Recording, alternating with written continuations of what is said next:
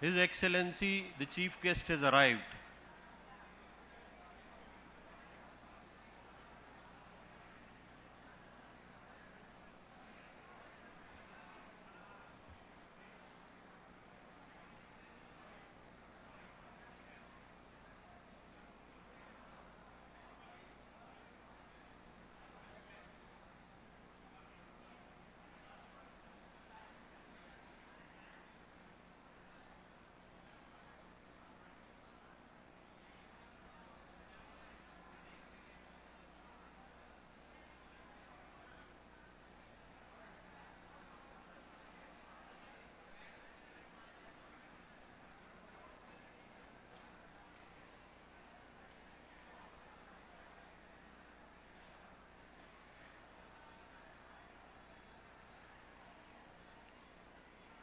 Please rise for national anthem.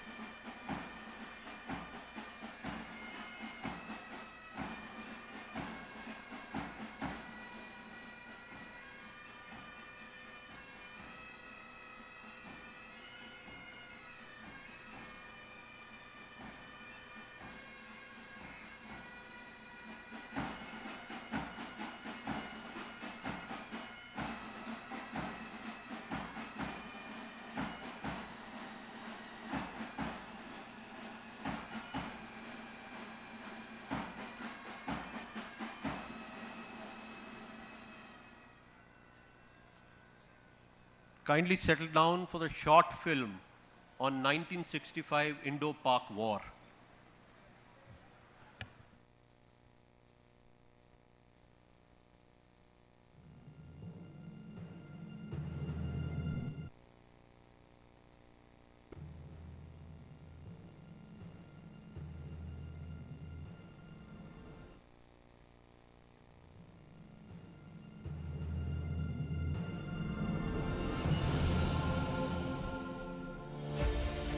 The 1965 Indo-Pakistani War was more than just a border skirmish. It was India's first major geopolitical test in the Cold War era. For a newly independent nation, it was a crucible that forged its military doctrine. This wasn't just about territory, it was about strategic signaling and national will.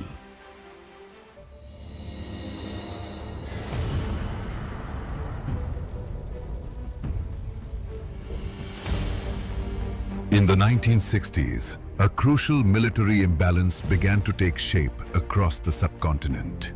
Pakistan, having entered a defense pact with the United States in 1954, became the recipient of substantial foreign assistance, nearly $700 million in military aid from the US alone.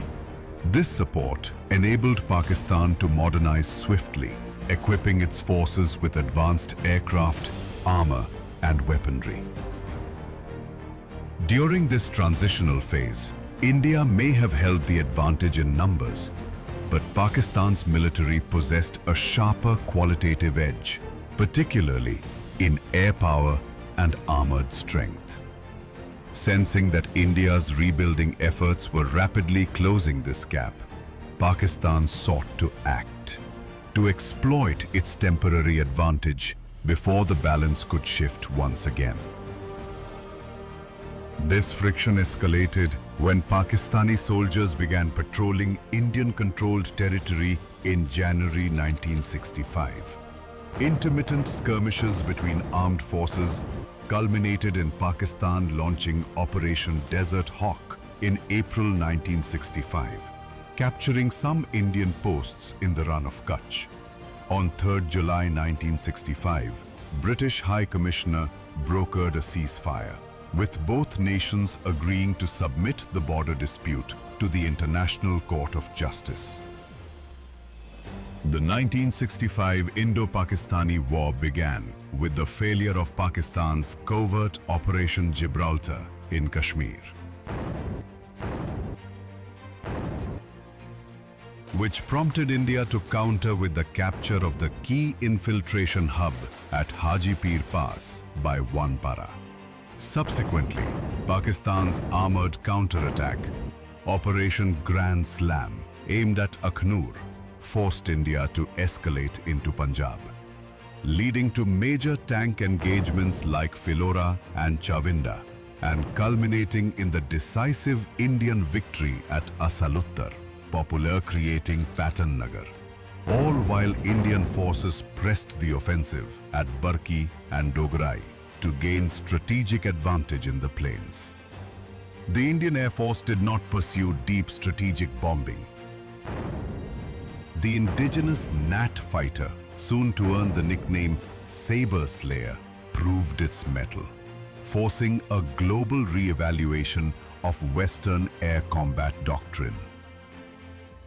On the 20th of September 1965, the United Nations Security Council unanimously passed a resolution.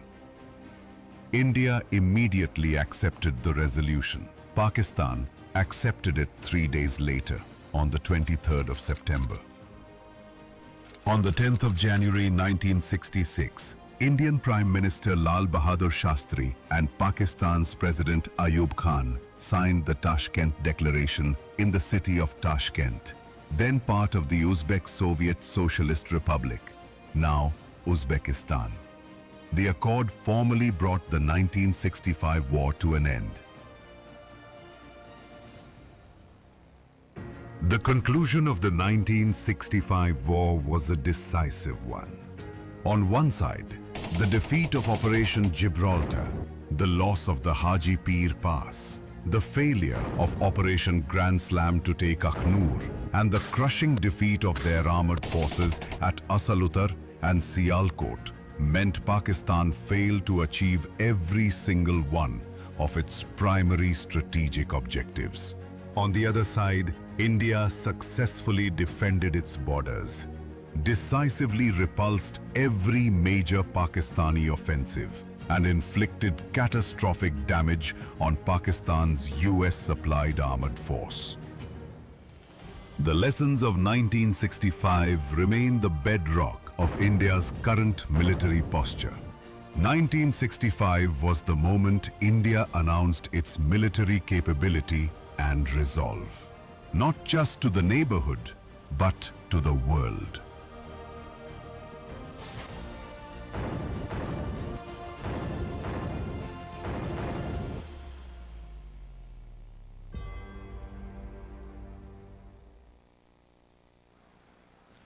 Before I request the chairman to accompany the chief guest and the guest of honor onto the stage, a quick 30-second video on the limits of a soldier, especially for the young friend sitting behind.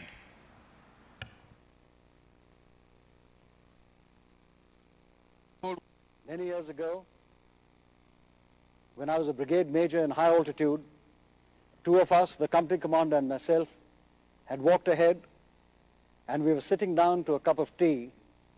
He asked me a question.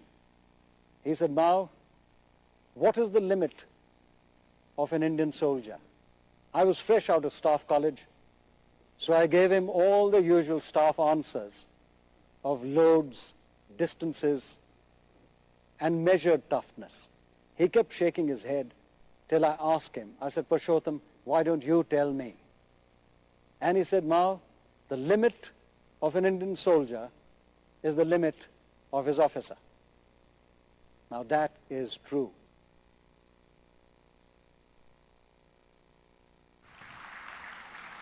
I request you to kindly get the chief guest and the guest of honor,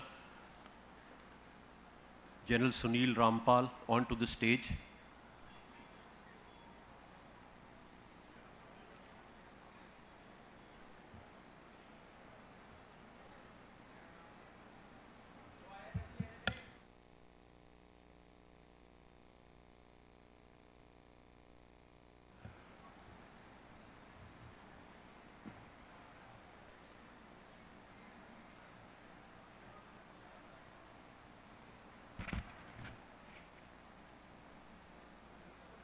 Can you hear me at the back?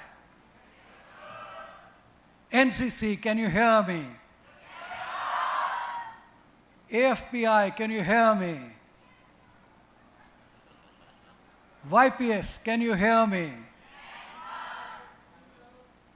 Well, welcome, children, and I welcome His Excellency the Governor to this function.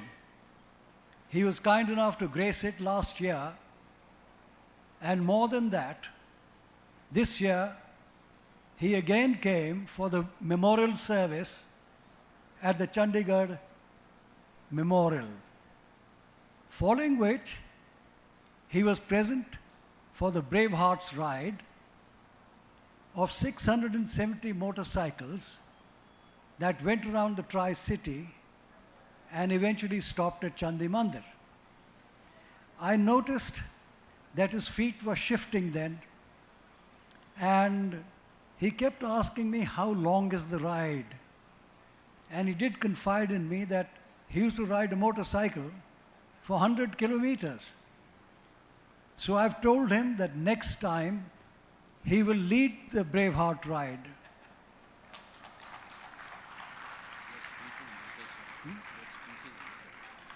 Manage later? Okay. Anything else I've got to do?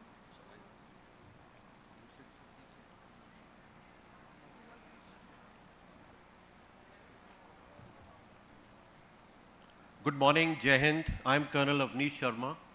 On behalf of Military Literature Festival Association Chandigarh, we extend a hearty welcome to our Chief Guest, His Excellency Shri Gulab Chand Kataria, Honorable Governor of Punjab and Administrator Chandigarh. Our guest of honor, Major General Sunil Rampal, MGME, Headquarter Western Command, Mrs. Harpreet Kaur Babla, Mayor Chandigarh, eminent panelists, speakers, participants, esteemed veterans, members of the media, our young friends from schools and colleges across region, ladies and gentlemen. Military Literature Festival is a joint venture of Punjab government, Chandigarh administration and Headquarter Western Command. The inaugural festival was held at this very location during 2017, and the 9th edition of MLF is now underway. General Shergill, Chairman MLFA, will tell you more about the festival. General Shergill commanded a division in Jammu and Kashmir, a corps in the northeast, and was later Commandant Indian Military Academy. Earlier, he was the Defense Attaché in United States of America and Indian High Commissioner at London. After retirement, he was appointed Chairman Punjab Public Service Commission and later served as the Senior Advisor to the Chief Minister Punjab. Popularly and affectionately called Mao, he is the founder chairman of Military Literature Festival Association Chandigarh. General Shergill.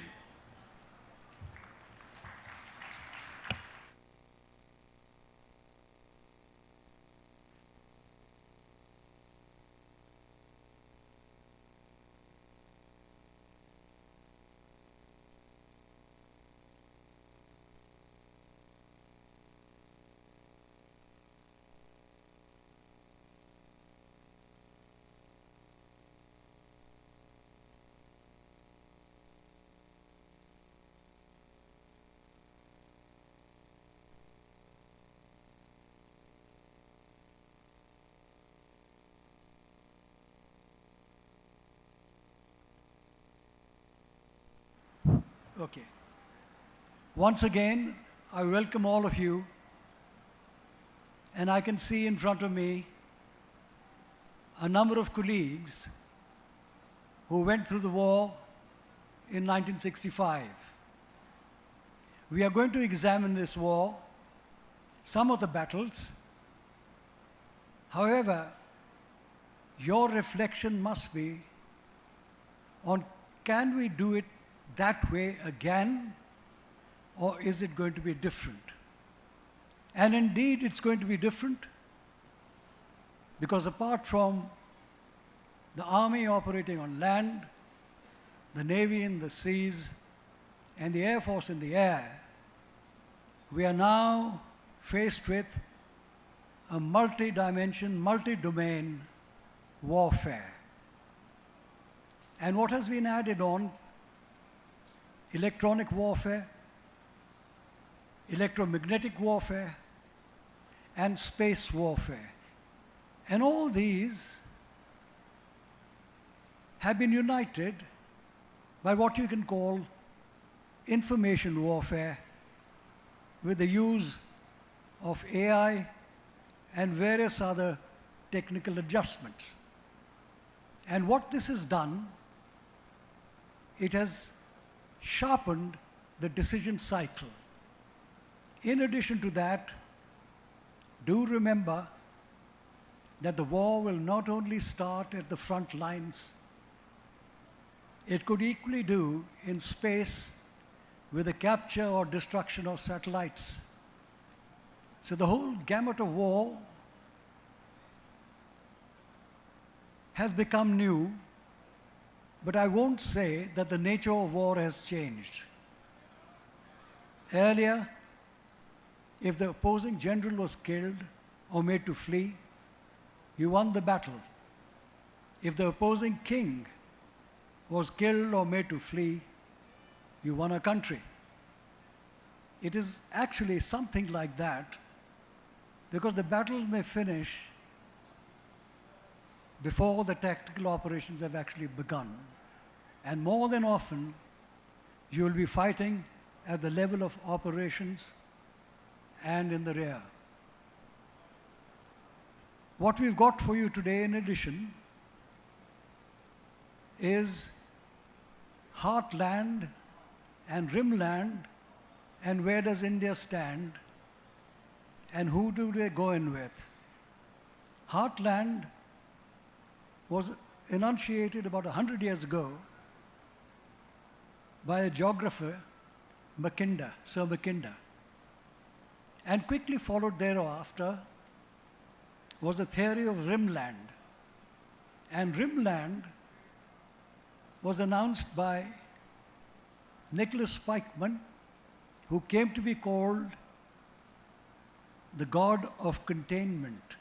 And the reason is rimland is all of Eurasia, the littoral, the seas and the oceans, whereas heartland stretches from the east of Russia all the way through Russia and into Eastern Europe and southwards into the Central Asian states. And today, there's a formidable array in the heartland.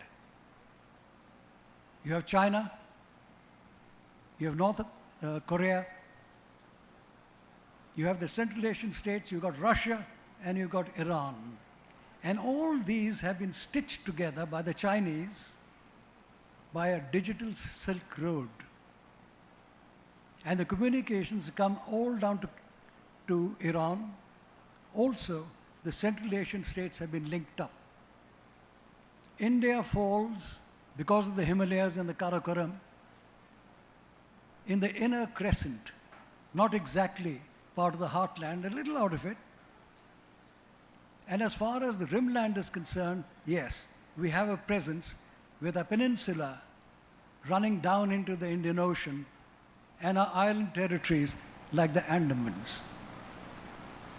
So we have a role to play, and we have to choose our allies, because when you look around the world today, and particularly our country, one doesn't see any friends in the neighborhood. And so we are seeking friends much further away and hoping that they will help us. I'd like to just say something from the animal kingdom. You see, there are three principal, or you could say, big powers, and those are Russia, China, and the United States. All three of them are big lions. And do remember lions have no friends, only allies to feed on a stripped carcass. So we have to fit ourselves, and although we have made allies in the sense from the point of view of the defense, however, the only route forward for us is to be ready ourselves. We are also touching upon, as I mentioned earlier, the 65 war and what it means to us today and what we can do. Having said this, we also have amongst us a contingent from the United Kingdom who are going to share with us what they do and how we are, in a way, affiliated together. I thank all of you for coming, and particularly His Excellency the Governor, and we'll take this further. Thank you very much.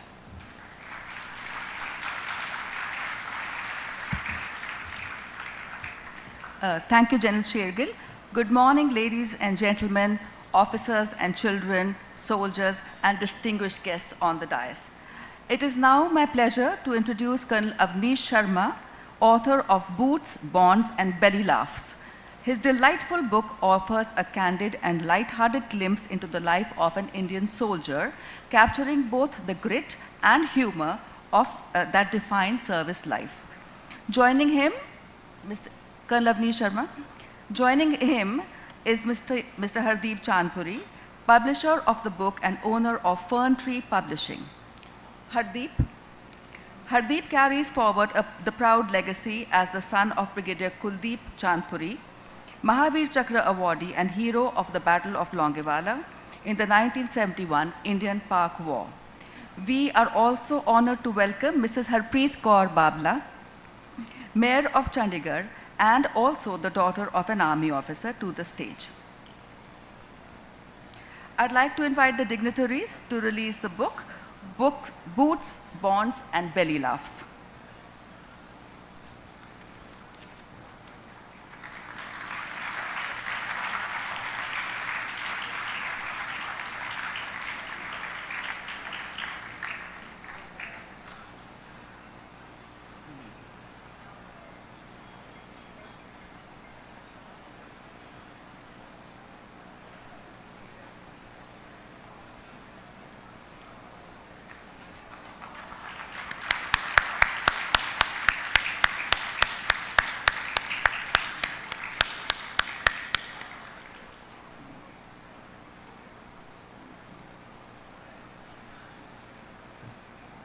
Thank you, sir. Thank you, Honorable Governor, sir.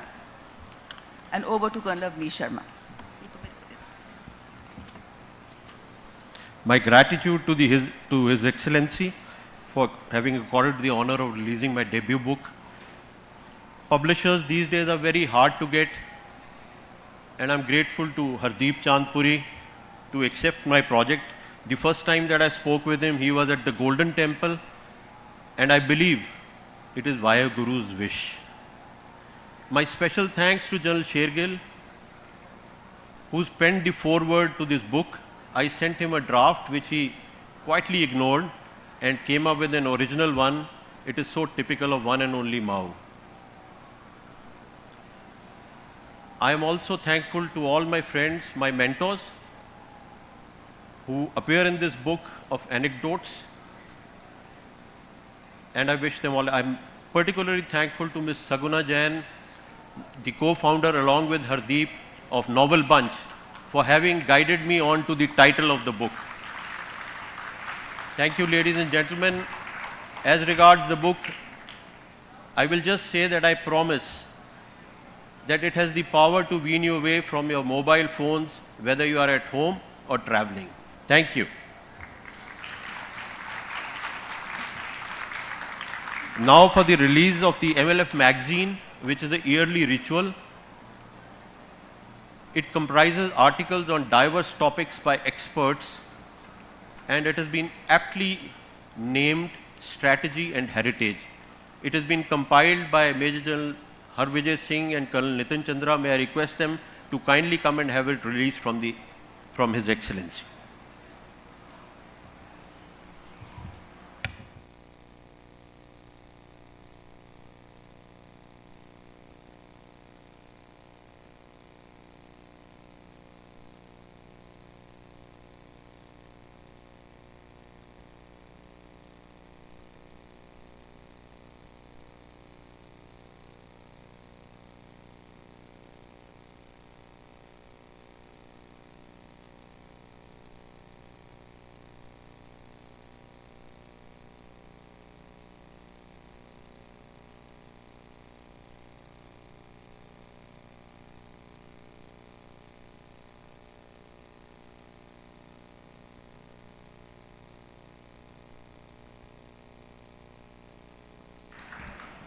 Thank you. Now the last one on the agenda of book releases is the book Civil Military Fusion as a Metric of National Power and Comprehensive Security by Lieutenant General Raj Shukla. May I request him to kindly come up and have the book read.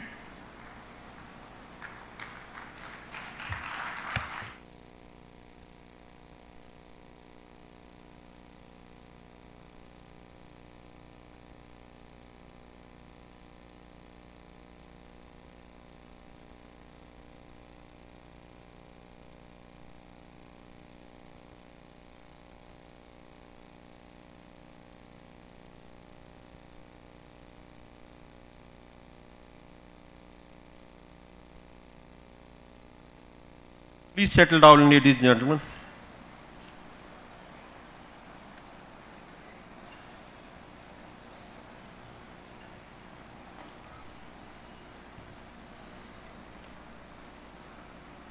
Shri Gulab Chand Kataria, Honorable Governor of Punjab and Administrator Chandigarh, served as the Governor of Assam before he took up the office as the 37th Governor of Punjab last year in the month of July. He hails from Udaipur in Rajasthan, which he represented in the Lok Sabha from 89 to 91. He's held important portfolios in the government of Rajasthan, which includes the Home Minister, the PWD Minister, Education Minister, and the Minister for Rural Welfare and Panchayati Raj. अब लगभग 1 साल हो गया, मुझे सब जानते हैं।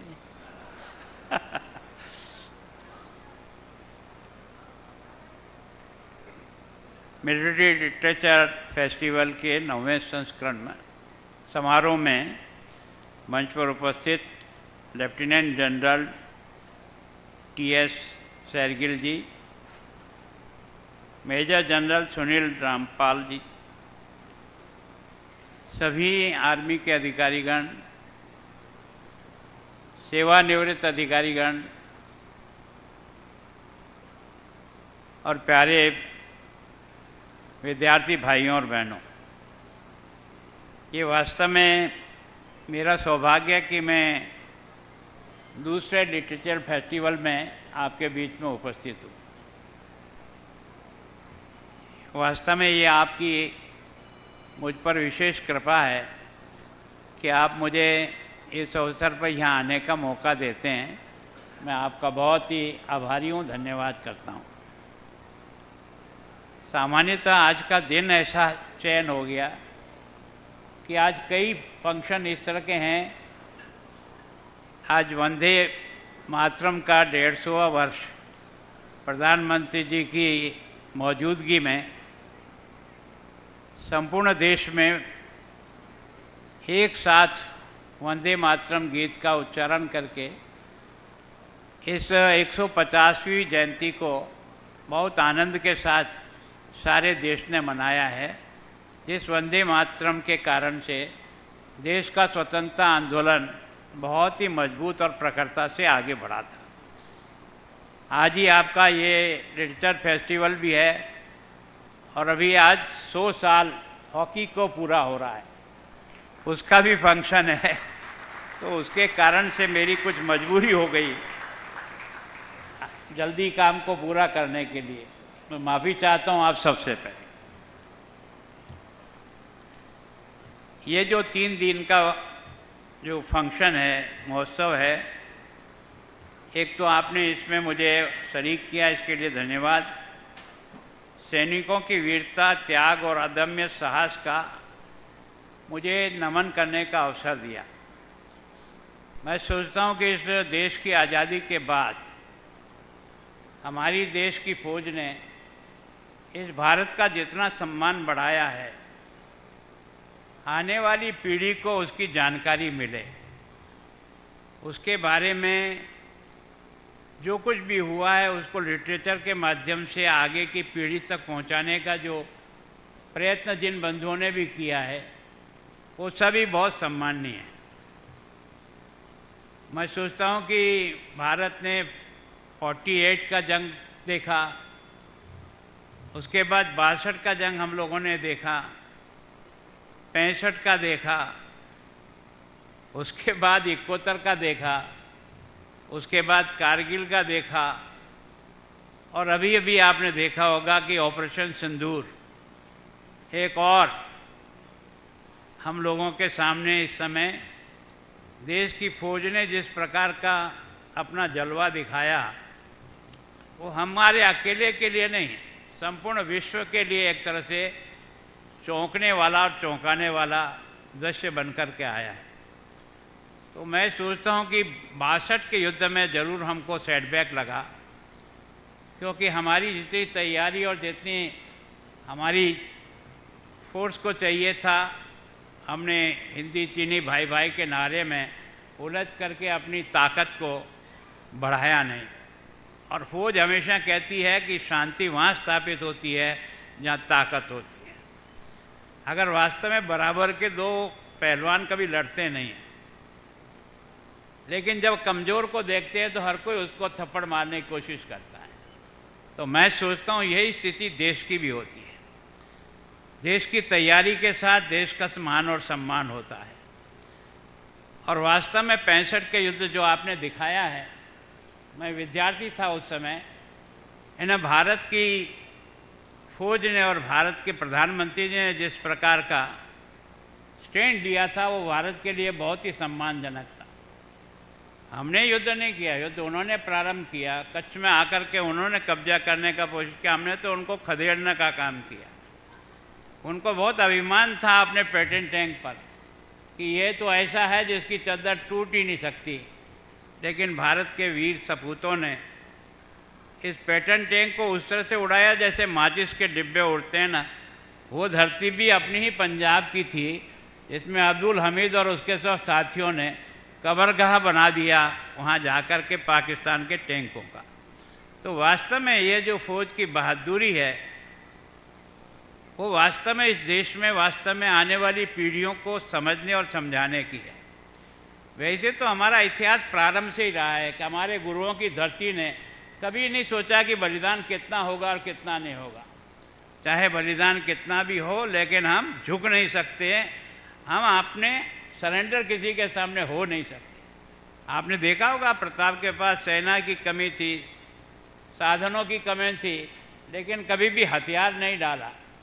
और जिसके बारे में कहा जाता है ना, कई भी इतिहासकार जो लिखते हैं, इसीलिए आपका ये जो लिटरेचर फेस्टिवल है ना, ये कम से कम सही घटना को सही लोगों तक पहुंचाने का काम करेगा। ये सबसे बड़ा देश की दौलत है। हमारा दुर्भाग्य क्या रहा है कि हमारी जो काबिलियत है उसको इतिहासकार किस रूप में डाल देता है।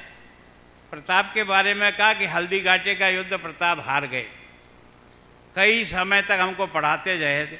अगर हार गए तो अकबर की सेना खमनोर तक भागी क्यों, आगे आनी चाहिए थे ना।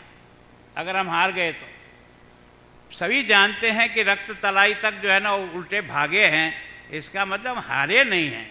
प्रताप को सुरक्षित निकालने के लिए ज़रूर प्रयत्न हुआ, ताकि कम से कम अगर प्रताप जिंदा रहेगा तो आज़ादी का दीपक जिंदा रहेगा। इस कारण से उसको हार के रूप में बने। तो मैं सोचता हूँ कि कारगिल का युद्ध जिस समय हुआ, एक तरफ लाहौर गए थे अटल जी प्रेम का हाथ बढ़ाने के लिए, और आपने देखा दूसरी तरफ उन्होंने आकर मोर्चे पर कब्जा करके ये सोच लिया कि कि अब हम अविजय हो गए। कारगिल की चोटी पर वो थे, हम नीचे थे, लेकिन हमारे सैनिकों ने मतलब किस तरह से बलिदान देकर के कारगिल से उनको खदेड़ा कि वो वापस कहीं दिखे भी नहीं। और हमारा वहाँ तिरंगा झंडा जब लहराता हुआ दिखा तो लगा कि यार भारत की सेना मरने से नहीं घबराती है, लेकिन विजय को हासिल करके ही दम लेती है। ये भारत का इतिहास अपनी सेना का रहा। मैं सोचता हूँ ये जो फेस्टिवल है आपका, इस फेस्टिवल का सबसे बड़ा जो माना यह है कि जो कुछ भी हुआ है उसको सही ढंग से सही तक पहुंचाने का प्रयत्न करना। ये जो काम जिन जिन बंधुओं ने भी किया वो बहुत स्वागत के योग्य है, क्योंकि आने वाली पीढ़ी तो प्रत्यक्ष तो जानती नहीं है। जो कुछ लिखा है उसको पढ़ करके ही हम उसके बारे में कुछ अपना विचार बनाएंगे। तो मैं सोचता हूँ वास्तव में इसके लिए बहुत बहुत आप सबको मेरी तरफ से बहुत बहुत अभिनंदन। फिर आपके एसोसिएशन ने प्रयत्न किया कि केवल पहले चंडीगढ़ में होता था, अब अमृतसर में भी आपके इस फेस्टिवल के कार्यक्रम से आपने उनको जोड़ने का प्रयास किया। इसी तरह से फिरोजपुर में भी आप अपना इस फंक्शन को आगे बढ़ाया। सच में मैं सोचता हूँ कि जिस प्रकार का ऑर्गेनाइजेशन बना करके आपने इस सब को जोड़ करके इसको जिस ढंग से आगे बढ़ाने का प्रयास किया, उसके लिए वास्तव में आप ये मैं सोचता हूँ कि पंजाब में भी जैसे field marshal Sam Manekshaw यहाँ हुआ है, air chief marshal Arjan Singh, सूबेदार जोगेंद्र सिंह, भाना सिंह, लेफ्टिनेंट जनरल भगत सिंह, मतलब एक तरह से पंजाब तो मतलब एक तरह से हमारे सेना और सेना के अधिकारियों से भरा पड़ा है। मतलब सबसे ज़्यादा बलिदान अगर देश की आज़ादी के पहले भी और देश की आज़ादी के बाद भी आज तक जितना पंजाब का योगदान रहा है, मैं सोचता हूँ इसके लिए सारा देश आपको बहुत सम्मान के साथ देखता है। मेरे अकेले चंडीगढ़ में ही जब मैं इतने रिटायर्ड अधिकारियों को देखता हूँ और उनको देखता हूँ, मुझे आपकी कृपा आप करो मुझे को मोटरसाइकिल पे जुमाओगे। अब इस उम्र में मोटरसाइकिल चलाना छोड़ दिया काफ़ी समय से, फिर भी अगर आपका होगी इच्छा तो कोशिश कर लेंगे, कोई दिक्कत वाली बात नहीं है। मैं सोचता हूँ कि वास्तव में ये चंडीगढ़ का और अब की बार का जो आपने देखा होगा ऑपरेशन सिंदूर, वास्तव में वो तो देख करके सारी दुनिया को पता लग गया कि भारत वो भारत नहीं है जो 62 का था। अब भारत तुम सबके पटाखे फोड़ना जानता है। जिनको ये लगा था ना कि हमने तो ऐसा फटाका बना दिया जो दे दिया पाकिस्तान को, चाहे जहाँ फोड़ देगा, उतने ड्रोन इतनी मिसाइल ठोकी सारी की सारी हवा में उड़ गई।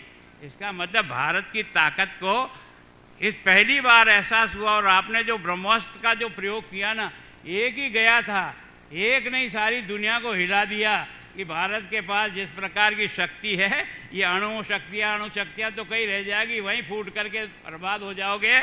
इस बात का एहसास करा दिया। इसके कारण से दुनिया आज जो मानती है हमको, वो हमारी ताकत से मानती है। बाकी तो लाल बहादुर शास्त्री ने छोटा आदमी तो ज़रूर था, लेकिन जिस हिम्मत से उसने युद्ध और अमेरिका को ललकार कहा था कि मैं कोई समझौता नहीं करूँगा, पर दुर्भाग्य था हमारा कि हम हमेशा फौज से जीतते हैं, सेना से जीतते हैं, लेकिन टेबल पर हार जाते हैं, और उसके कारण से हमको कई बार नीचा देखना पड़ा। बाकी हिंदुस्तान की फौज ने इस बात की चिंता नहीं की कि इसका परिणाम क्या होगा, मेरे घर का क्या होगा, मेरी पत्नी का क्या होगा, मेरे बच्चों का क्या होगा। वो केवल और केवल हिंदुस्तान के तिरंगे को देखता है और उसकी रक्षा के लिए अपने को कुर्बान कर देता है। इतनी मजबूत फौज किसी दुनिया में किसी के पास नहीं है।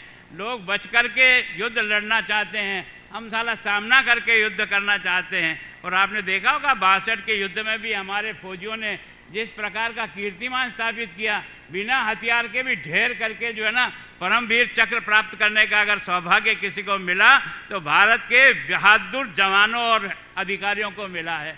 इस बात को ठीक नीचे तक पहुंचाना ये बिना लिटरेचर के संभव नहीं होता। आप और हम यहाँ आज भी जिंदा हैं तो गीता और महाभारत का रचना हो गई, इसके कारण से जानते हैं कि भगवान राम क्या हुआ और क्या नहीं हुआ। अगर तुलसीदास जी लिखते नहीं तो आप और मैं कहाँ से पढ़ता। आज जो कुछ भी लिख रहे हैं वही तो आगे की पीढ़ी को जाने वाला है, उसी में से तो उसको मिलने वाला है। और आज आपने यहाँ 3 बुकें जो है लॉन्च की है, मैं उनको धन्यवाद देता हूँ। और छोटी सी बच्ची ने भी पहली बार इतना तगड़ा प्रयास किया कि आप सब लोग उसकी ताली बजाकर उसका अभिनंदन करो। कल्पना की कोई उम्र नहीं होती है। कल्पना की कोई उम्र नहीं होती है, उसका सोच कहाँ तक जाता है उसके आधार पर वो अपनी लेखनी को डालता है। मैं सोचता हूँ अगर बंकिम चंद्र चट्टोपाध्याय अगर इस वंदे भारत की रचना नहीं करता, माँ भारती को एक जमीन का टुकड़ा नहीं माना हमने, इसको साक्षात माँ माना है और उसके आधार पर उसने एक एक शब्द में जिस प्रकार के माँ की महिमा को और उसकी ताकत का एहसास कराया ना, इसके कारण से सारा देश है ना वंदे मातरम बोलने लग गया और आंदोलन में कूद पड़ा। जेल जाने वाला भी वंदे मातरम था, गोली खाने वाला भी वंदे मातरम बोलता था और फांसी पे लटकने वाला भी वंदे मातरम बोलते हुए इस दुनिया से विदा हो जाता था।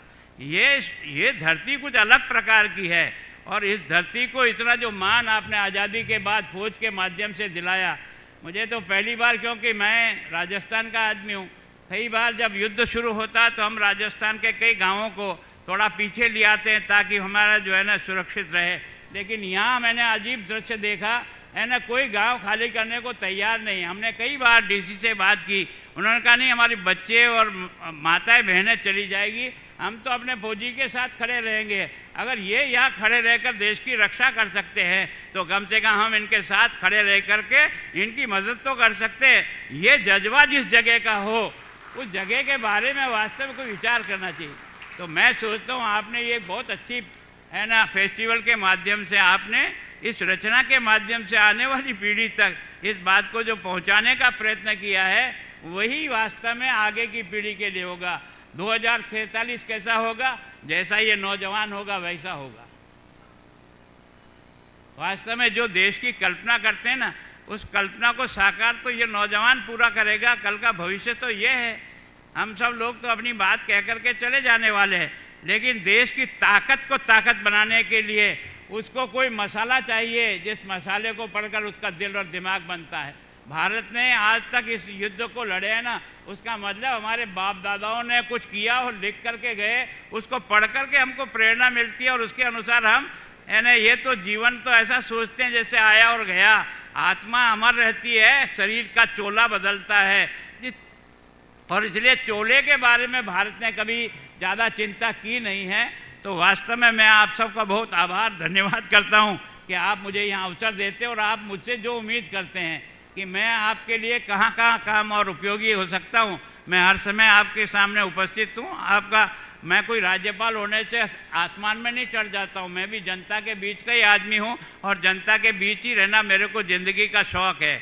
मैं सोचता हूँ मैं दुनिया से अलग रह कर के अपना जीवन जीऊँगा तो ये जीवन कोई काम का नहीं है, जो दूसरों के काम आ सके वही जीवन है, बाकी तो सब बेकार है। इस बात को सोच कर के हम इस देश में चलते हैं और इसके कारण से हम सब लोग प्रयत्न करें कि जिस गति से भारत आगे बढ़ रहा है, अब चौथी आर्थिक शक्ति बन गया, इसी साल बन जाएगा, इस महीने का अंत तक या 2 महीने के बाद, है ना। इतनी प्रोग्रेस 11वें स्थान से बढ़ कर के हम चौथे स्थान पर आ रहे हैं, ये कोई सामान्य उपलब्धि थोड़ी है। आपने देखा होगा कि आपके सैनिक और सेना के लोगों ने जो हथियार हमारे यहाँ तैयार किए हैं, अब हम अपने हथियारों के आधार पर भी केवल और केवल हम ही जिंदा नहीं हैं, हम दुनिया के कई देशों के हमारे हथियार को निर्यात कर रहे हैं। इसका मतलब भारत एक अलग प्रकार का सोच का देश है। इसको मौका मिलना चाहिए अपनी शक्ति का और अपनी बुद्धि का उपयोग करने का। जितना अवसर मिलता है वो उसको करके दिखा देता है। तो मैं सोचता हूँ आप सबके हाथों में, देश के जनता के हाथों में भारत सुरक्षित है और देश के प्रधानमंत्री जैसा चाहते हैं कि वास्तव में हम 2047 के पहले दुनिया के एक क्षेत्र में ही, हर क्षेत्र में नंबर 1 भारत बनेगा। ये इसमें क्षमता है और उस क्षमता को आप और हम सब मिलकर के और मजबूत करें। इतनी आप सबसे प्रार्थना करके एक बार आप सबका बहुत बहुत स्वागत, धन्यवाद, आभार। और आपने मुझे यहाँ दूसरी बार भी आने का मौका दिया, मैं आपका बहुत आभारी हूँ। और आप मुझसे जो भी उम्मीद करते हैं, जो मेरे लिए काम बताएंगे, मैं हमेशा आपके लिए और सेना के हर बंधु के लिए जो भी मैं इस पद पर रहते हुए अपना काम कर सकता हूँ, मैं करने में अपना सौभाग्य समझूंगा। आप सबका बहुत बहुत धन्यवाद।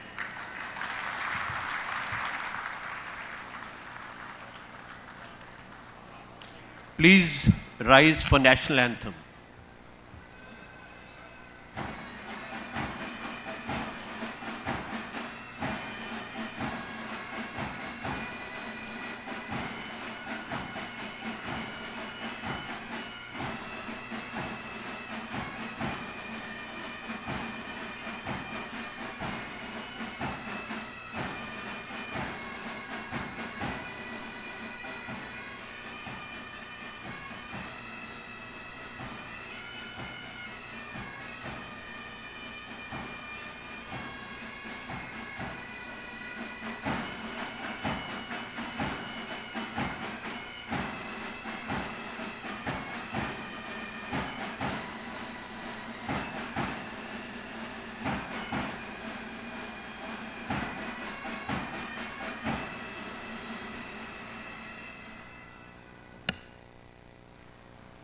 Thank you, ladies and gentlemen. Please keep seated.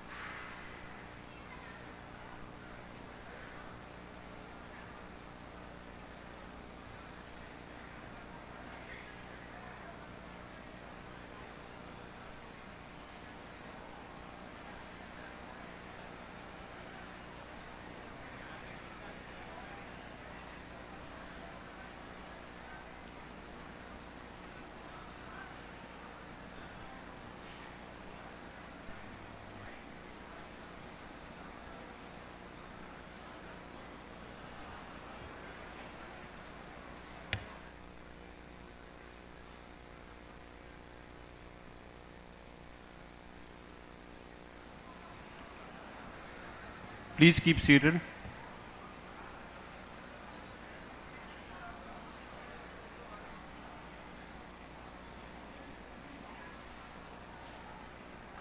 Ladies and gentlemen, the first panel discussion of Sindoor will commence immediately.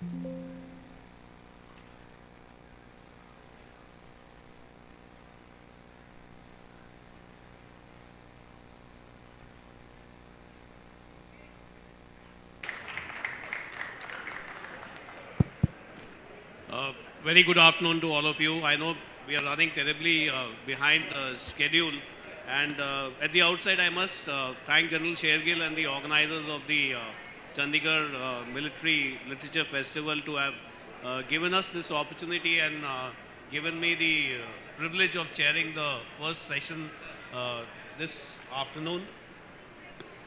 And interestingly, the first session focuses on air power and multi-domain operations. What I'm going to do is I'll speak for 4-5 minutes, give you a couple of points, and then the panelists are going to speak. When we talk of multi-domain operations, this is a new terminology which has come into being when you've got the domains of cyber. Can you hear me? Can you all hear me at the back? Okay. I think this volume बढ़ाना जरा.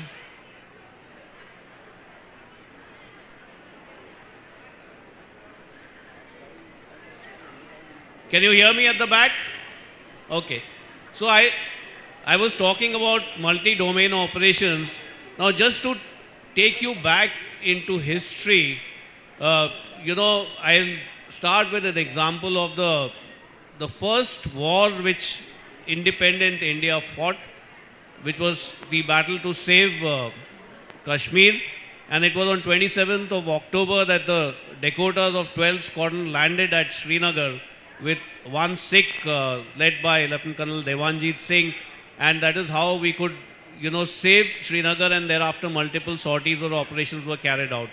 Subsequently, in the month of May 1948, the Dakotas flew across to Leh, carrying out the first landing at which was then the highest airfield in the world, by Baba Meher Singh and then Major General Thimaya, who later on became the army chief.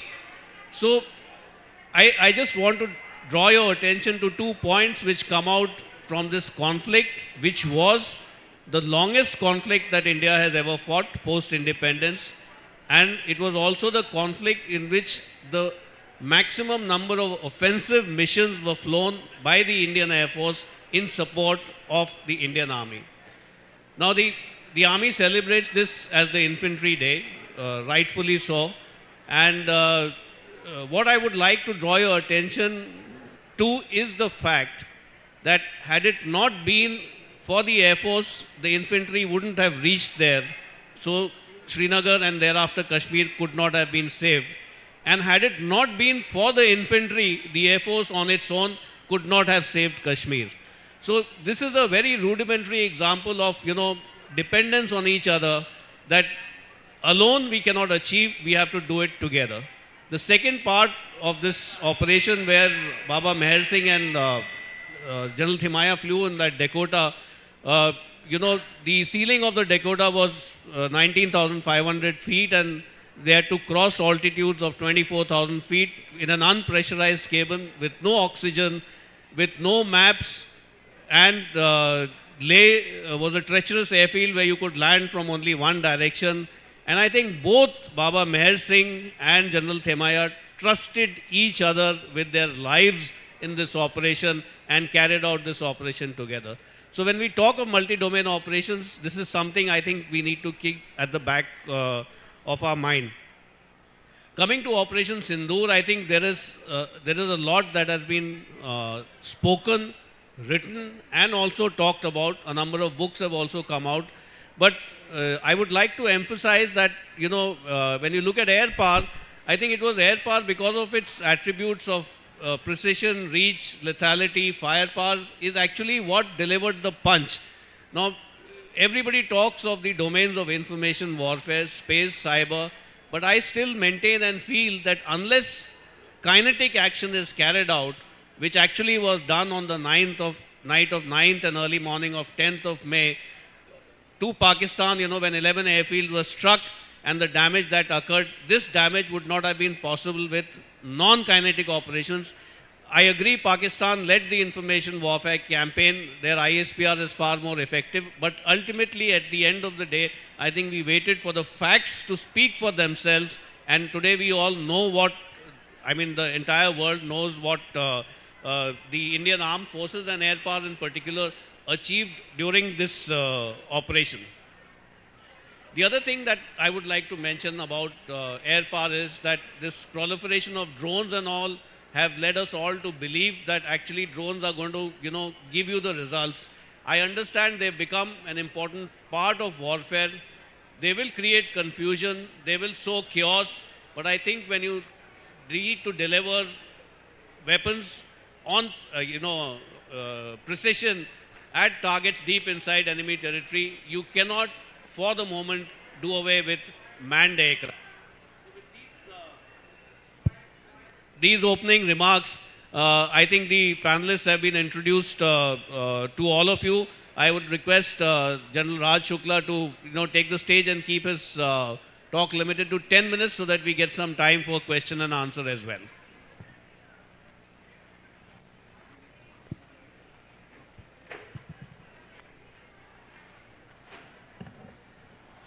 Can you hear me? All right. So may I just begin by thanking the organizers for this invite to the 9th Military Lit Fest. It's great to be here in the beautiful city of Chandigarh and to be conversing about air power. So let me lay out my case for air power, my understanding of air power in terms of three metrics. The first is the salience, and as we saw during Sindoor, the salience of air power is only growing. And the second is the character. I think we've seen some very fundamental, massive transformations and disruptions in air power. So I'll dwell on them for a brief while. And finally, how should we steward our air power capacities, capabilities, and readiness levels in the next few years, or as is, I think, more appropriate in the case of air power in terms of decades. So that is what I'll do: salience, character, and how do we steward our air power capacities in the decades to come. Well, the first point that I would like to observe is this, that as we saw on the 9th of 10th May, air power is existential for this journey towards whatever Viksit Bharat. Without air power, this journey is not going to be secure. The quality of air power will determine victory or defeat in any future fight. So I think it is a supreme strategic imperative.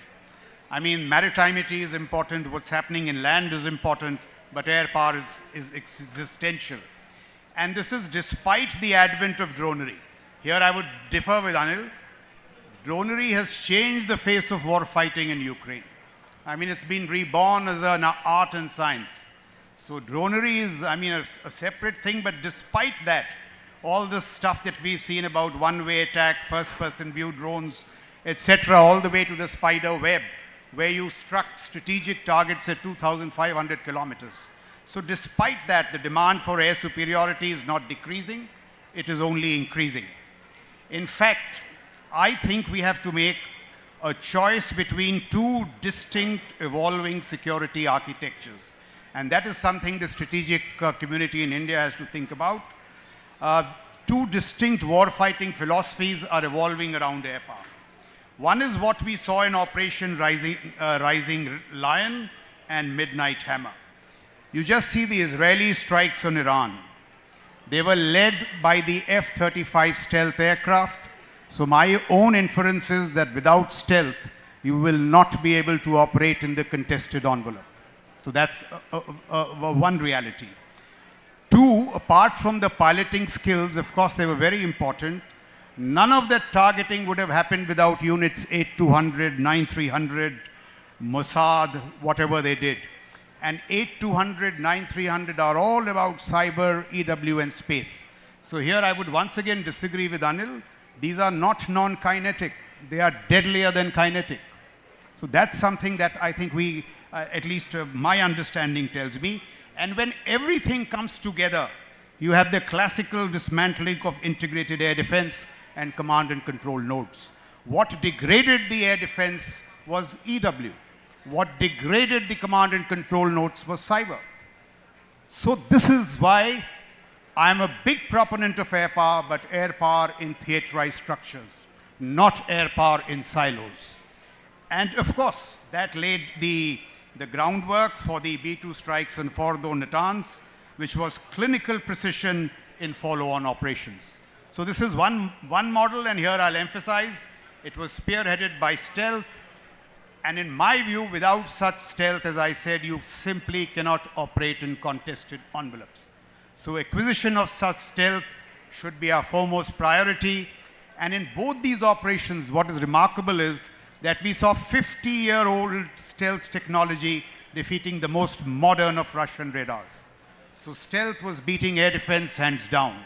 So stealth, survivability, and whatever goes around it, signature management, electronic warfare, tactic techniques and procedures. Those of you who are interested, just go back. The US Air Force and Space Association, they just had a conference 1 month back on air power. And I was amazed. There are 6 sessions on EW, 6 sessions on cyber, connected to air power. We are not even having these debates in India. I haven't seen them happening. And that will tell you why piloted platforms are, of course, very important, but without these wraparound technologies, they are of very little utility in modern warfare. And that is where I disagree with Anil. And also today, now we are what, the 4th largest economy, 3rd largest economy. We have to start thinking of long-range stealth. B-2s, B-21s, 25 years from now that can strike the Chinese mainland. How else will we deter deterrence? And so the real point that I make is this, that, and we can debate this in the question-answer session, that platform-level integration, I shouldn't say platoon, platform-level integration, Rafale and the fantastic air-to-air missiles are, of course, very important, but not good enough. In order to achieve air superiority, the adversary kill chains that we have to defeat are very complex. And the instruments to defeat these enemy kill chains are EW, space, cyber, information dominance, stealth, and now AI. AI, which is giving you automated threat detection, automated identification. If we do not invest 50 to 60% of our budget in these wraparound technologies, these piloted platforms, in my view, will not be very effective. And so what you need today is platform-level integration, not merely exquisite platforms. And without such system level integration, I do not see the BVR stalemate that we saw in Sindoor, the inability of the two air forces to close in, being broken out of. And if that doesn't happen, what happens to close air support? What happens to favorable air situation? So as I said, it's a real choice that we have to make. We have to make a decisive push towards system level integration. And therefore, if we are serious about theatre commands, the first two commands which must be given combatant command status and upgraded are space and cyber. It is so obvious, because from these capacities, you know, they will lubricate air power and everything else. You just look at the electromagnetic spectrum. It consists of radars, stealth, jamming. And I'm quoting an Air Force, US Air Force general who says EW today is as good as long-range fires because it disrupts adversary capacities at the terrestrial level, through the airborne networks, LEO, MEO, all the way to GEO. So you have to protect the spectrum and you have to attack it. And this is exactly what happened on Sindoor. It was the system level integration which was important. Not to diminish the importance of piloted platforms, but I'm making an argument for complementary use. So also, air superiority is not our manifest destiny. We'll have to work hard for it. Let me just throw this up to you. I think Sindoor was an overwhelming victory in our favor, but if the Pakistanis get these J-20s and the HQ-19s, which is stealth, which is HQ-90s might intercept BrahMos, and with the KJ-500, the air balance may just change dramatically over the next 6 months.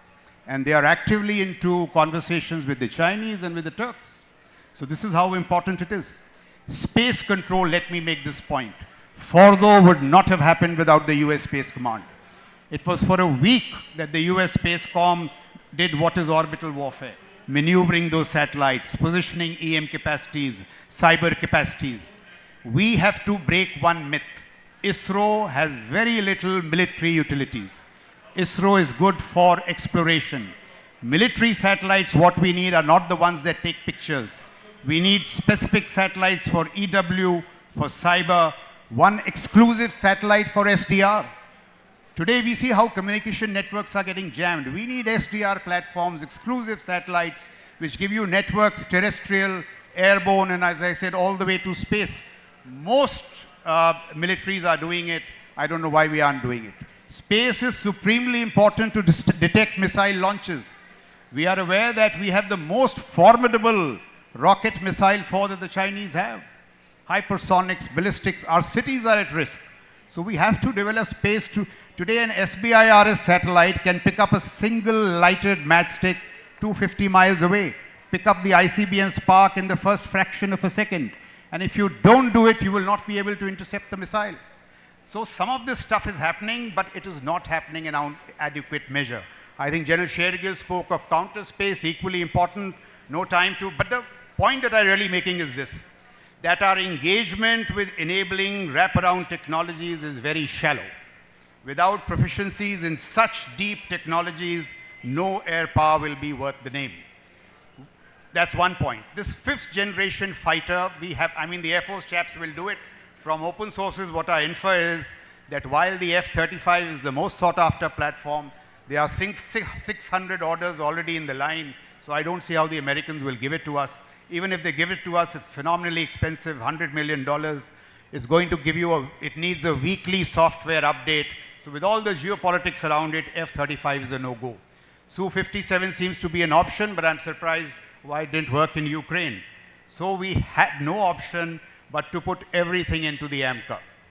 And I know it's a very, what shall I say, a far-fetch, but with private sector coming in. See, AMCA-like projects will have to be done like what the Chinese did, 1,000 talents plan. For these exclusive technologies, they got Nobel laureates from around the world. Now, if this is such a national security imperative, why can't we get 10 of these supreme scientists? My view, it's not going to happen with these, I'm not using it in a derogatory sense, but the normal run-of-the-mill scientists. These are very challenging issues. But, so these are the only options, they are existential. I'm sure people are working on it, and if they are not, we are in trouble.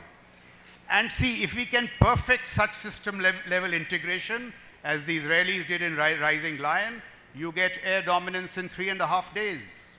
So that's what air power does. But if you don't get it right, as we see in the Ukrainian theater, where the Russian Air Force didn't get it right, air superiority may prove elusive for 3.5 years. You still haven't got it. And in that case, dronery becomes the only option. And as you see in Ukraine now, you have a low aerial flank of dronery. It is actually trench warfare occurring at 100 feet above the ground, but it is phenomenally successful. Ukrainians today are buying 8 million drones challenging artillery. Tanks don't move. And they are now creating lethal front lines, which we can replicate along the LC and the LAC. Much of it is being done, but we really need to invest in this far more. And what it has done, since air power is absent, it has given the ground commander these drones with ranges from 25 to 3,000 kilometers. So close air support, the favorable air situation is coming through dronery when integrated air power doesn't work. 3 more minutes. In terms of stewardship, may I emphasize the first and foremost challenge is stealth. 24% of the US fighter fleet is stealth, 600 aircraft. China just rolled out its 300 stealth aircraft. We just have to do something about it, or we are in severe trouble. Also look at the capacity, capability, readiness problem. And my figures are just from the open source, but see how the lag is growing. China has 1,100 frontline aircraft, all 4th and 5th generation. Even the Americans, who have 2,500 aircraft, have just 750 combat ready. If you neglect air power, this is what happens. And we, open source tells me, we have about 400 aircraft, forget the 42 squadrons. 400 aircraft, only about 250 serviceable. Out of this, my general understanding is the older generation Jaguars, they simply cannot power their way across the high Himalayas. So against the Chinese, they are a no-go. We just have to get this piece right. The DGAQA has a wing commander. All the other services have a 3-star. We have been neglecting air power far too long. The DGQA and CEMILAC have to be placed under the CDS. They are far too obstructionist. I'll give you an example of what's happened in Ukraine. When the Americans were going through all these problems, they just a month back, the Secretary of War signed an order under this program called DAY-1, inducting 4 top technical minds, the CTO of Palantir, the CTO of Meta, and Thinking Machines Lab, and one more. And see what they have done in 1 month. The president told them to take out the fluff in the American budget. Fluff. So they got to the Black Hawks program. And they identified one part, a fin of an external fuel tank. The private vendor was charging them $144,000. And because these guys had the technical confidence, they didn't just regulate like CEMILAC or DGQA does. They innovated. They took that part, reverse engineered it, 3D printed it, validated it in 45 days, signed off on it. So regulation with innovation. And what are the cost? $3,000. From $144,000 to $3,000. DGQA, CEMILAC are just regulating. Very respectfully, I mean, anybody can regulate. You have to regulate and innovate. Now, these are the models which are cropping up all over the world. We also have to do something about it. We need to allot R&D funds directly to the services. They cannot come through us from DRDO and all. And when the country today has launched this 1 lakh crore deep innovative funds for research and development, 1 lakh crore, why shouldn't 30% of it not be for defense? Why shouldn't we even pitch for it? This revenue capital is a process-oriented way of spending your money. It should be outcomes. So outcomes in terms of R&D, platforms, the HR budget. Those who need to be paid must be paid. That 1,000 talents plan. Technology suits. India and the Indian military are in danger of missing the 4th industrial revolution. We know the 1st industrial revolution went the way of the Brits. The 2nd and 3rd, Americans. The 4th industrial revolution is going the way of the Chinese, but we are in danger of missing the bus. Even the Indian military is sleeping. And unless you have capacities in these kind of technologies, air power, land power, maritime power will be absent. So that's the larger pitch I'm making. Piloted platforms, important, but all these things simply have to be done. We have to look at the CCA. Everybody is looking at the CCA now. This fighter 4 drones, fighter 8 drones, because it will give you increased air combat capacity at lower cost than traditional fighters. And you see, it can't be sequential. कि पहले हम LCA करेंगे, फिर 10 साल बाद CCA करेंगे. It will all be obsolescent. So we have to look at air power in this very integrated manner. Look at our AD topology. I'm surprised that we don't raise this issue enough. These high-powered ground radars, my information tells me in numbers we are just equal to the Pakistanis. We need so many more. Otherwise, that rocket force of the Chinese, whenever it gets used, it's going to create havoc. And I suspect when the Prime Minister was talking of Sudarshan Chak, this is what he was meaning. So we really need to, beef up all these things, combat enablers like Netra, etc., etc. A few points about Atmanirbharta and defense as it pertains to air power.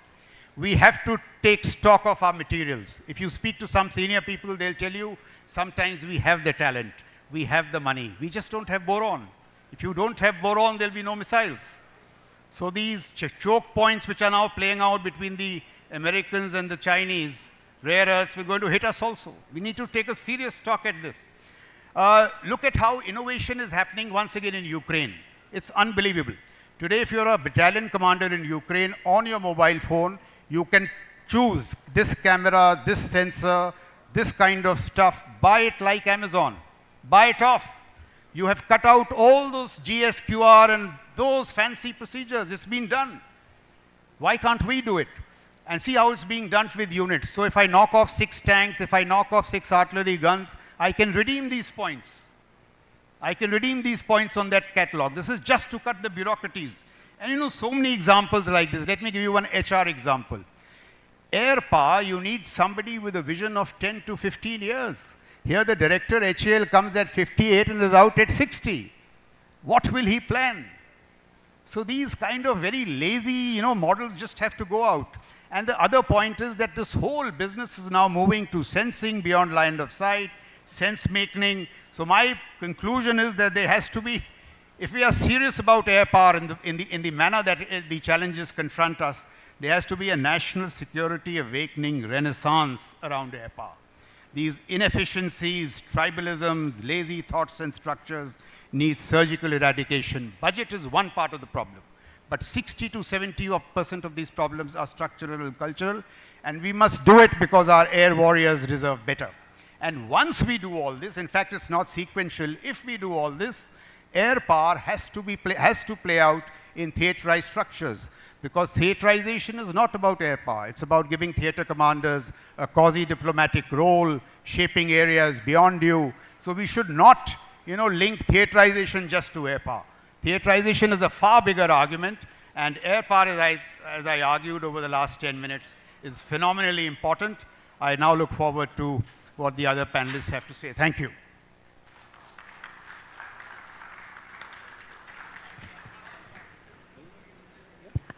Thank you, Raj, and over to Air Marshal Sachdeva.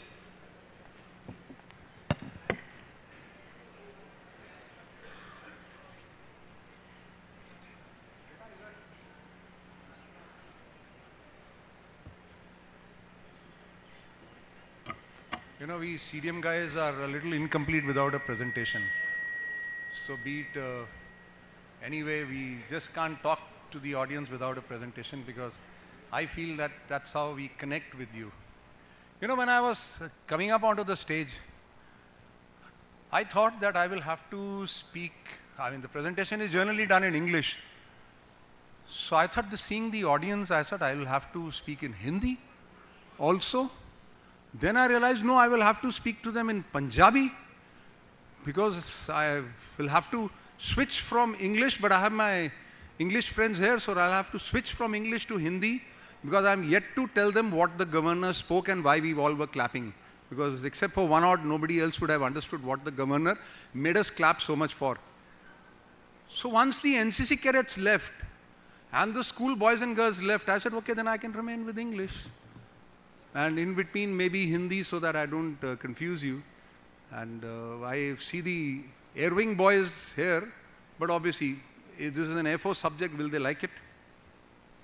So let's have an insight in the third largest Air Force. We've just been declared the third largest Air Force of the world.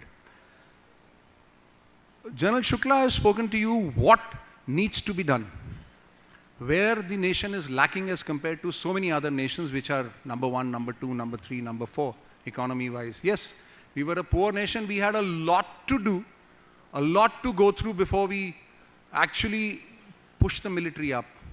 I remember my air chief saying in one of these seminars that I will fight with what I have.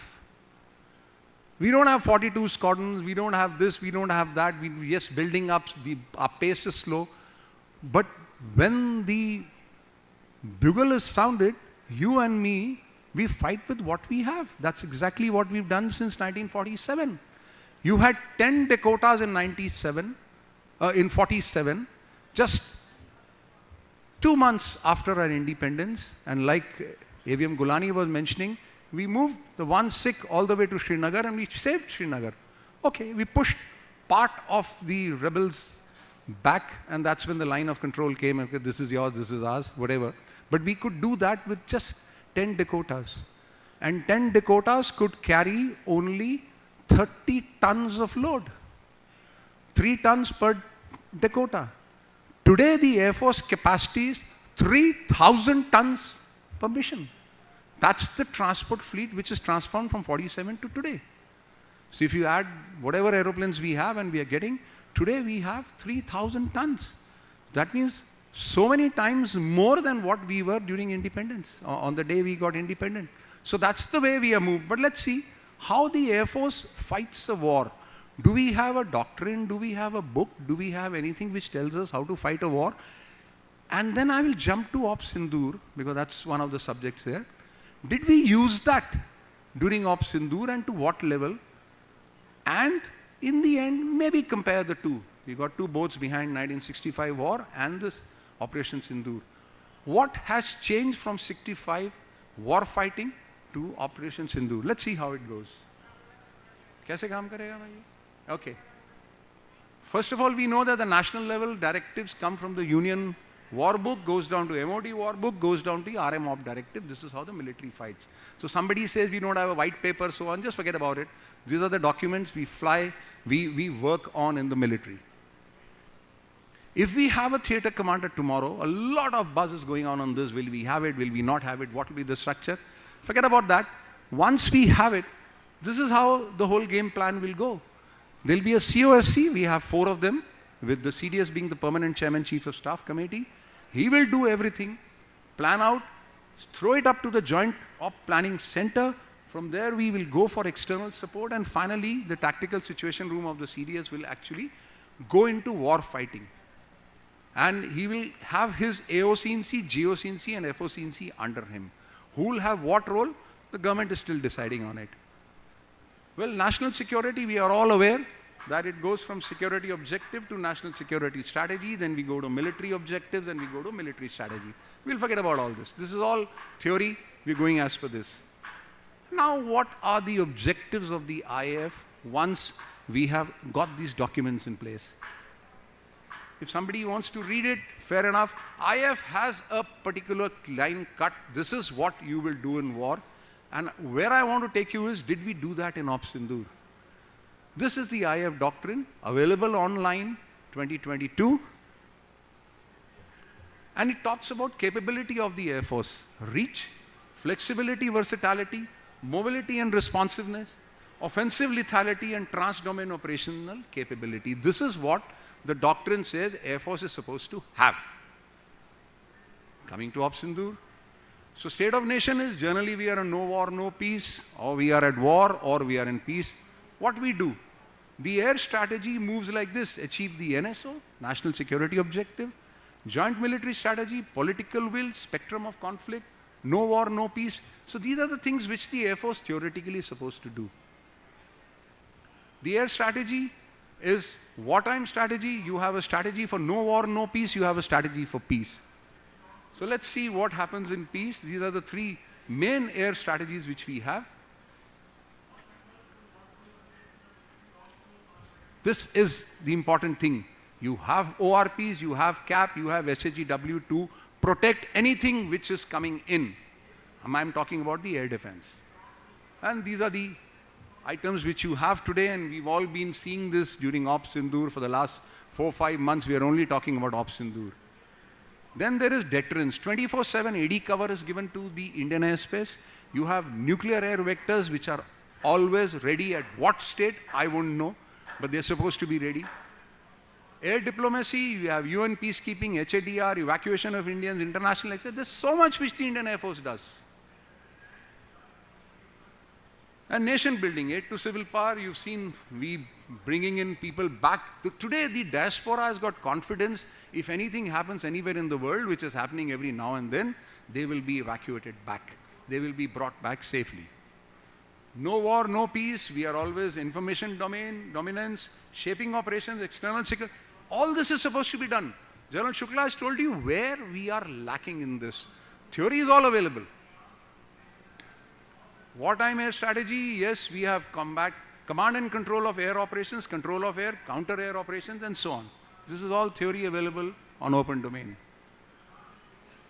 So this is our air defense radars, which was just mentioned that all the drones were shot down or whatever happened to whatever came from across the border. Even the governor mentioned it. We took on their airfields. This is how the book says. The first thing it says is offensive operation SEAD. Suppression of enemy air defense. You first destroy his air defense, suppress the air defense, only then I'll be able to comfortably go in. The second one is airfield attack. We did these two comfortably. Fighter sweeps were not required because we did not cross over. All of us were thinking the new Veer Chakras giving us an information that we did cross over. Sorry, we did not cross over. As for the information is available with us. So this is how the whole wartime goes on. We'll skip this. Let's see pillars of air strategy. Battle space transparency, network cyber info warfare, electronic warfare, techno-logistics and admin, HR and management and training. This is what the Air Force is aiming for. How much are we moving in a democratic country with the budgets available is left to time and those who are into it as of now. Let's get on to Operation Sindoor.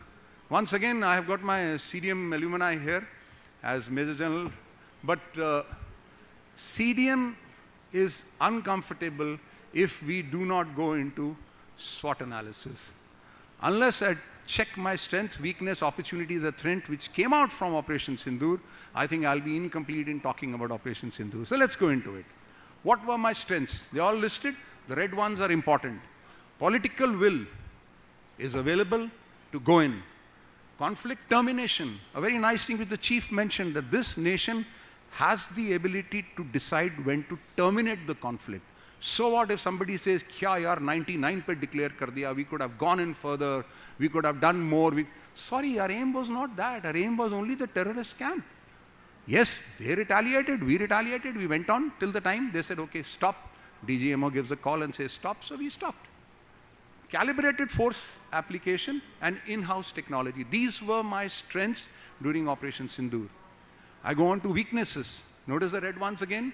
Operational losses, survivability gap, CR-DR limitation, electronic warfare limitation, and narrative control.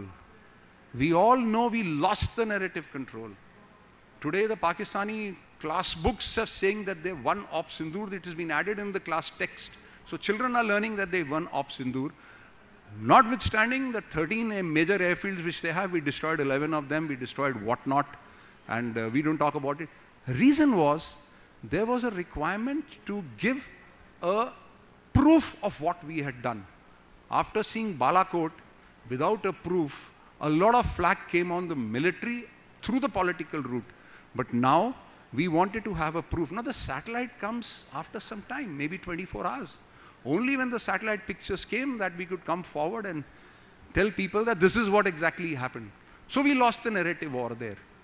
In fact, one of the one of the seminar here, somebody asked me, why didn't the DGMO come and give a briefing every day? Why were these wing commanders and lieutenant colonels coming and giving briefing? So I asked him a counter question. I said, what is the full form of DGMO? He said, Director General Military Operations. So I said, is he supposed to do military operations or come and give you a brief? So he was busy with his military operations. Forget about the briefing carry on. But we lost that narrative. Opportunities. Indigenous development and in-house precision weapons. This is what went in our favor. How we going to enhance on it is different. Threats. Two front, both in West. We've been talking about two fronts, East and West. This time, two fronts, both in the West. Pakistan, a Chinese testbed. Electronic warfare, integrated air defense, Chinese technology, US assets in Pakistan, maybe nuclear threshold. Has the nuclear threshold been lowered? I really don't know. I'm not an expert on this.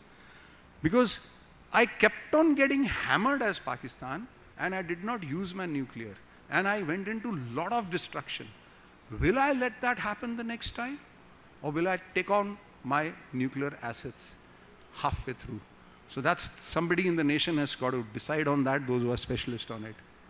Well, anyway, transforming SWOT into strategies is another thing. It's a huge subject. I will not touch upon it, but I will just say the grand strategy which I'm proposing. Phase 1 strategies are these. Let's go into critical. Reduce narrative response time from 24 plus hours to something now. What has happened? Let's tell the public now. Quickly going into the next one. Priority is high. Aim to reduce aircraft vulnerability metrics. How the Air Force is going to do it? They're already working on it. Operational doctrines have to quickly get reformed because you can't fight the next operational Sindoor the way we fought it in the month of May. Priority is high. The doctrines has to come out. Unified command and control of all sensors. We're talking about strategy phase 2, which is maybe next 5 years. And we are capable of indigenous. We've shown it. Need to enhance R&D, exactly what General Sukhna mentioned, and the budgets. Force structure optimization is high, Air Force multipliers. Anyway, we can keep going on with this, and time constraint with this thing, I'll just skip to AI and space-based assets have to be integrated. Now, if we are talking about 10 years from now, we have to transform into the next generation aeroplanes. Manned and unmanned teaming, maybe more unmanned, but you cannot fly alone with unmanned. It has to be a combination of both. Today I'm saying I have got less number of squadrons. I'm supposed to send 4 aeroplanes as a package. I could send 1 with 3 unmanned. So I have 4 packages going with the same 4 pilots. So this is maybe a future which somebody must be thinking and working on it. Strategic deterrence, yes, we have to escalate management through power projection. We are doing that. And alliances and partnership, large-scale in-house production, private partners are coming in. Human capital development, yes, training has to happen, and sure, I have to show my CDM picture and can't do without that. Military education, development, and connect to the think tanks is very important. And infrastructure, secured communication, cyber, we just spoke about it. And ecosystem for participation by private players has commenced, but at a very low rate. It should happen because R&D money coming from the government for DRDO is so many lakh crores. But R&D money available with private industry is less. So we are competing the two, and we have to join up the two. Anyway, with this, I will skip. Let's see 65. What all happened and compare it with Ops Sindoor. Strategic impact. Both claim victory. Exactly what happened this time. Both air forces focused more on air-to-air combat and closer support. Didn't happen this time.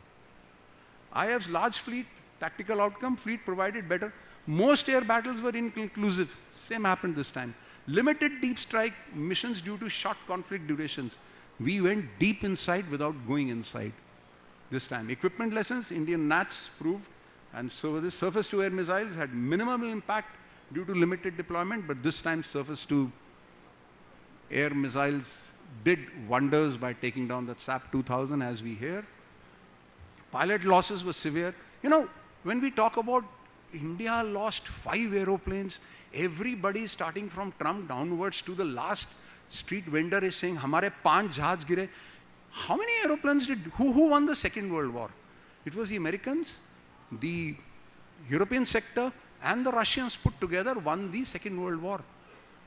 Americans lost 65,000 aeroplanes. Europe lost 35,000 and Russia lost 1 lakh. 2 lakh aeroplanes were shot down. Still they won the war. So come on, let's not talk about winning the war because of losing aircraft, and this has got nothing to do with a battle or a war as such. And nobody is asking me how many aeroplanes did Pakistan lose. Nobody questions that. They only India ke 5 gire. Anyway, victory is air power, and with that I rest my case. Thank you very much.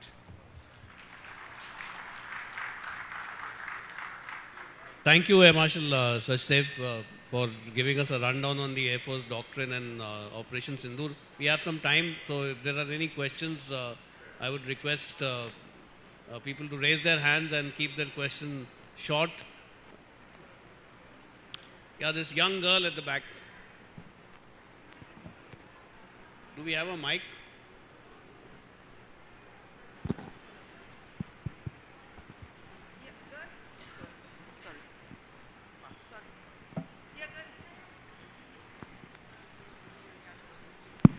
Good afternoon, panelists, all the esteemed audience. Myself, Srishti. I am a second year BS student. My major is political science, and I am doing my skill courses in defense journalism. Sir, as you have mentioned that we are lacking, that we are not going to have the fourth industrial revolution, and few months back, Chief Air Marshal Sir, he addressed that if Pakistan thinks that they have dropped down my 15 jets, I will cater them in the next 5 with the 15 less. But all these things that we are not even good in cyberspace, and Pakistan is going to buy F-35 from China. That's a 5th generation jet till 2025. And हमारा 5th generation अभी 35 तक बनेगा, उसकी भी हमें shorty नहीं है. How could he remarks that? Was it just on the base of pure nationalism?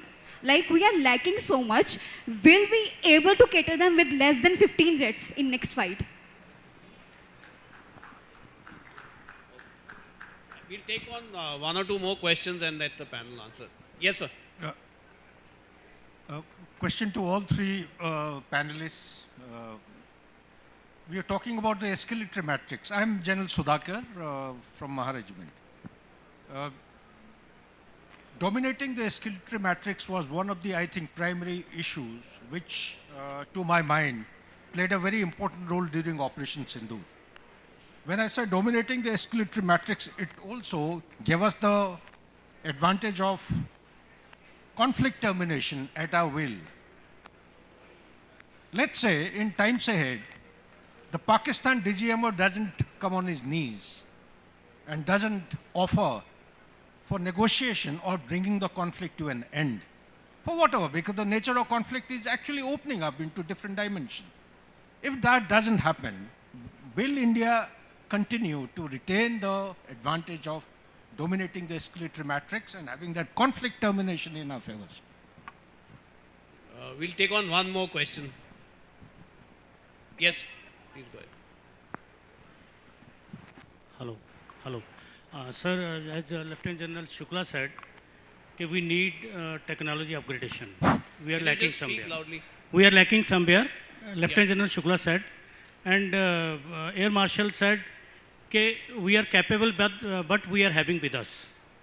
In case gap is there, how much time we are going to take to blend both the things? Thank you. Okay. Raj, can I ask you to respond in 2 minutes to these questions?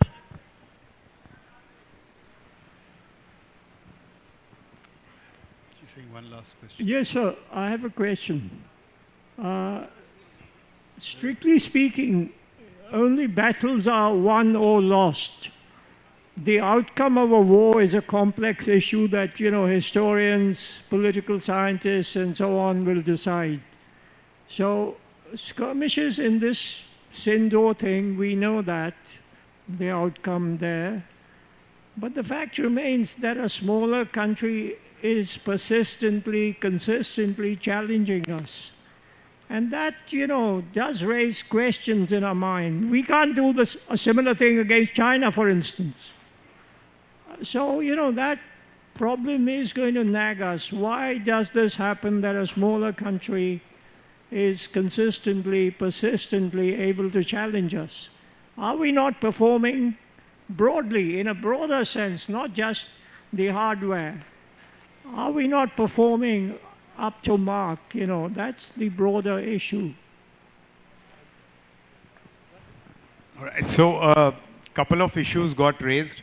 I'll just group all of them and, just say a few things. See, my understanding is this. If our economy is 10 times that of Pakistan, Bharat Karnad famously says that Pakistan's GDP is less than the market cap of Bombay Stock Exchange. Should this economic differential not reflect in strategic military terms? So it should be combat overmatch with Pakistan. Let him wonder about escalation, Sudhakar. Why should we fear? We should have such combat overmatch that he will not do a a terrorist attack. See, this time we took out the brother-in-laws of Masood Azhar. If we, like the Israelis, were capable of taking out Masood Azhar, or if we think it is DGISI who's the terror handmaiden, take him out, will he do it next time? The Israelis do it. Since 2006, they knew every night where Nasrullah was sleeping. They took him out only in 2024. So it's capacities. I am an advocate of deterrence. Create such combat overmatch that Pakistan will not even initiate. He is not irrational. When he senses all these deficits and the things that we don't do, this is what makes Pakistan do what he does. Now with China, I'll just take 30 seconds more. With China, it has to be a symmetric addressal on the back of technological innovation. If Ukraine, a country without an air force or a navy, can keep the world's a very formidable military at bay for 3.5 years, we with all our strengths cannot be asymmetrically deter China. Of course we can. One last point I'll make about budgets. I'm pleasantly surprised to hear young economists today, a guy called Aditya Kovaleri, he's in Chandigarh somewhere, another guy called Harsh Madhusudan Gupta, who are saying that if you spend 1 rupee on defense, it adds 1 rupee to the GDP. Defense has a fiscal multiplier of 2. So they are saying when your strategic threats are such, you can transit to a war economy. So even the economic argument, in the view of economists, is daft. And the last point that I'd like to make, I mean, this is in the context of the book that I've just written. It's not to promote the book, but in a context, 70 to 75% of the stuff that we need to do is budget agnostic. It is cultural, structural, lengthening the tenure of HAL, chairman, DGQA putting a 3-star, DGAFQA.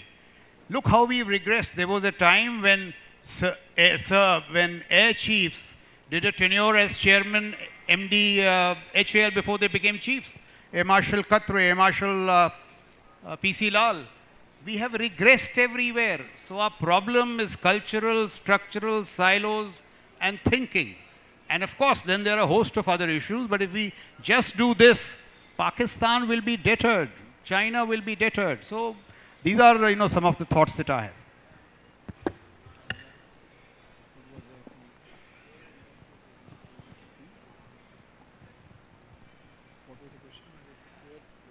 You got answered, or you have the question still?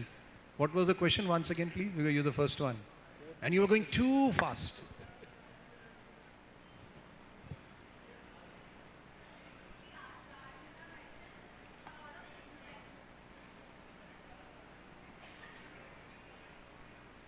Come closer and speak. You can. No, these journals in the front won't do anything, no harm to you. You come forward. They're very, very docile.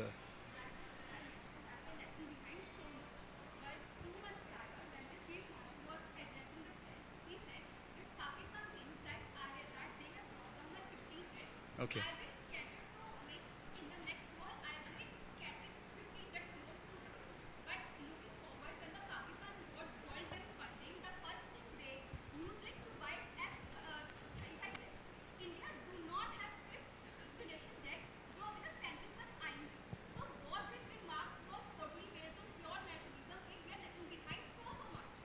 Okay, the two things which you mentioned. One is if somebody asked the chief, I was there when he was asked, put this question, that Pakistan is thinking that they have shot down 15 jets of ours. If that is the case, that means tomorrow when the Pakistan is planning a war with us, in their matrix they will put 15 Indian jets less. But let them think that way. Maybe we don't have those many jets gone. So this is how we play a war game, and actually the war. That they have 100, now they have 85. This is what Pakistan will think about us. But we have 95. So those 10 aeroplanes will be a surprise to them. This is number one. And I think...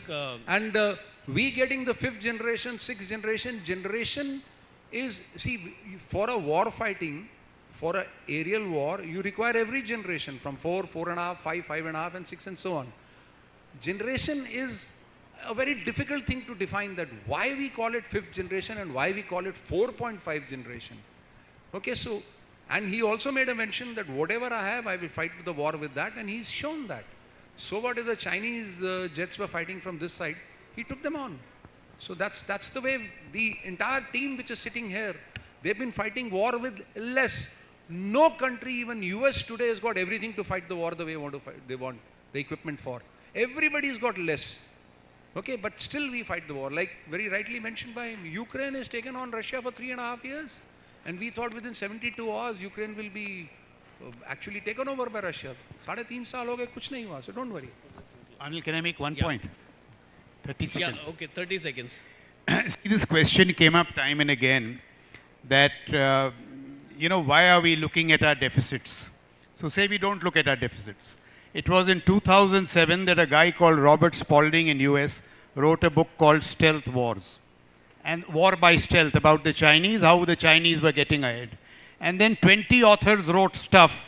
The Americans did nothing. So today they are in this pathetic state where for a Taiwan contingency, while they have 7 days of missiles and munitions, the Chinese, because of robotic enabled factories, can churn out 10,000 cruise missiles a week. So I'm saying, why get to that? And now that the Americans have woken up, in my view, they'll surge ahead of the Chinese because they are phenomenally innovative. So I'm just saying, look at your problems and address them. So that is really my argument. And if you are not careful, you will go the way of the Americans. 1,100 aircraft, 750. So even mighty USA has plumbed to where it is because it slept. Why should we keep sleeping? That's the question I ask. Okay, I would like to thank both the panelists for the talk, and I'll just mention 2 points as far as my closing remarks are concerned. I think the point that I made when you're talking of multi-domain operations is that when you look at space, cyber and electronic warfare, all these are enablers. And if you could do your job only with enablers, then why would the United States do Operation Midnight Hammer or Israel do Operation Rising Lion? Eventually you have to kill that human being, the person, the leader or the target or whatever it is. The second point is that we invariably tend to make comparisons with countries like the United States and China, which we must refrain from. I understand there are structural problems. I understand there are cultural problems. I also understand that we cannot achieve everything at once. But I think you have to give it to the present leadership, which has displayed the political will to at least chart and go on this path of development. And I think the onus is on us to deliver to the government, in whatever capacity we are and wherever we are. Thank you very much, General Raj Shukla and Air Marshal Sachdev. Thank you. Right, we thank the panel for a very impressive first session. Sir, 1 minute, please. May I request General Kandal to kindly come up and present the MLF mementos to the panelists of the first session. General Kandal, sir, please.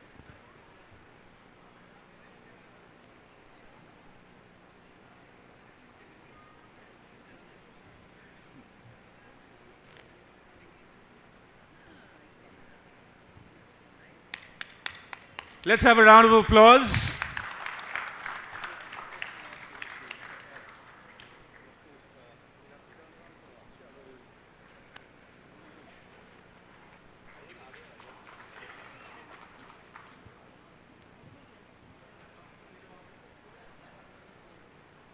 Can we have the others, please?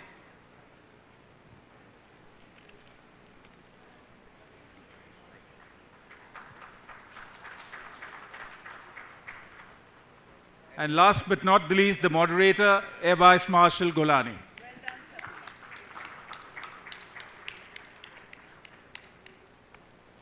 Thank you very much, sirs. And for the next session, I hand you over to Aradhika. Thank you. Ladies and gentlemen, I'd like to announce the next session, the topic of which is in multi-domain warfare is Schwerpunkt possible on the plains of the Indian subcontinent. To be part of the session, I invite on stage Lieutenant General A.B. Shivane, Major General Jagatbir Singh. The session is moderated by Major General Harvijay Singh.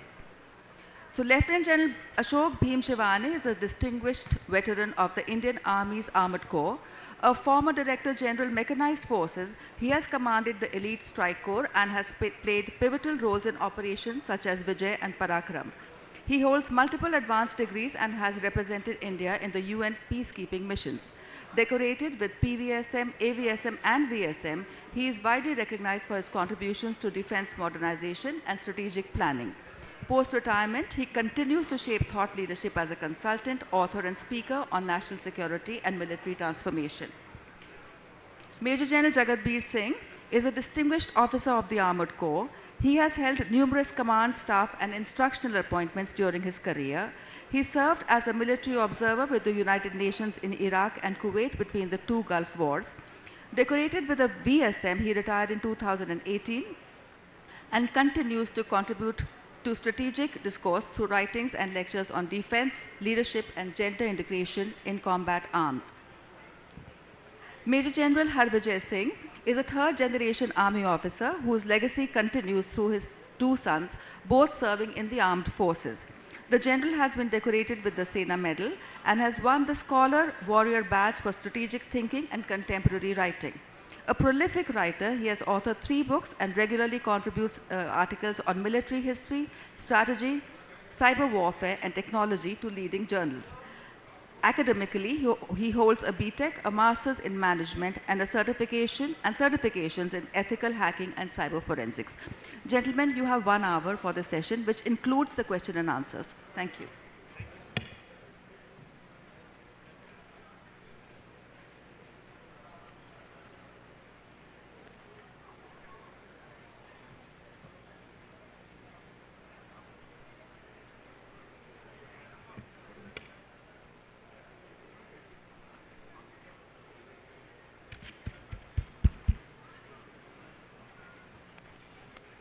Good afternoon, ladies and gentlemen. Welcome to a strategic bite before lunch. We have an expert panel, General Shivane and Jagatbir Singh. I will be the Sutradhar. I will start briefly by introducing these 3 bullets or these subjects in red, that is multi-domain warfare, Schwernpunkt, and plains of the subcontinent. Well, the plains of the subcontinent, before that, we want to touch upon the geography of India, which is very diverse. We have super high altitude, the plains, the deserts, the deltas, what have you. Every kind of geography exists here, and we have large borders with our neighbors, Pakistan and China, the hostile ones, and the other, Bangladesh, Myanmar, etc. Kabhi khushi, kabhi gum. So they keep us all busy. The Himalayas too stretch about 2,400 kilometers and have their own challenges for us. The areas of interest that I am speaking about is the Ravi-Chenab corridor, the plains of Punjab, and the Thar Desert. The Thar Desert is an interesting phenomenon and a great asset with us.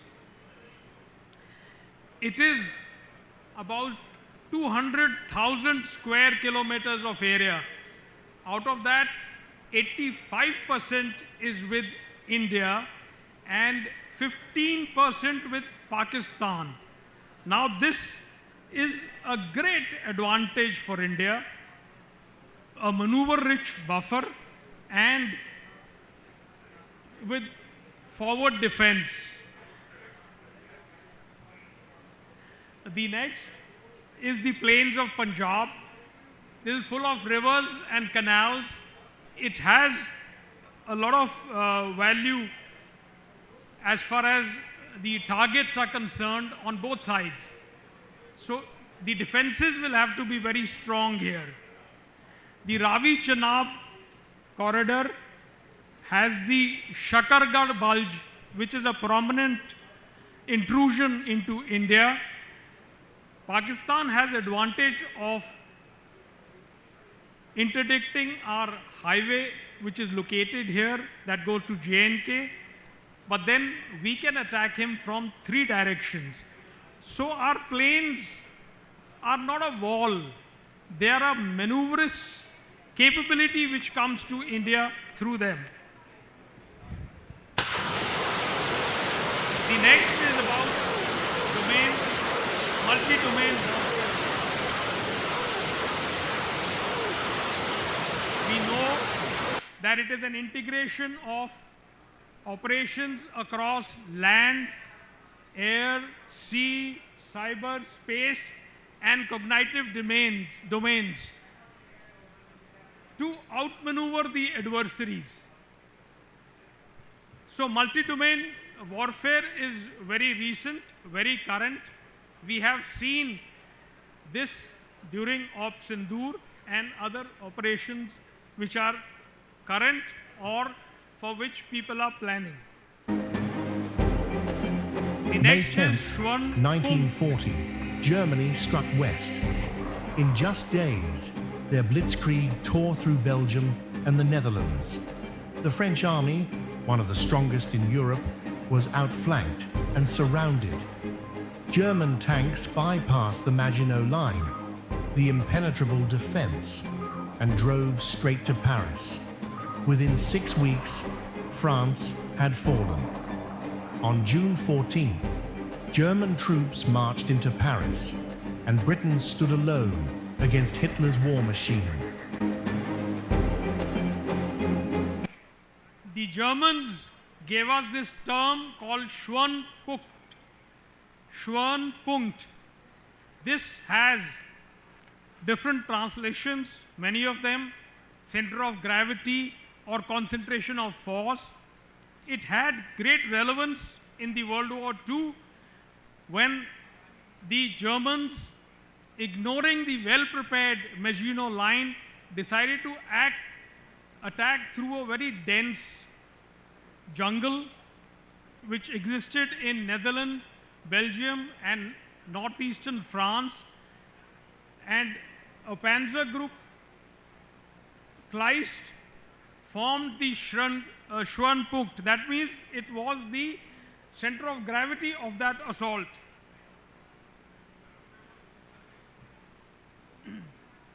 Well, so like I said, it was a center of gravity. Schwanpunkt's marriage with multi-domain warfare. So we're talking about a marriage between the center of gravity and the current emphasis on the multi-domain warfare. We have known, we've seen that it is an orchestra, the multi-domain warfare is an orchestra. They always use that to eliminate the enemy's electronics and cognitive domains, and before going in for any kinetic weapon attack. Germany operates with a mission command control. The mission command control allows commanders freedom to operate during any kind of operation. We saw this interesting concept being used during Sindoor too. Our commanders had complete freedom of operation. Russia, it goes in for deep attacks. An example is Crimea. In 2014, the little green men came into Crimea, and before even Ukraine knew, Crimea was Russian. China has its information warfare.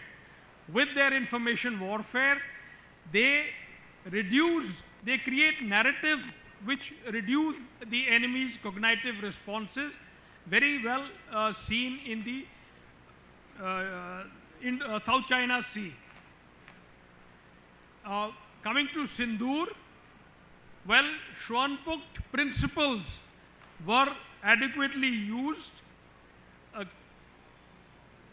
focusing combat power at decisive points without any escalation and strategic reach.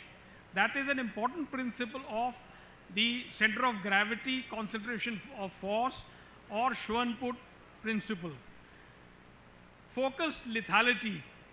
We hit the targets only that we wanted to hit. Surprise and speed. That is the essential thing, because if there is no surprise, the enemy is prepared. If there is no speed, the enemy can react. Operational commanders ensured complete autonomy. That is the mission command principle. And we saw kinetic, cyber, electronic warfare principles being employed. So it was overall a multi-domain integration. Well, having gone through the basics of the Schwanpunkt, which I wanted actually for the younger children. Jay, and thank you organizers for this opportunity to share my thoughts on a topic which is as old and as new as possible. The first thing I did was to look up the pronunciation of square punkt, because in a modern era of new jargons, how do you pronounce it?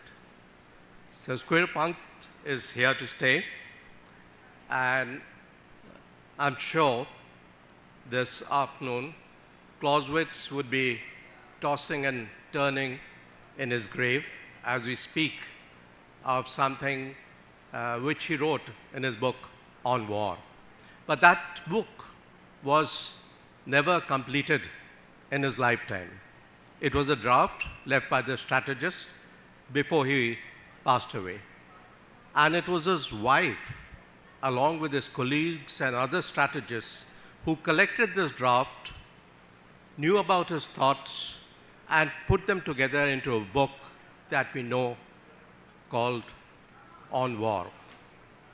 In all the seriousness of this mood of this morning, in the lighter note, let me draw two conclusions from this.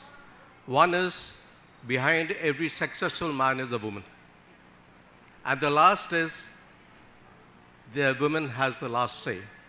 And so was Clausewitz's theory. But more importantly, this Clausewitzian theory of square punkt stood the test of the art and science of warfare for many decades. So why are we here, and what has changed today is something that I'm going to talk to you for 2 minutes before I hand over to General Jagatbir, and then come back to give certain recommendations. To my mind, two things have changed in the 21st century. One is the transition from the battlefield to the battle space, from a physical geography to an invisible geometry. But the least read author, and I said, please put up your hands, all those who've read On War from beginning to end, very few, actually none of the students had read him. So even his book, like General Shivane has brought out, it was published after he died. It was published by his wife, and there were 8 books. So the main books are book 1 and 8, and this Schwerpunkt definition, center of gravity, comes from book 8.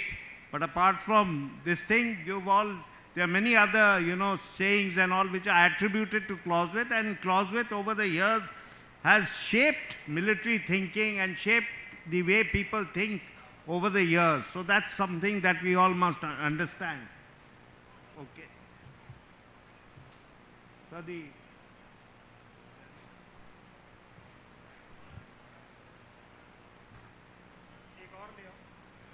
So his framing of military strategy remains central and indispensable even today.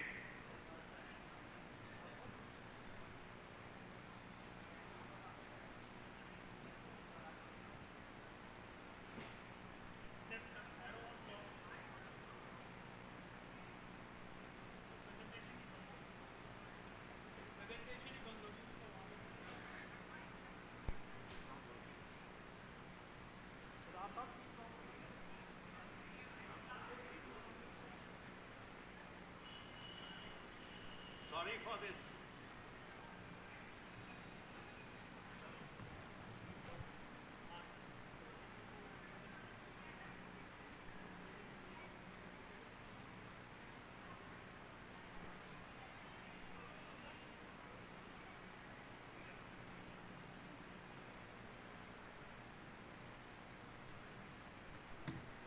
Tilly comes on. So Clausewitz was a Prussian theorist, and he wrote this book when he was commandant of the War College or equivalent, and he was there for 12 years as the commandant. So he wrote this over a period of time.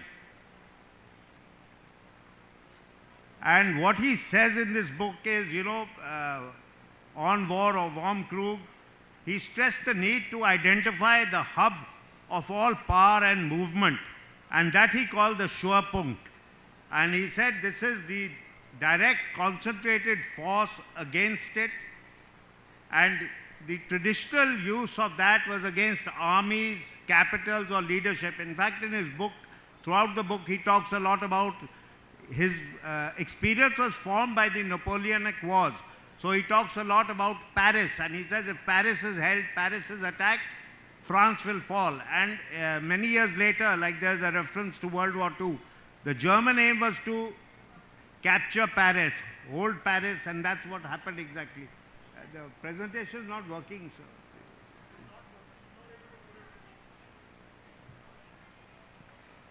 So his key issues were, concentration of force at critical points, rapid execution of tempo and adaptability, and flexibility under battlefield dynamism while maintaining your focus. Now, how is it relevant in the modern day? That is what is important, because it continues to guide our command and battle doctrines worldwide. So worldwide, people still read Clausewitz and still, draw things from what Clausewitz had to say. And so, again, a small aside. The first time Clausewitz fought the war, he was born in 1880, he fought the war as a child soldier, what you'll term today, at 12 years old in 1892.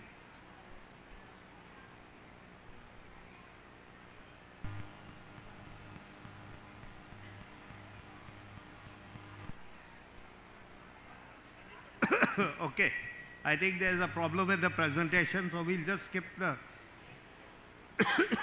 So I said he fought the war as a child soldier in 1892, and at that time, little later, the next war, he was taken a prisoner along with his commanding officer, who was a prince, and then he saw how France operated. So his thoughts were shaped by France, and later on, many years later, he was, with the Russian army.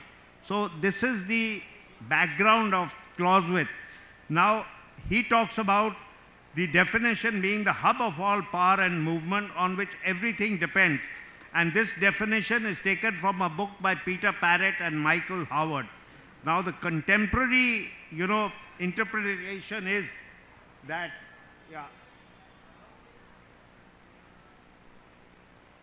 the contemporary interpretation is that has this changed? Is it still one tangible thing? Or are there, many other changes that have taken place in identifying a center of gravity, and how is it applicable today? So, what are there? How do you protect your own center of gravity? How do you weaken the enemy's center of gravity? And today it's expressed in the term C5 ISR, which General Shivane will be touching upon, which is command, control, communications, coordination, combat systems, intelligence, surveillance, and reconnaissance. So that is the modern hub. So there have been various, interpretations of his definition. So over the years, and the first English translation came out in 1874 by J.J. Graham, in which he says center of gravity. Parrott also talks of center of gravity, but some people talk of it being a focal point and main point. So what exactly is it? Is it a single pressure point that if pressure is applied, the entire enemy system will collapse on itself and the enemy will cease to function? So that is the importance of center of gravity. So Staff College in Wellington also has a definition which I pulled out, and that says it's the source of power that provides moral and physical strength, freedom of action, or the will to act. In generic terms, the center of gravity can be defined as a source of mass strength, physical or moral, or a source of leverage. So actually it seems to be a single pressure point, and if pressure is applied at that point, the entire enemy system collapses. So it's like in boxing, it's like a knockout blow. But in today's context, what was mentioned earlier, is the enemy an army? Is it a leadership, or is it far more than that? So is it a system of systems? And now we come on to the action aspect of what is multi-domain warfare.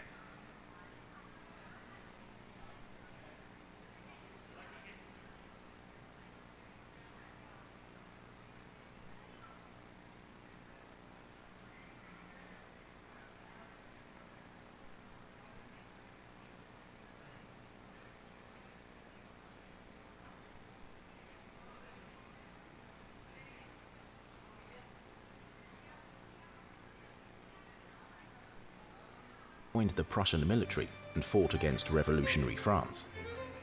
In 1801, he was admitted to the Institute for Young Officers in Berlin and began his formal military education, an opportunity that would set the course for his future academic career. His time on the battlefield was still far from over though, where he would fight for Prussia in the Napoleonic Wars. During this period, he became an instructor at the New Officers Academy and a military tutor to the Crown Prince. Later, he would lead one of 4 Prussian military corps in the final battles that saw the demise of Napoleon. With Napoleon defeated, a relative peace ensued, which allowed Clausewitz to buckle down on military theory. He became head of the Military Academy in Berlin, where he began writing his classic text, On War.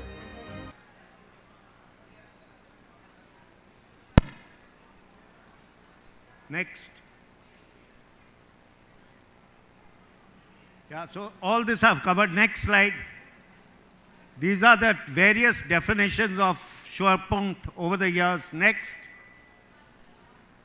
This is what I told you what the staff college definition is. Next. Yeah, so multi-domain. Multi-domain is physically, a domain is physically defined portion of any operational environment requiring a unique set of war-fighting skills. So as General Shivane said, modern conflict exists beyond land, sea, air to include the electromagnetic, cyber, space and cognitive domains, and decisive effects lie outside these domains. So examples can be today of the Russian cyber and disinformation operation during the Ukraine invasion, Israel's precision strikes with information warfare. But for India now, we've seen how this has taken place. So this is something, this challenge is immediate. It is not something that can be relegated to academic discussions. General Shukla talked about how we need to transform ourselves. And we also face a challenge, not only from, we face a dual challenge, that is from China as well as from Pakistan. And so victory today depends upon mastering and the convergence across all domains. Next. So this is how the thing unfolds, how the doctrines are, what are the operating environments, and finally you come to the multi-domain concept. Next. This is the hermeneutical spiral, how you formulate theory and interpret theory. Next. Now, traditional domains are under new pressure, while land, maritime and air remain vital, but they are constrained and are affected by new domains. Land, tank and armor, people have talked about that, how they've been neutralized by drones, loitering ammunition, munitions. Sea, you're talking of unmanned systems. Air, we've just had a wonderful discussion on the problems of air. And for India, maritime environment vulnerability affects our economic stability. So numerical strength today doesn't give you an advantage unless you have cross-domain integration and protection. Next. Cyberspace is the new arena. We are the new signature of the contemporary contested battlefields. Small actors, they can be sitting anywhere in the world, anywhere without much resources, can, paralyze your functions through code and system exploits. There are problems of your network stability. How do you do it? There's a question of data security. Where is your data stored? How is it stored? How is it secure? And General Shivanesh spoke of AI also. Next. The other issue today is space. Space has moved from, exploration to the core of national security. China's made huge progress in this. Please excuse me. And Pakistan is a nation with no or meager space assets, but depends on Chinese capabilities.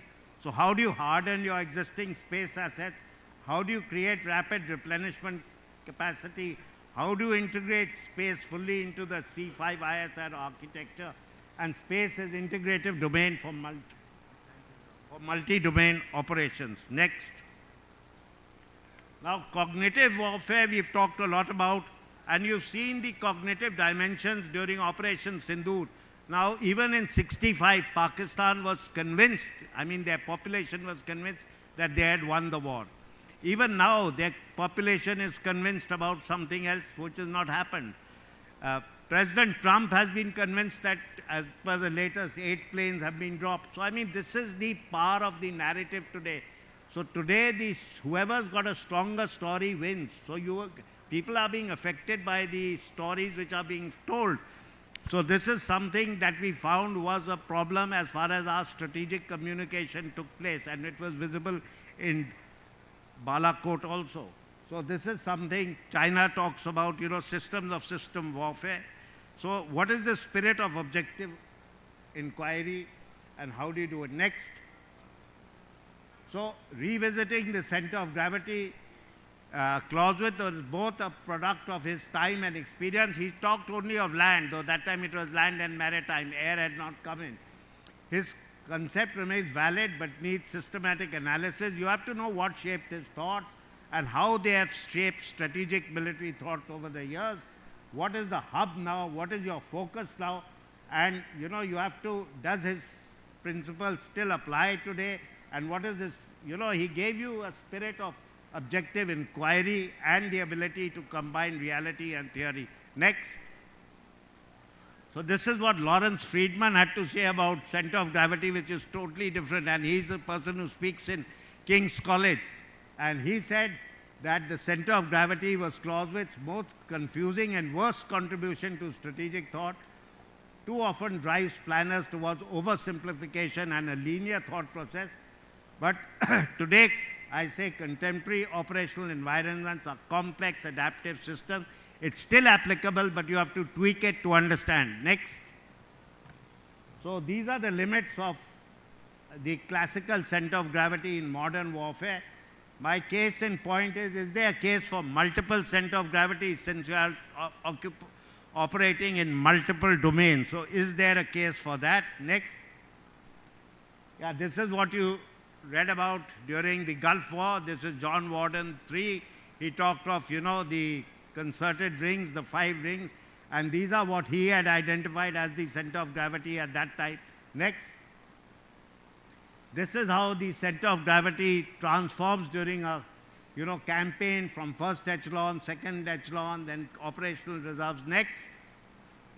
This is how you identify center of gravity at an operational level at the center of gravity. This next, the holistic operational environment. Next. Yeah, there are about 12 characteristics of, identifying a center of gravity. These are given out here. And a lot of people say that it's maybe transitory in phase. Next. Yeah, this is Dale Eichmeyer. Next. Welcome. I'm Dale Eichmeyer, an instructor at the U.S. Army's Command and General Staff College. Next. And this is what he talks about. What are the ends? What are the ways? What are the means? What is your goal? How you will get about it? What are the tools you require to get about it? That is the means. And he talks of something known as the critical capabilities, your critical critical resources, and this is all part of that. Next. Now, this is an illustrative, thing of how the center of gravity in the modern day has transformed over the years. And I've taken examples from Afghanistan right to Operation Sindoor. And the key lesson in Operation Sindoor is you need a whole of nation convergence, which is critical for strategic, coherence. Next. Yeah, Mr. Secretary, you said that, we will win. We will defeat ISIS. You said that here today. And so I want to ask General Dunford in that strategy, what is our center of gravity terrorism, IS? In this fight to defeat the center of gravity for ISIL? Yes, sir. The center of gravity for ISIL, in my assessment, is the existence of a caliphate. Critical capabilities include their narrative and also the manpower that they have. So those are the three primary sources of strength, if you will. The existence of the caliphate is there. But to define defeat, what I would say, because there was discussion earlier, what we want to ensure is that that ISIL does not have either the capability, capability to conduct external operations that present a risk to the American people or our allies. So this is what he said. It doesn't have the capability to conduct operations against the U.S. And this is what has been written in the latest USI journal by General Asthana, when he said the operational centers of gravity were terror, leadership, training camps, and air bases, whereas the strategic center of gravity was the psychological dislocation of the mind of the Pakistan leadership. And finally, he talks of calling out the nuclear blackmail.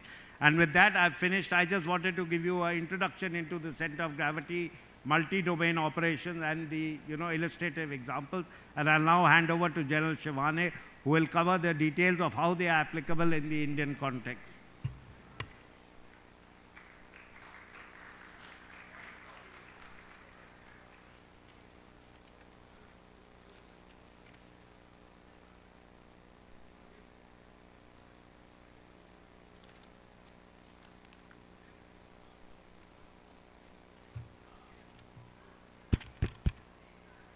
Can you hear me?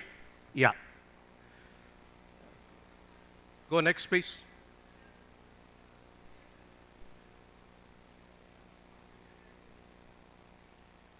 Yeah, next. Go next. Play it. This battlefield, victory demands more than just strength. It demands synchronicity. A perfect storm of combined forces, striking the heart of the enemy. This is the future of warfare.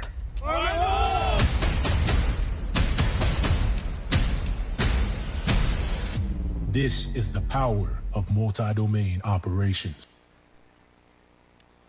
Okay, that was just to put the context of multi-domain operations and how they are bringing about a change in the thinking of military as far as the center of gravity is concerned.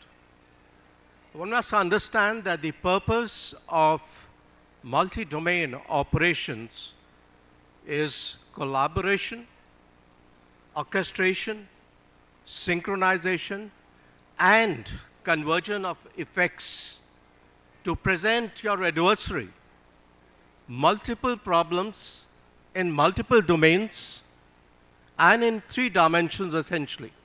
The physical dimension, the most important cognitive dimension, and the virtual or the digital dimension.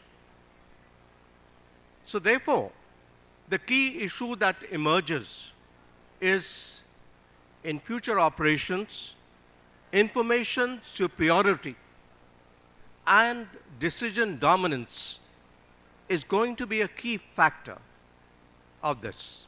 And therefore, the key is interoperability, technical, procedural, human in terms of culture, and information. But having said that, what is the backbone of the multi-domain operations? The backbone of multi-domain operations is the C5 ISR, command, control, communication, collaboration and combat systems, and the ISR. If this is fractured, If this backbone of the spine is fractured, then it loses its operational coherence. Therefore, it's important to understand the change in the dimension where platforms counted, where numbers counted, to today, when connectivity matters most for effects to manifest. Next. Okay. So how do we define or redefine the center of gravity in a multi-domain operations? I think three things that I have underlined here are the key to this definition. And therefore, the idea behind this definition is to understand that the adversary is a system of interconnected structures and processes, which is the heart of convergence. And if you target that convergence through kinetic and, more importantly, non-kinetic means, I think you would have created a physical and a psychological paralysis into the enemy. And that is the key. Therefore, it has three dimensions or three important facets of this definition that I'd like to highlight. First is the systemic character of the center of gravity in the multi-domain operations. Because this systemic character is sustained by networks. And therefore, finding them and mapping them is more important than counting platforms. Two, it is the effect orientation, which is the convergence which creates the effects. And these are in terms of degradation of non-kinetic, cyber effects, electromagnetic effects, legal, informational, and convergence of these, both with the connected domain and non-connected domain. And the third is time sensitivity. Anything that targets also has a recuperability. So therefore, it is important when you target a C5 ISR and create windows through which manifestation of your windows of not opportunity, windows of dominance will manifest.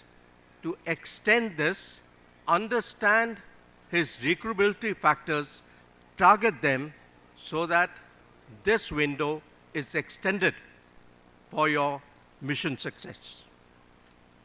Go next. Can I have that?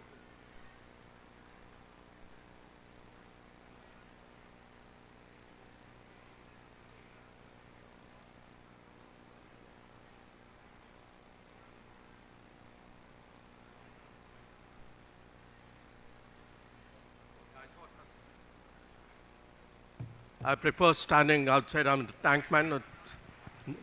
Rather be turret up than hull down. That's one tank man to another tank man. Okay, thank you. So how does it lead us to a targeting philosophy? That's the key. This is all theory. The targeting philosophy is first perceive the adversary as a system of interconnected structures. And that is his critical capability that has been spoken earlier. Critical capability is backbone, networks, convergence, connectivity. That is important. Next is look at convergence, which is a critical requirement. If you target his convergence, he is frigid. He has no means for decisions to be taken into action. So that becomes his critical requirement. Then penetrate. You had an example in Op Sindoor. Penetrate and disintegrate his anti-access, anti-denial systems and create your windows of dominance. And this layered effect must be in multiple, not only military layers, But today's wars have transited to the society. There is no front or the rear. Society is very much part of today's operations. Citizens are part of it because they are subjected to it. And therefore, it must have a layered and a whole of nation approach if we're looking at center of gravity at the strategic level. And you saw that on the economic front, the political front, the diplomatic front, and on the military front, how this manifestation of statecraft came into being during Op Sindhu. Then anticipate what I mentioned earlier, his resilience, deny his regroupability, and that is his critical vulnerability. Identify that and delay it. And most importantly, preserve your signaling space, because today, cognitive warfare is itself a very important domain. Information warfare is essential part of each of the domain's manifestation. Go next. So what are the lessons for India? Disruption of networks and nodal functions is important. Beyond visual range, kinetic and non-kinetic domains must be integrated. Manifest your effects in the cognitive domain, yet protect your own cognitive domain by a proactive information warfare. And the strategic center of gravity becomes national morale, legitimacy, economic endurance, and strategic collaboration. The military center of gravity becomes the C5 ISR. Go next. Okay, when you look at the Western Front, right from the hill sector to the obstacle-ridden terrain, to the riverine terrain, to the semi-desert terrain, to the Run of Kutch, against our adversary on the West, Pakistan. I think the key is not just counting numbers. The key is his connectivity, his C5 ISR, and the kill chain, to dominate the kill chain. That is the kill web that we now look at, and a trailer of that was seen during Op Sindhu. Go next. Therefore, the lines of effort, I have defined the lines of effort in terms of strike, effort, and in terms of protecting it. The lines of effort, I will just highlight the capability index of it, because the coherence, vulnerability index, and the recovery index will follow. So the offensive lines of effort, we must degrade Pakistan's C5 ISR. Our cyber and EW must be focused against his radars, command control, systems and communication. What you saw, his command control systems being targeted, including his nuclear command post being targeted, his radars being targeted, intense electronic warfare mapping before the operations commence, and thereafter manifestation of blocking his capabilities, which resulted in windows of our dominance, of our own missile systems, of our air, of our drone systems as such. So there was space-based ISR for targeting, airfields, missiles, and drone, and information ops to erode his will. Similarly, on the defensive, we need to harden and disperse our airfields, our logistics, and strengthen our cyber capabilities against intrusions, and also our C5 ISR. You're aware of the sort of cyber intrusions that took place, both on our power sectors, on our UPI, and our stock exchange. Lakhs of them. There were 20 lakhs which have taken place, cyber intrusions, from January to June this year, and majority of them manifested during Op Sindhu. But we were successful because we had foreseen this, and we were able to block most of them. Go next. Similarly, the situation is more complex because of the technology and the terrain on the northern front against the PLA. But again, the PLA is highly dependent. If you look at the informational warfare, you look at the three warfare theories, they are highly dependent on the C5 ISR coherence, and that is where the focused targeting must follow. Go next. Again, offensive lines of effort and defensive lines of effort. The organizers are giving me a thing that we are behind time, so I'll do it a little fast. You have to use your space and C5 ISR capabilities specific to the high altitude mountains and target them not only in those areas, but also into the valleys, plateaus through which the threat could manifest. And similarly, have our own redundancy in terms of SATCOM, in terms of cyber, in terms of C5 ISR. Go next. Go next. Now, my recommendations are at the national and the military level. My first recommendation is that we must have in the short term National C5 ISR Fusion and Coordination Center, NCFCC, so that we have a 24/7 fusion grid integrating all domains, space, cyber, EW, air, maritime, and ground. C5 ISR just does not manifest during a crisis.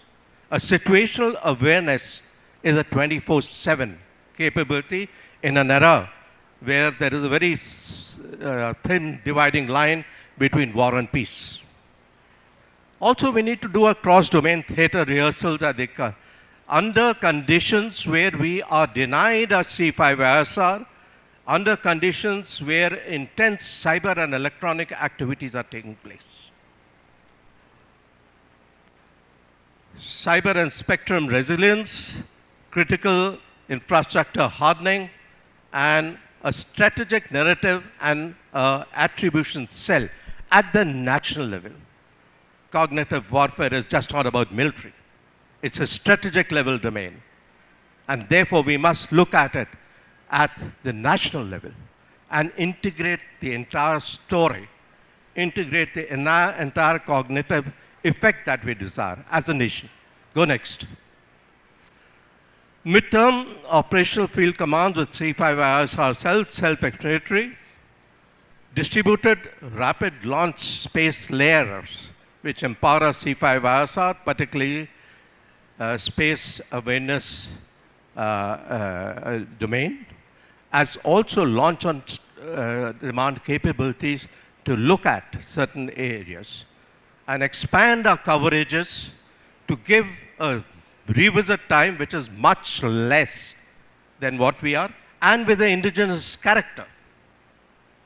Codified National Cyber Information Warfare Doctrine. We have a tri-service cyber and information warfare doctrine, but I think we need to go at the national level at this and codify it. Human capital reform. Okay. Next. Okay, industrial base, strategic stockpile, cognitive resilience program, and industrial partnership. Next. This is the eighth chief talking about creating superiority. Our long-range SAMs, the long-range SAMs that we had procured recently and operationalized, that again, turned the table on them. We could look deep inside their territory. We could make sure that they were not able to operate even within their territory, up to a certain distance. And it will go down in the history that longest kill that we achieved of more than 300 kilometers by that. And it seriously curtailed their activity. As far as Pakistan losses are concerned, I think it was very With that, I come to an end. Thank you very much. Jai Hind.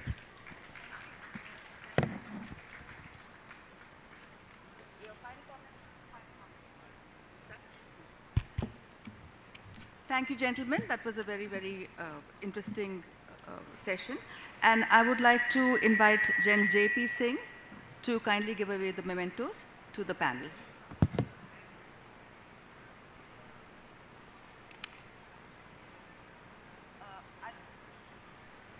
Please, everybody give the panel a big hand.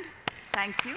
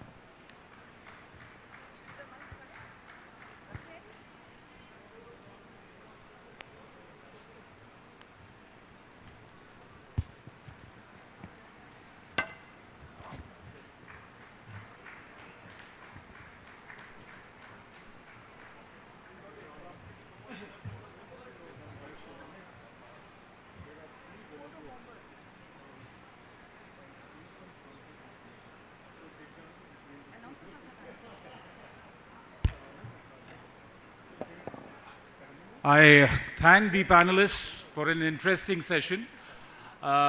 Small little point, it may be a little sunny on to my right, so in case you feel you'll be more comfortable and more receptive, we have some seats on the left-hand side. Please don't sit in the sun, someone was mentioning. So there are certain chairs here. I think we can be more comfortable. Right, ladies and gentlemen, we are trying to make up for the time that we lost in the morning, and we go ahead. The third session for the day. The topic, very interesting, close to everyone's heart. Multi-domain warfare threats from China and Pakistan. For this panel, we have Lieutenant General Anil Ahuja, who will be moderating this session. We have Air Marshal Ravi Kapoor and Ambassador Yash Sinha. Customary, as we always do, a word about the panelists today. First we have, can I request the panel to kindly come up? Thank you, sirs. First we have Air Marshal Ravi Kapoor. He is a fighter pilot and a former Air Officer Commanding-in-Chief of the Central Command.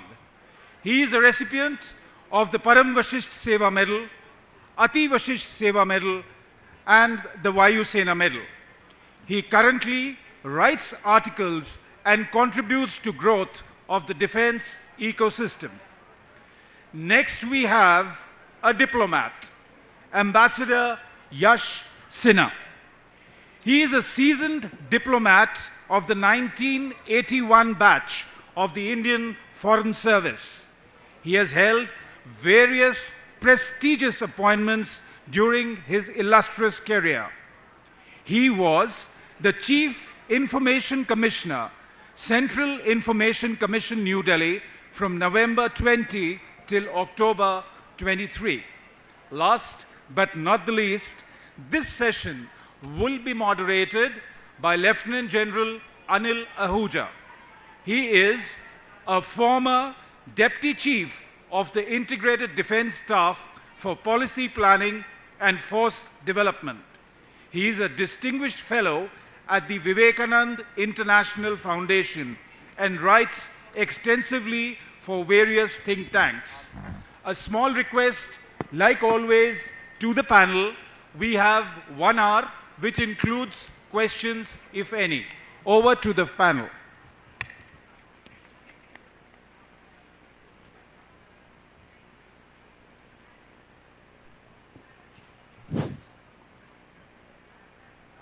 Good afternoon. Good afternoon, ladies and gentlemen. We thank you for the generous introduction of the panel. And before we start, we wish to assure you, we'll not take to motivate the people to continue sitting here. We assure you, neither of us will go on to the rostrum. We'll sit here and we'll talk. We'll sit here and talk for a while between ourselves, and thereafter we'll talk to you. Now, and we assure you, we'll finish in exactly 1 hour. We've got the clock in front of us. Now, since morning, we've had 2 sessions related to multi-domain warfare. We've spoken of employment of air. We've spoken of land operations in the plains of Indian subcontinent. Now, this particular panel, which is related to multi-domain warfare threats from Pakistan and China. Now, in this, we'll step back a little and try and take a macro view as to what are we talking of multi-domain warfare. What does it mean when we talk of this at the national level, and when we talk of this at the military level? Now, this is important because unless we appreciate the threat that we have from China and Pakistan, we really won't be able to give a thought, a focused thought to our own capability development of our own doctrine, for employment of air, sea, land, space, cyber, cognitive domain, etc., etc. So like I said, that we are going to talk with you all. And now the question is that with the advancements in technology, the domains which we otherwise called the global commons, these were supposed to be benign domains: space, deep sea, cyber. And as they started getting militarized, at best, or let me say at worst, they were enablers for warfare. But today what has happened is that they have got hugely weaponized. And you all hear of remote and proximity operations. You are getting dogfights amongst the satellites and all kinds of these things. So these domains are weaponized. Now, what we need to see is that how do we take it further and how do we employ it in our context.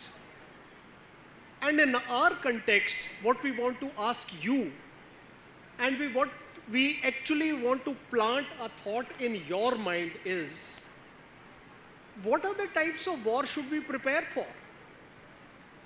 Should we prepare for all-out war? Should we prepare for short and intense war? Should we prepare for limited wars? Or should we should we prepare for contact wars like we had in Kargil, physical assaults? Or should we prepare for non-contact wars? And if non-contact wars, non-contact like Parakram, where we mobilized, we sat opposite each other for months and we came back without contacting each other, or a non-contact like Sindoor, where we didn't mobilize, we didn't contact, but we still went and hit deep. Should we prepare for them? And then we want to discuss, by discussing Pakistan and China's capability, that What do we do next? We have limited budgets. We don't have infinite resources. Should we continue buying our conventional platforms? Of course, modernized, upgraded, whether it's our tanks, our ICBs, our aircraft going from fourth to fifth to sixth generation, or to submarines and our ships? Or should we start focusing more on technologies, enabling technologies, like what we saw, a glimpse of it during Sindoor, that we get more drones, different kinds of drones and swarms. We get loiter munitions. We get more precision munitions. We complement both these, or shall we build our asymmetric capability? Now, asymmetric capability has a huge dimension. Pakistanis did that by building asymmetric capabilities in their terrorist factories. But we aren't that nation. Shall we develop our asymmetric capabilities in space, in cyber? What do? We have to match a country which is 5 times our economy on our northern borders. So to get all this, and to get your views on where should we focus, so let's have our discussion. Let me put the first question to Air Marshal Ravi Kapoor, an old friend and a colleague. That, Ravi, could you just highlight for the audience, and particularly for those youngsters sitting behind there, that when we talk of multi-domain warfare, when the nation talks of multi-domain warfare, what are we talking of? And when the military starts talking from military capability development, what are we talking of? Could you please amplify this a little? Thank you, sir. Thank you for this opportunity. Good afternoon, ladies and gentlemen. Character of war has changed over centuries. Earlier, it used to be a single service making its plan and fighting its own battles, which were combined into a total war. Then came what we call the air-land concept, because every time the technology has got better, it is directed that the way we fight becomes more efficient. And it is in a normal life, we see how technology is making everything more efficient. War is no different. And so from there, we came on to what we call effect-based operation. That means use less ammunition as possible to create a larger effect. And from there, we have come to what we call the multi-domain operations. Multi-domain operations are nothing but refinement of what is called the effect-based operations. You are creating the same effects by utilizing the enablers in form of whether it is cyber, long-range weapons, space, or any enabler that you could have. Now, when we talk about multi-domain capability of a nation, it is a whole of a nation's approach. That means what we call currently DIME, that is diplomatic, information, military, and economic. And if we see in Op Sindoor, each one of these 4 factors played a part. And only the military part has been paused. Rest all, that is, whether it is diplomatic, information, or economic, all these operations are still ongoing. And they will be ongoing for a long, long time. And so, I will not go, because I've got a very, very senior expert sitting who can talk for hours on diplomacy, information, and economy. I will restrict myself to the military part.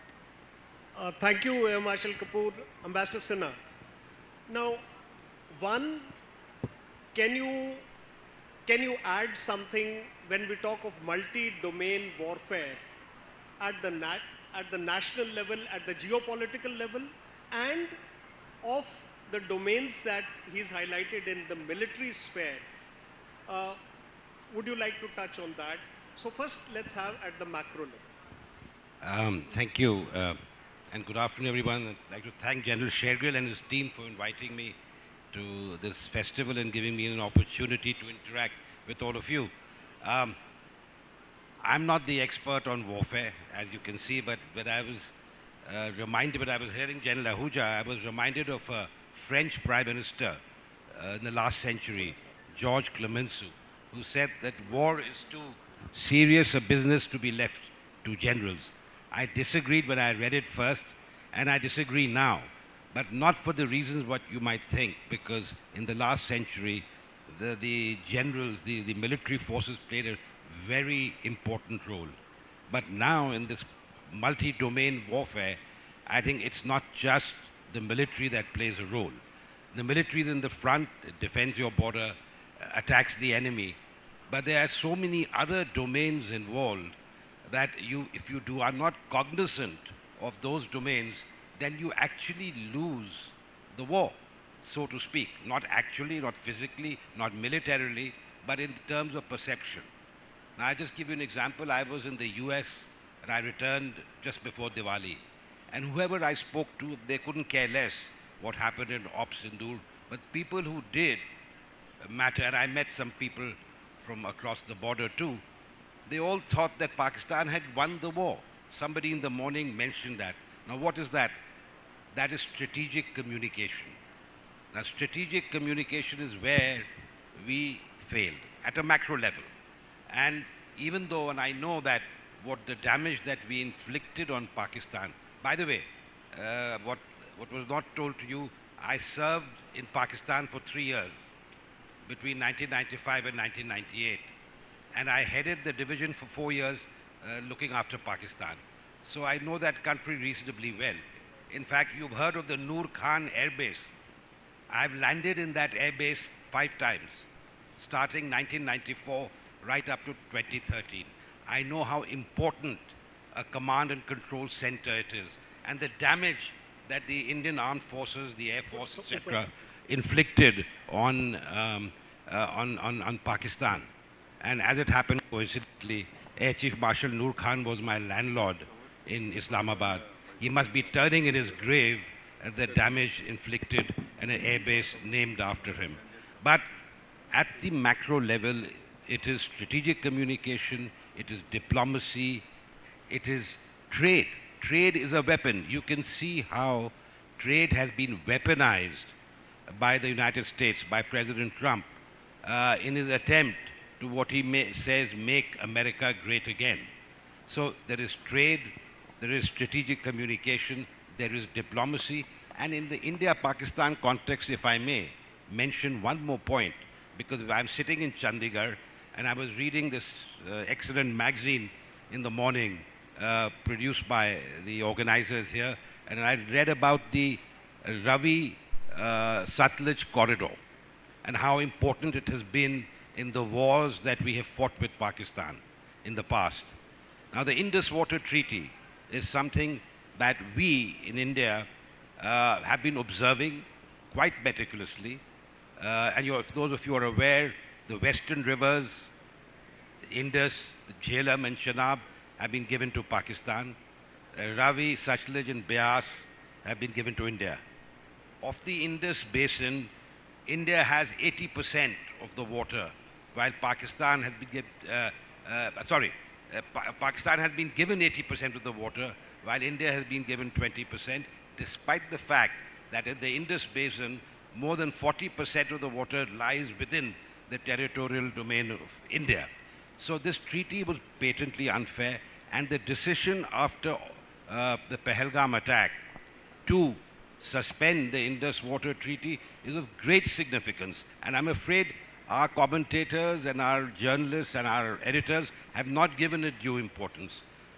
I was the co-agent for India at the Kishan Ganga arbitration at The Hague, at the Permanent Court of Arbitration. I know how important it is for Pakistan being water stressed, and so is India being water stressed. The whole region is water stressed.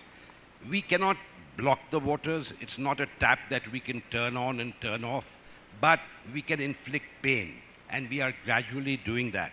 It would take some time before we divert waters from these rivers, the western rivers, into India, into the rest of India, but at least even providing meteorological data, data of flows, the dead storage levels at dams in Salal, in Baglihar, and other dams that we are constructing is important for Pakistan. So I think this is again, water becomes an issue where we use as a weapon. We weaponized in a sense, we weaponize water in our conflict with Pakistan. So there are many domains that are outside mere warfare. I mean, mere warfare as we understand it, military confrontation or conflict. So I think, as I think Air Marshal Kapoor had mentioned, the whole of nation approach is important, and that's why I quoted Clemenceau, because now you just don't need the general or the admiral or the air marshal. You just don't need the prime minister or the defense minister. You need the whole nation, and you need to have a strategy in dealing with combatants, with your enemy. And I think that is something that Ops Sindoor certainly has taught us, certainly taught me as a person watching from outside really. And I think it's extremely important that we bear this in mind. I think we will elaborate further when the questions come. Thank you. Okay, thank you, Ambassador Sinha. Now, for all our young friends who are sitting behind particularly, we've got a glimpse of what is multi-domain warfare. He's covered it very extensively, that whether we are talking of trades, tariffs, economy, critical materials, water, he's elaborated on the Indus Water Treaty. Now, all these come in multi-domain warfare. You know, I was reading a very interesting remark by one of the Pakistani generals who had served in the SPD. He said, deterrence begins not in the missile silos, but it begins in the information domain. Losing the battle of narrative means losing deterrence. So they are all mixed. Now, before we go to the next question, is there anything else militarily you would like to add about multi-domain warfare? Yes, I have, we have heard about multi-domain operations in the 2 sessions before ours. And I just want to put it very, very simply. I will say that there are 5 domains. People can talk about 6, 7, 8, but primarily there are 5 domains: land, sea, air, space, and cyber. Now, for multi-domain operations, treat each one as a layer, because finally the information or the data has to flow between each layer. So each layer needs to be integrated within itself first. Then the second step comes, you integrate and fuse all those 5 layers. And that is when the multi-domain operations actually will fructify. If we talk about just the layers talking to each other, will not happen. The multi-domain operations will not take place. What it also does is, it is the basic requirement or the basic advantage that we get out of multi-domain operation is decision superiority. That means I am able to take a decision faster than my adversary. I have a better view of my adversary, his capability, his plans, than he himself has. That means I am inside his OODA loop. OODA is observe, orientate, decide, and act. You do it every day when you go to a road crossing. When you go to a traffic light, you observe, see the light, orientate whether it is what color, decide where you have to go, and then act. Same thing. Now, what multi-domain operations have done is, earlier this observe, orientate itself would take days or months. Today, because of the networks, because of artificial intelligence, machine learning, because of basically high-speed data communication, what has happened is this time has compressed. Today, you can take a decision between a multi-domain scenario in less than 0.1 second. So you see, where is the human in this whole loop? And that is the beauty of multi-domain operation. And the second part of multi-domain operation is that we have to understand is that multi-domain operations does not mean that army will command an air force or a navy will command an air force or the space will take action on behalf of somebody. the action will be taken in the same domain, but he will or she will have information of all domains. That is the basic understanding of multi-domain operations that we must have. Multi-domain operations are now leading to what we call in the Western context joint all-domain operation. That means the networks will be even better, where a joint commander will take action for anybody. And so that is the further evolution of multi-domain operations. And this we saw in Ops Sindoor, where we saw that the Air Force and Army combined together on the first night to target all the terrorist infrastructure. And constantly the pressure from the third or the maritime domain was built up in the Arabian Sea. Okay. Now, having had a brief look at Pakistan, we'll come back again to Pakistan. But let's switch our focus for the moment to China. And let me start with Air Marshal Kapoor. You know, PLA carried out its reorganization, which was completed around 2015.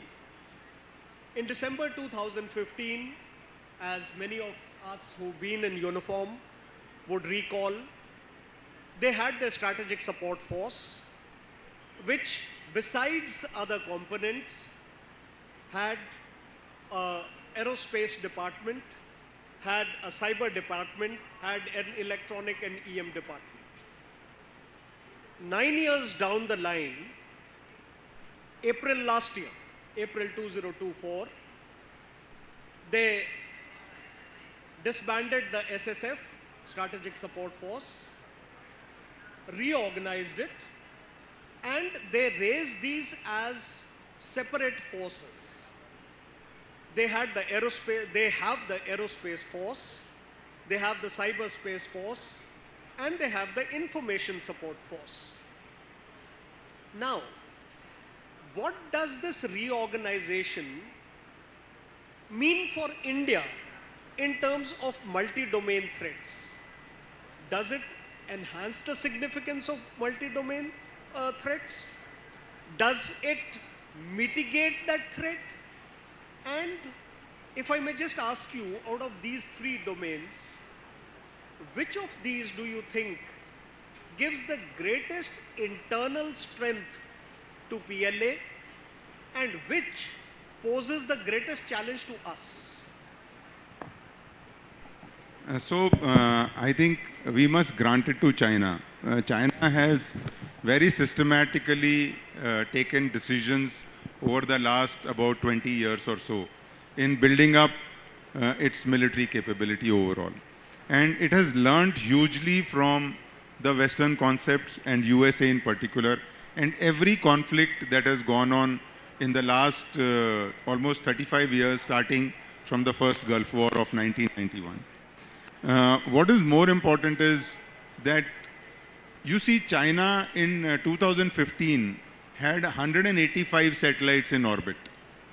Today it has got 1,060 satellites in orbit.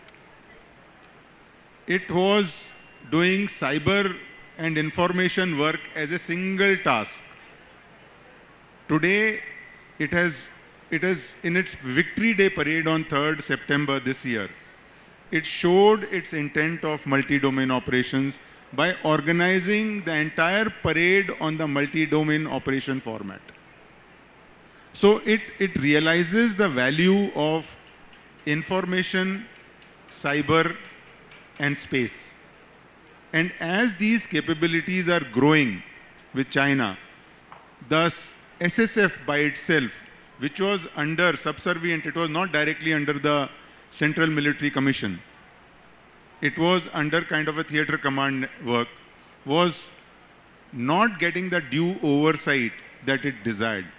And so, having seen this experience of 9 years, China decided that it needs to segregate it into 3 separate verticals. You have to see that one is aerospace force, the other is cyberspace force, and the third is information support force. The names give you the intent of the nation. The aerospace force and the cyberspace force virtually willy-nilly become the war fighting domains. They want to fight war in these domains. And information is a support function. So they do not want it to create an effect. So it is more of an enabler. So what does information support force do? It creates those networks on which the cyber and space and the other three domains will function and fight wars. And so they decided that it is very, very important. And it is the vision of Xi Jinping who saw through these 9 years, this continuity has made China understand and leverage, study, analyze and leverage all these domains in a much, much better way than anybody else does. And it is this part that is very, very important when we talk about what China used to talk about, informatized approach to warfare, and today when it talks about intelligentized approach to warfare. Informatized approach to warfare was primarily the old Chinese thinking of winning a war without fighting. Whereas intelligentized approach to warfare is fighting to destroy and degrade the enemy. So you have to understand the difference between these two approaches. The difference between these two approaches is what creates the importance of the aerospace force and the cyberspace force. So this is where what has happened is that the connection of all domains has taken place, and it has created that multi-domain format where China can fight to win. Thank you. Now let me come to you, Ambassador Sinha, once again. And for those of the friends who may not know why I'm directing Pakistan-related questions to Ambassador Sinha again and again. Now he's somebody who's served for years. He's headed our political wing in our mission in Islamabad. He's been in MEA, he's been on the PAI, Pakistan, Afghanistan, Iran desk for 10 odd years, from deputy secretary to additional secretary. So he knows Pakistan well. So we would take the maximum benefit of you being here as part of our Lit Festival. Now please tell me, Pakistan is one country which has leveraged its nuclear card to the hilt. They talk of full spectrum deterrence against us. They talk of Islamic bomb for their friends on the West. So they use it to the hilt. And they try and tell the whole world that this subcontinent is a nuclear flashpoint. Tomorrow morning we'll have a nuclear holocaust here. And there is no space for conventional operations. But we all saw during Op Sindoor, we created space, that there is enough space for conventional operations.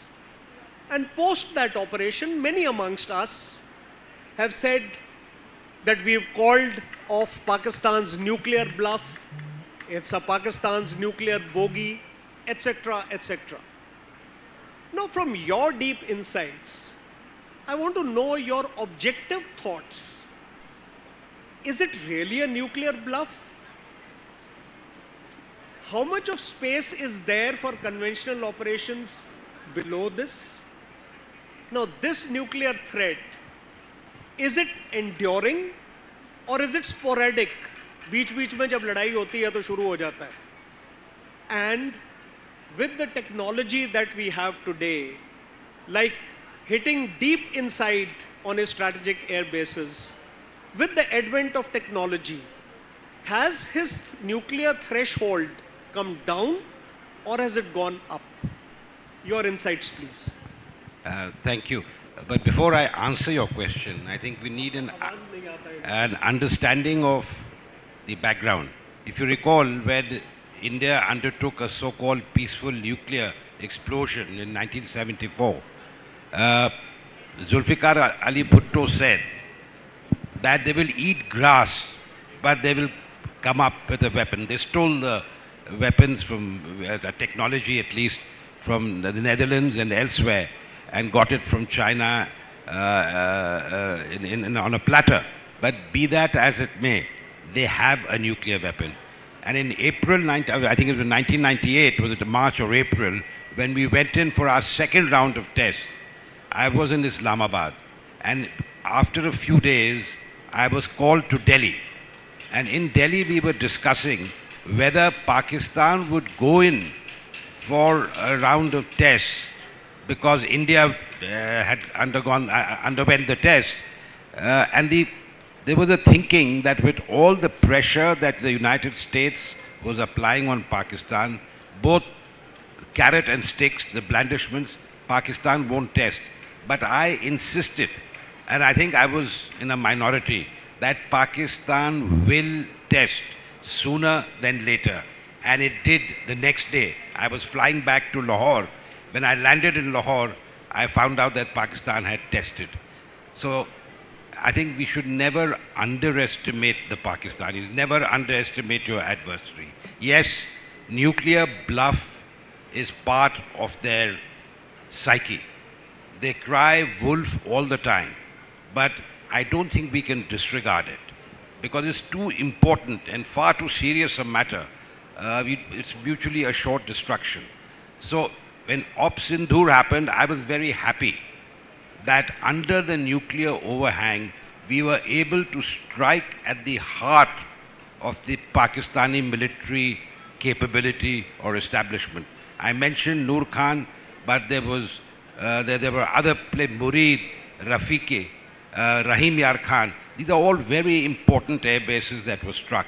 And when Pakistan came suing for peace, the narrative that we have here is that the Pakistani DGMO rang up our DGMO and pleaded to stop the war. I mean, I like to believe that too. That's what happened. But what we must understand that before that, there was a conversation with the Americans. And when Vance called our Prime Minister, Vice President Vance, he spoke about the Pakistanis planning something really big.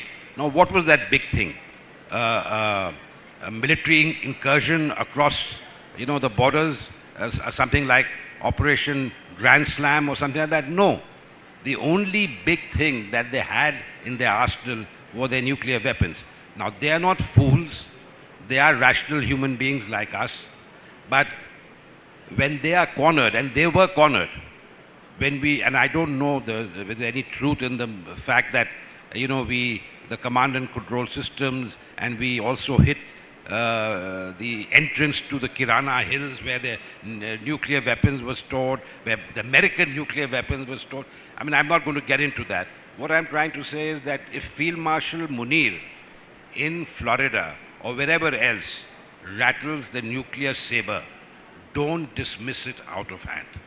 But given that, I think the fact that Operation Sindoor has proved that, as I said earlier, under the nuclear overhang, we are able to raise the escalation ladder.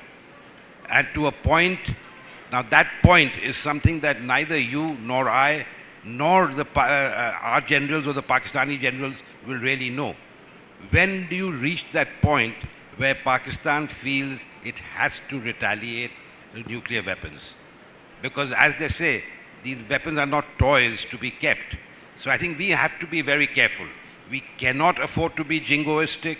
We have to be realistic. And yet, if another a big terror attack or any other big provocation takes place from the Pakistani side, we must certainly retaliate through kinetic action. Now, how we do it is best left to the generals and the planners. But we always must be mindful of their nuclear capability. Okay, now, Ravi, we've seen the level of collusivity which we saw between China and Pakistan, and we know it's just the beginning. It's continuing. Now, in your opinion, which is the domain in which it is likely to play out the maximum from the recent experience and as you look ahead? Pakistan-China collusivity began in 1965, after the 1965 war. And that is from there on, today we know that Pakistan's 82% of Pakistani inventory in all services is from China. So that is a level of collusivity. And the symbiotic relationship that these two countries have is what is driving this collusivity even further. So what is it that China gets from Pakistan and what is it that Pakistan gets from China is important to understand. And what Pakistan gets from China is that China has integrated its air, land and space networks into a single network, which they term it as a quad, they call it as a kill chain. And that is where, further going on to the next step, even certain amount of Chinese air defense network are integrated with the Pakistani air defense network. And so it provides a kind of a bigger picture to both Pakistan and China. So this is what China has done.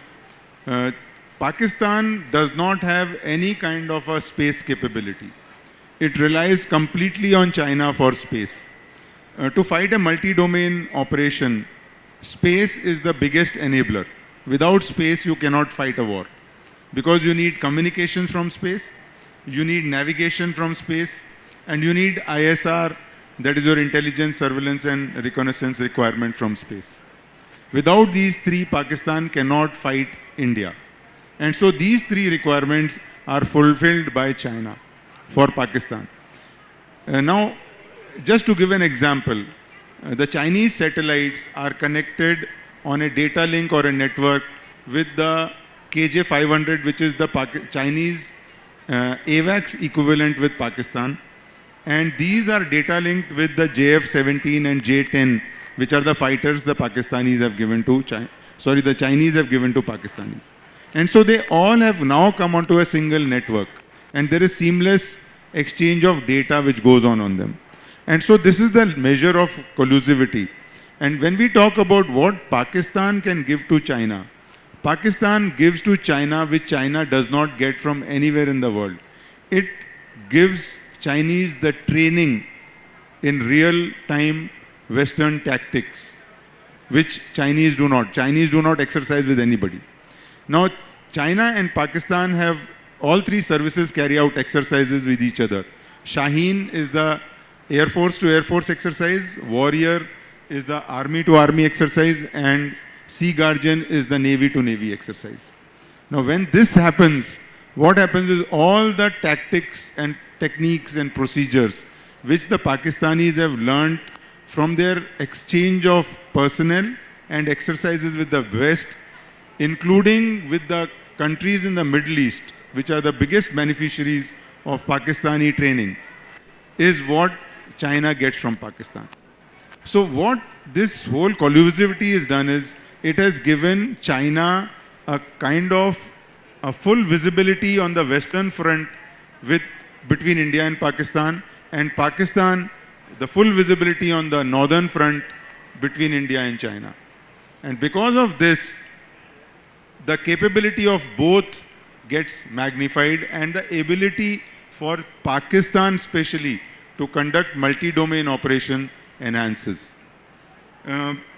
Because multi-domain operations are data-driven, Pakistan has a basic network. When Chinese provide it with the satellite-based network, it further gives you the kind of redundancy that is required for Pakistanis to create or to fight in the multi-domain. So they already have a backbone. This backbone is getting strengthened with the Chinese collusivity, and which is what is going to be this data which Pakistan shares with China is also enhancing the Chinese data, because multi-domain operations are data-driven. It is the amount of data which can be utilized. So if Pakistan shares this data with China, the artificial intelligence tools that the Chinese use would be further strengthened, and the results or the outcomes of those networks would be far better. That is, predictability will be much better. And when this data gets exchanged, the collusivity gets strengthened and the outcomes become even more detrimental to our cause. So the takeaway from what the Air Marshal just said is that today we don't really have to look at either Pakistan or China mobilizing its formations physically for us to perceive a collusivity.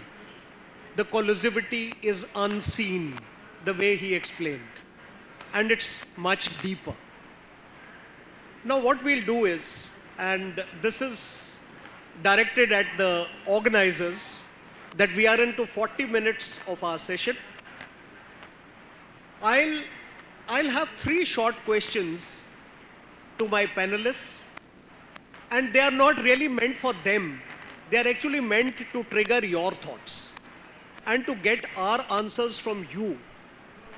So we'll have your question and answers based on these 3 questions that I asked the panelists now. Now, we've seen Sindoor. We saw last 25 years, we saw Kargil, we saw Parakram, we saw Balakot, we saw Sindoor. Different methods, different ways of achieving the ends that we wanted to. And here, in the last one, we didn't mobilize our forces. We had non-contact kinetic warfare, and we achieved our objectives in 88 hours. So now when we look back, what is the capability that we should be preparing for in future? Where do we take our armed forces? Should we prepare for short and intense wars, limited wars, all-out wars, Ukraine, Russia fighting now for 3 years? Should we fight for that? 2, shall we prepare for contact or non-contact, kinetic or non-kinetic? What should be our sense of direction going from here? Very brief things, because these questions are actually meant for them. Very brief views. Both of you, please. In my opinion, and I'm not a military person, I don't think it's an either-or situation. And going from the discussions that happened this morning, I think General Sukhna, was it, who emphasized on our deficiencies, whether it was space, whether it was cyber, whether it was the information warfare, the information domain. So I think we need to strengthen these capacities, certainly. And as far as the 5th or 6th generation aircraft is concerned, the Air Marshal would be in a much better position to answer. So I think you need to strengthen your armed forces, certainly. But these capacities which are interlinked in a multi-domain warfare scenario needs to be strengthened. And we fell short on the information warfare in Sindoor. And I saw it personally here and outside. I think we really need a strategic communication strategy where, because Pakistan, it always done that. It lies to your face, and that becomes the narrative. Now, I'm not saying we should emulate them, but we should have, assets abroad in the West. Pakistan was counting on assets, cyber assets in Turkey, Azerbaijan, in the West, selling its narrative. So I think it's not an either-or situation. We should strengthen all these capacities. Absolutely, I agree on that, it is not an either-or situation. It is primarily, I don't think Balakot, Ops Sindoor, Uri, they cannot be classified as wars. They are operations, and we must be very, very cognizant of differentiating between wars and operations. Basically, when we talk about contact will always be when the territory is involved. You will have to come in contact. There will be bloody battles, there will be prolonged battles, as we are seeing in Russia-Ukraine war, where Putin thought that in 1 week he could just capture whatever he wanted to. He never realized the resilience, the innovative capability of the Ukrainians. He never realized or anticipated the kind of support Ukraine would get from the West. And that is exactly the reason why the Russia-Ukraine war has dragged on. Second part is clear objectives. Now, whether we have objectives which are clear, which are clearly stated, articulated, when there is kind of ambiguity there, the wars can just stretch to a larger extent, because then there is no winning or losing. And so that is the first criteria. Now, coming to multi-domain part of it, I think contact, non-contact, kinetic and non-kinetic are two faces of the same coin. One has to understand that a non-kinetic action is enabling a kinetic action and a final outcome. So it is not that non-kinetic is completely dissociated from a kinetic. Similarly, contact and non-contact. The long-range precision weapons, the missiles, the drones, the long-range drones, the kind of mission that was done off spiderweb by Ukraine against Russia is an example of non-contact warfare. It is, the two enemies or the militaries are not in contact with each other. And so, to say that a war will involve every kind of activity in every spectrum, in all domains. And so, when we talk about this, just to give a simple example, if I am planning let's say a long-range strike against a target which is, say, 300 kilometers inside enemy territory, I must put my cyber, which is a non-kinetic means, to act before my kinetic strike goes through, to neutralize the communications of my adversaries. I must have my electromagnetic or electronic warfare capabilities to target and jam the radars of my enemy. Similarly, this will get followed on in the same time duration by what we call the kinetic or a Brahmos strike or a scalp strike or a hammer strike or whatever weapon you may want to use. And so, to say that all these can be separated, it is not a question of either or. Now, coming to wars which are long, short, intense, I think if we see our own history, most of our wars have been short. They have not prolonged for months and years. And so, in our context, till the time I feel that there is no collusivity which is direct and overt, there is no support which is external and overt, we should be able to reach a clear-cut objective achievement in shorter time frame than what we see across the world in others. And this is exactly what it is. If we see Sindoor, objectives were clear. If you see Operation Rising Lion, objectives were clear to neutralize the nuclear potential of Iran. It was not to capture Iranian territory. The moment we get into the territory, it whole becomes. But the most important part is that one has to be ready for any kind of conflict. You can't start with a thinking that you will do a short, intense war and then get sucked into a longer war. And for that, it is the military-industrial complex, and it is the capability of the nation to be strong in all domains which is important. And so capability and capacity are two functions of our complete force, energy or system which must be built up. Like, I'll just give an example. Anduril is a company in US which has developed Barracuda range of air-to-ground weapons. And these are scalable modular weapons which can be assembled by a driver who is driving a Gypsy or a Fortuner. So it is so simple. We need to be able to have our industry which is able to scale up production in shortest possible time, and we should have weapons and systems which can be handled by a non-technical common person. If we have that, we'll have the capability to fight long wars. Thanks. Thank you, Ravi. What we'll do is, we'll finish this session here, Should there be any pressing questions, we'll be happy to take them on because, we would like the session to proceed the way the organizers wish. Should there be any questions, we'll quickly take them on. If there's anything, please. From our side, oh, yeah.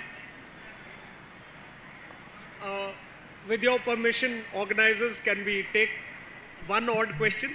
Yeah, please. Quick one.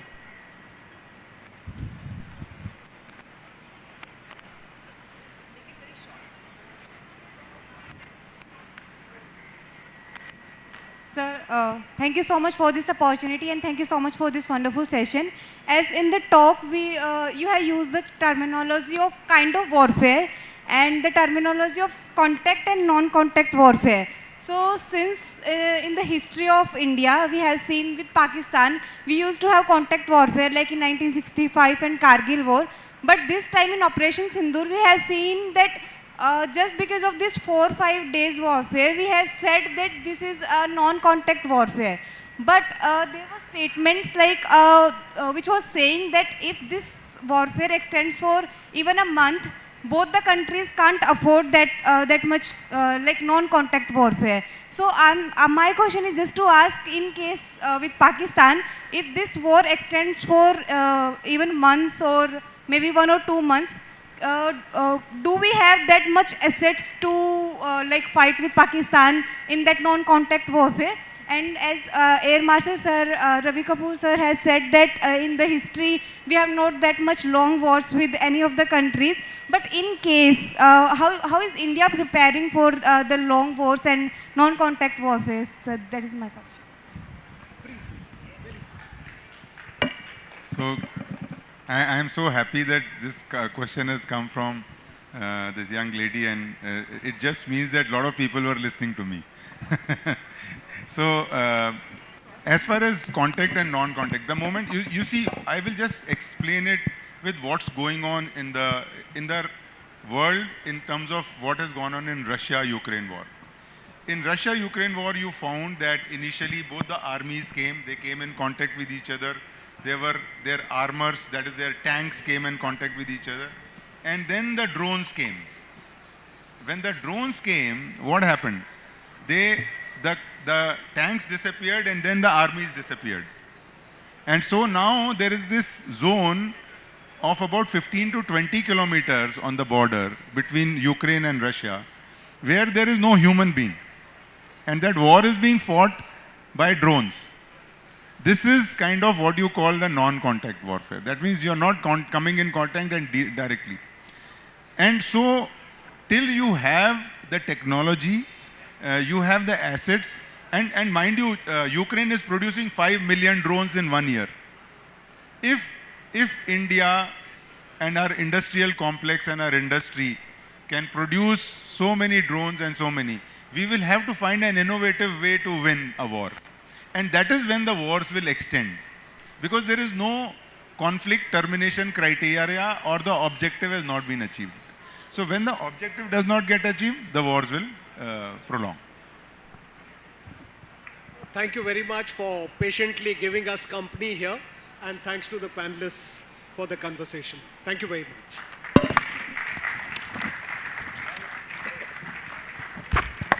Right, ladies and gentlemen, sorry for the interruptions that we have to stick to our timing, so please do bear with us. We have a small memento presentation ceremony. Can I request General Chima sir to kindly come up and honor the elite panelists who did such a remarkable job. Can we have the mementos, please?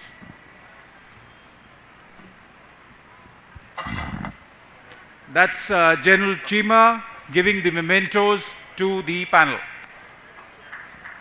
General Ahuja.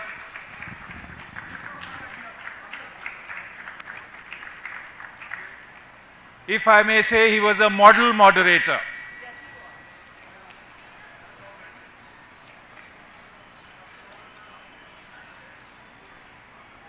Air Marshal Kapoor.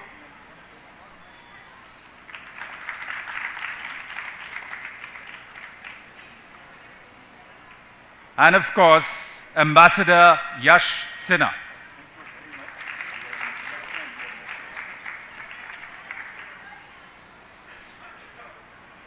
Thank you so much, sirs. For the next session, over to Aradhika, and we have some lovely butterflies for you. So do look up, and they are there to bless the Military Lit Fest. So ladies and gentlemen, I'd like to announce the next session, which is Politics, Partition and Principles, the Trilemma in Gaza and the West Bank. The panelists are, and I would like to invite them on stage, Ambassador Gurjeet Singh, Major General Sudhakarji, Ambassador Navdeep Suri. The session is moderated by Major General Amritpal Singh. Brief introductions. Ambassador Gurjeet Singh is a seasoned Indian diplomat with a distinguished career in the Indian Foreign Service. He has served as India's ambassador to Germany, Indonesia, Ethiopia, ASEAN, and the African Union. He has held key roles in Japan, Sri Lanka, Kenya, and Italy. He is the author of several books. Currently, he serves as an honorary professor of international relations at IIT Indore. He remains active in policy discourse through teaching, writing, and advisory work. I would like to invite on stage Major General Sudhakarji, VSM, who served in the Indian Army with key roles in high-altitude operations, counterinsurgency, and UN peacekeeping. He commanded formations in Siachen, Tawang, and Ladakh, and served as DDGMO. Post-retirement, he contributes to strategic discourse as a fellow and advisor, focusing on Indo-Pacific security and defense policy. I'd like to invite Ambassador Navdeep Suri, who is a distinguished Indian diplomat known for his impactful career in the Foreign Service. He served as India's ambassador to the UAE and Egypt and High Commissioner to Australia, with early postings in Washington, London, Cairo, and Johannesburg. He received the UAE's Order of Zayed II for strengthening bilateral ties. Currently, he is a distinguished fellow at ORF and has authored and translated several works on diplomacy and literature. Moderating the session is Major General Amritpal Singh, who is a former divisional commander in the Indian Army's Northern Command with operational experience in Ladakh, Kashmir, and the Northeast. He has led counterinsurgency operations, coordinated disaster relief, and managed logistics in high-altitude regions. He is also an alumnus of the University of Maryland's Global Security Program and has contributed to defense training and strategic discussions through writing and research. So over to you, General A.P. Singh. Good afternoon, ladies and gentlemen. I know it's not very encouraging for you to sit in this heat, though the butterflies are there. But I'm looking at the shadows lengthening, so it will get cooler. That's a hope. Thank you, Aradhika, for introducing our eminent panelists, Ambassador Suri, Ambassador Gurjeet, General Sudhakarji, and together all of us are going to go through this immediate war, or the biggest and most brutal war that's going on in Palestine, both in Gaza and the West Bank. And that is why the topic today is this, not just a dilemma, but the trilemma of the politics of the area, the partition that actually started this problem, and the main principles, the people who are involved in this fighting in Gaza. As you all know, it's a long drawn-out historical problem that has befallen this lovely land of Palestine since time immemorial. And some of us are going to discuss that as to how historically this land belonged to somebody else, was given away by somebody else to a third party. This is what Ambassador Suri was just telling me. As one of the famous authors had written, you said Eugene Rogan, who wrote about it? Yes. The land given by somebody to somebody else and didn't belong to the third. It was Arthur Koestler who said it, a Hungarian Okay. Jewish writer. He said it is a remarkable case of one country giving another country's land to a third country. Exactly. So that's the story of the whole situation. Now, we all know that the recent problems started on October 7th, 2023. On October 27, 2023, Hamas, and supported by various other militant groups, all proxies of Iran, barged into the northern part across the boundary from Gaza into Israel and killed almost 1,200 Israelis, 750 were injured, and took 251 hostages on October 7th in that deadly attack, which the Al-Qassam brigade of Hamas perpetrated on Israel. that's when everything hit the roof. Israel, 1 month later, started its assault on Gaza, and we are still seeing that assault going on, despite 3 ceasefires that have survived a few days but broken off. And this latest Trump's October Gaza peace plan is not so much of a peace plan, but at least it's holding on to its ceasefire bit, and hostages and remains of hostages have been exchanged. So as we go further, we'll keep expanding on this problem, but I'd like to start with Ambassador Gurjeet. And what I'd like to ask you is to give us a small history of the partition of Palestine and how Israel was created. Thank you, and thank you, Mill Lit Fest, for inviting us. At the outset, I must recognize Ambassador Surinder Gill, my senior, and Navdeep senior, with whom we spent some wonderful days in Uganda. Thank you, sir, for being here, and my members of my family, thank you for being here. My family and I were in the region where the problems took place till 2nd October of that year. And we flew to Bahrain that day. And 7th October, the crisis took place. So my disgust with these people was not as high had they disrupted my travel plans. But to say that this is the most brutal war, sir, is inaccurate. There is a war currently underway in Sudan, where in the same period where 70,000 people have died in the Gaza, 150,000 people have died already, and more are dying every day. So brutality is brutal, but world's attention, like ours on Gaza, is selective. In order to prepare for this talk, of which, frankly, I have never been posted in that region, thank God, God was kind to me, I escaped. But I revisited the Exodus, this movie based on the novel by Leon Uris. So as school children, we were great fans of Israel, brought up by Leon Uris novels like Mila 18 and Exodus, which told us how great Israel was, and this is what we believed. And we actually always said Israel is greatest, till what has happened now, when I think a revisionist view of history in an old person's mind takes place. But let's go back. Between the 2 world wars, there was much turmoil in this region. The British, in order to overcome the Ottoman Empire in World War I, wanted to instigate a revolt in the Arab countries. So they instigated these 5 Arab countries to revolt against the Ottoman. And these 5 were Egypt, Syria, Transjordan, Iraq, Lebanon, and Palestine. Egypt was not under them. The other 5, after World War I ended and mandates were created, the other 5 countries, other than Egypt, including Palestine, were designated as mandates of the United Kingdom. So they were supposed to run these in trusteeship. By and by, between the 2 world wars, international jury started coming to Palestine, claiming it as their land. This was partly buttressed by the British Balfour Declaration of 1917, which promised the Jews an international home, not a country, a home. The British at the same time were promising these 5 Arab countries, which includes Palestine, and they were their mandate, that we will give you independence. Between the 2 wars, these contradictions showed up. Other than Palestine, the other 4 mandates all became independent. Syria became independent, Iraq became independent, Lebanon became independent, and Transjordan became independent as Jordan. Egypt was already independent under the king.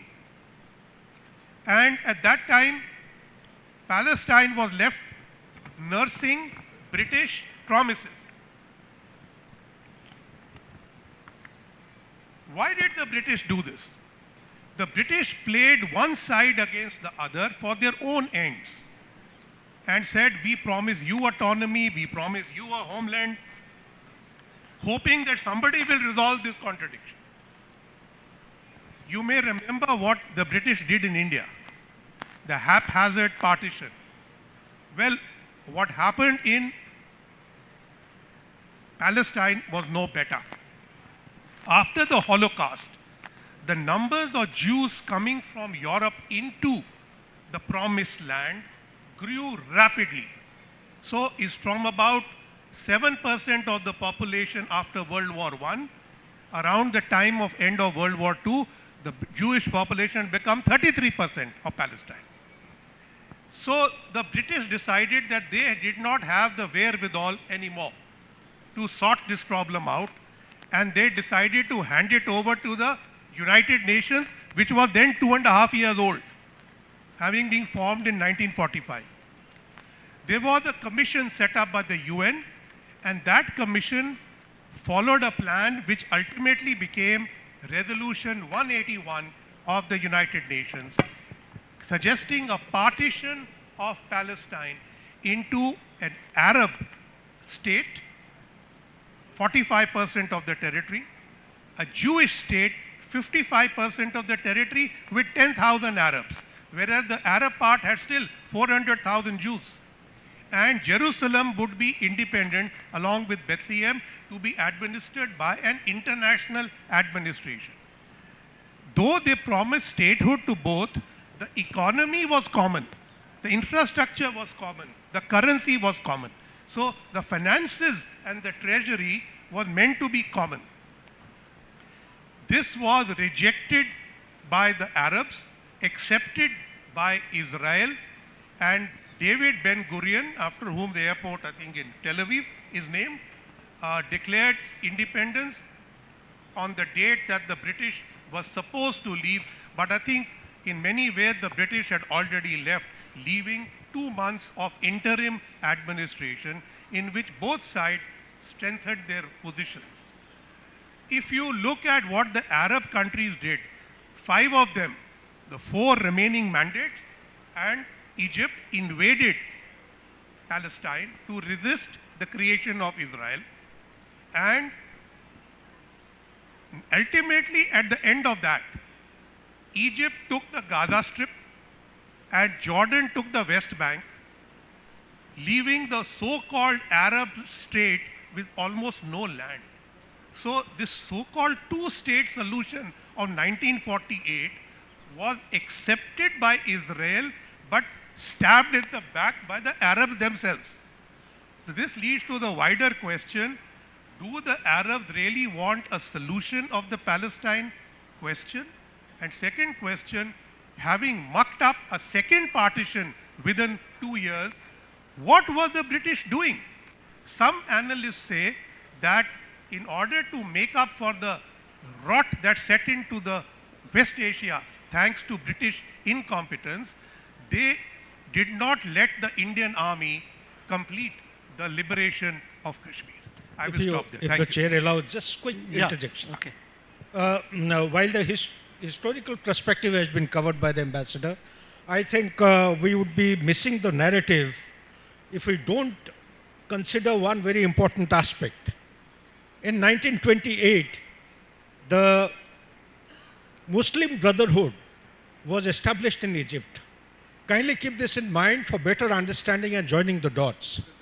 Based on the Muslim Brotherhood, ladies and gentlemen, what came into existence in Palestine later will be something which I'll be dwelling upon.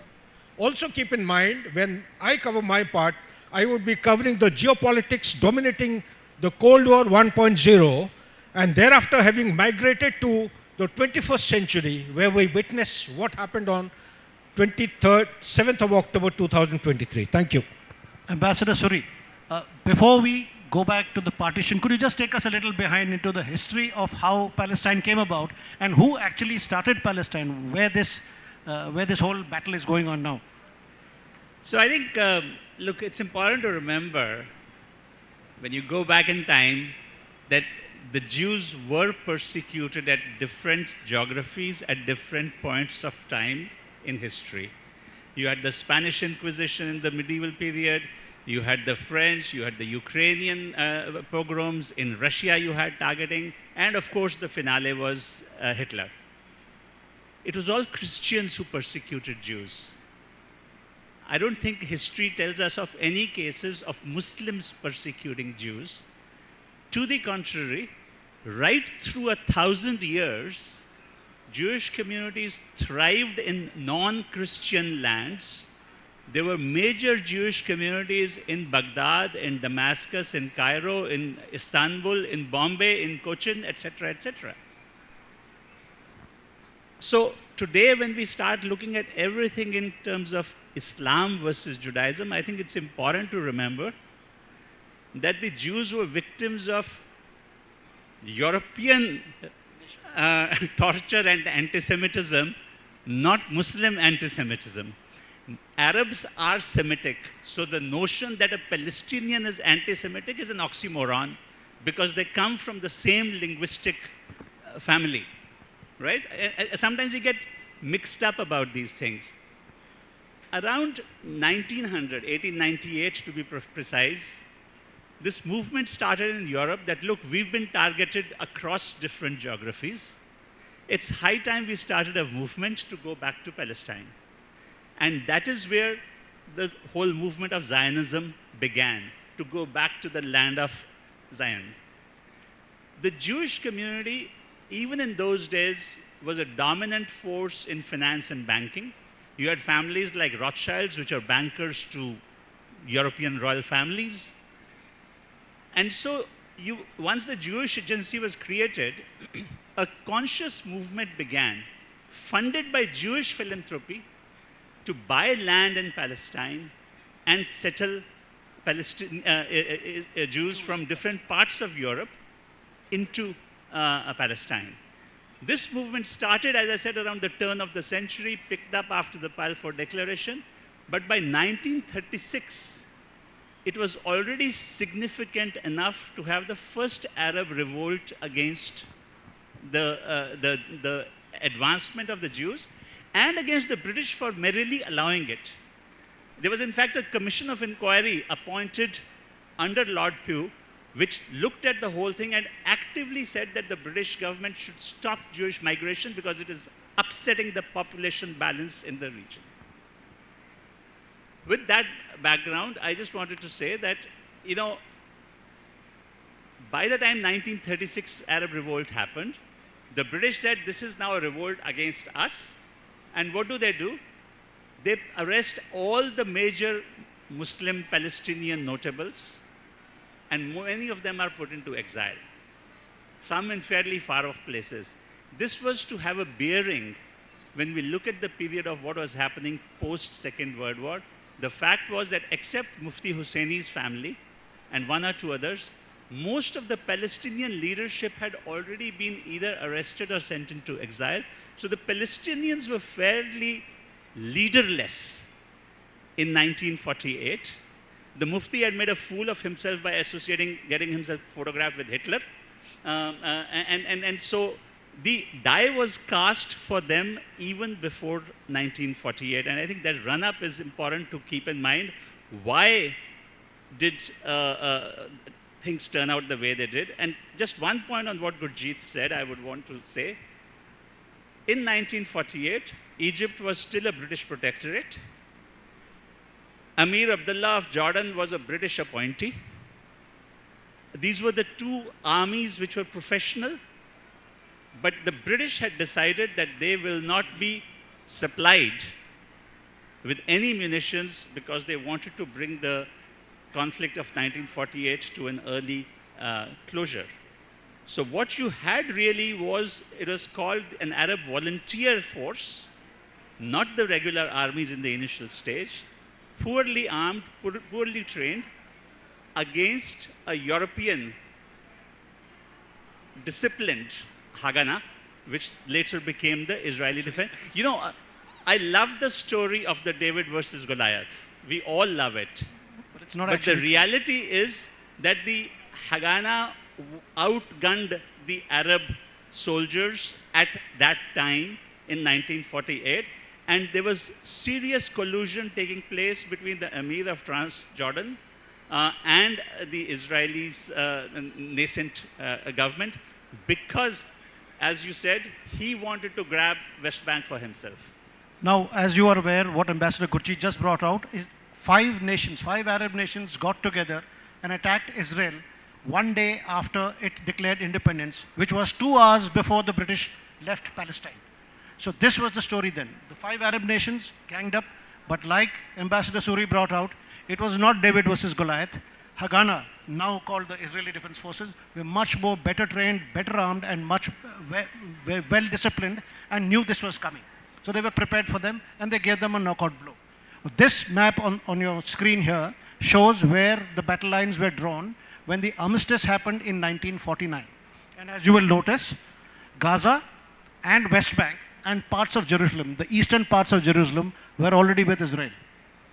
What was left of the West Bank, as I show in the next slide, was what was brokered to be what is now called a 2-state solution. And to discuss this 2-state solution, may I request Ambassador Gurjeet to just throw some light on it. Yes, 2 solution. No, this one. 1949. Sure. Okay. So when the conflict ended, I just wanted to make one final point because it's a defense group here. Czechoslovakia, thanks to the creativity and the connections of the Jewish diaspora in Europe, kept a very active supply lane to the Haganah, whereas the forces on the other side were completely deprived because they were under British control in 1948. I think as defense persons, it's useful to keep in mind that you're not getting, one side is not getting any fresh munitions and the other side had a continuous supply line.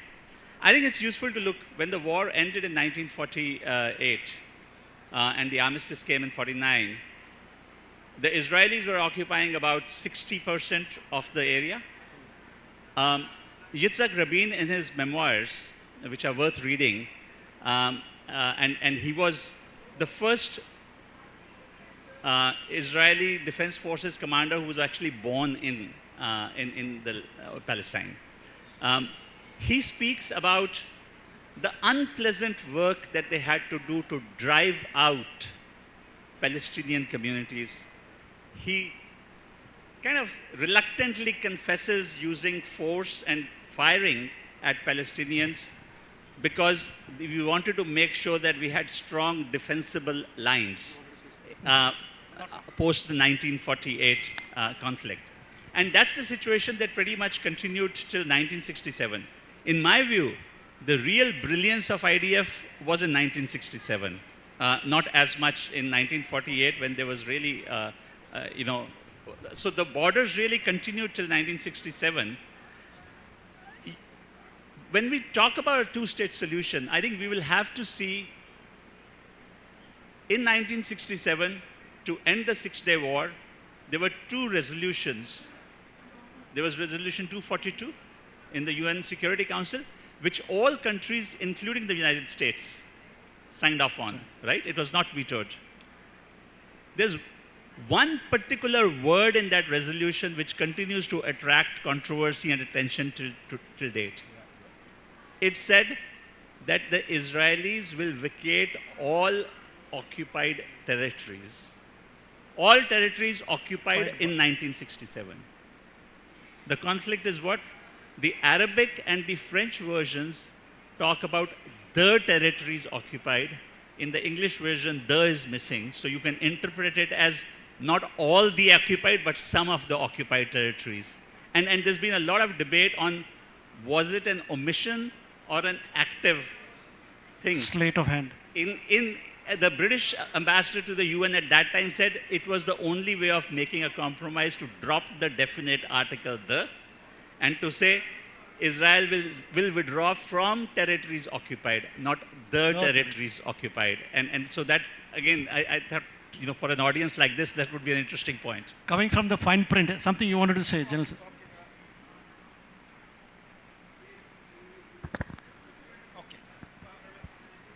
Right. Ladies and gentlemen, I think it is very relevant to share with the audience that we need to understand what is Muslim Brotherhood. What does it mean? Why did I preempt the ambassador into the prior discourse or discussion? Muslim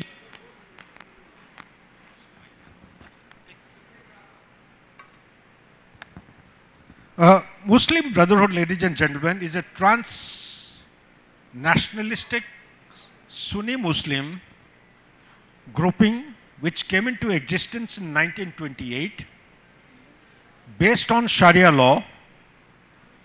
The centrality of the tenet of Muslim Brotherhood is Islam will always give you the lasting and the best solutions for a progressive and healthy society, and words to that effect. While it started in 1928, by 1964, the Palestinian Liberation Organization also took roots, came into existence. At that point in time, the geopolitical dynamics was such that there was a strategic rivalry in the Middle East, British having handed over the case to UN, looking for a lasting solution about the crisis, and the communism having penetrated or infiltrated into the Middle East in a big way, particularly the Eastern Bloc. The Palestinian Liberation Organization was a hardcore communist organization. Why am I bringing out this point is, when the PLO was gaining roots, becoming entrenched, there was an organization by the name of the Islamic Center, the founding father by the name of Sheikh Ahmad Yassin.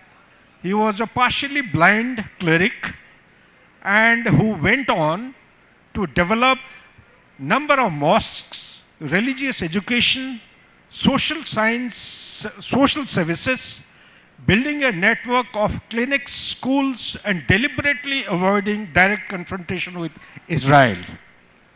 I also feel that it is important to highlight as to at some point in time, the Hamas came into existence. Who are the Hamas? Okay.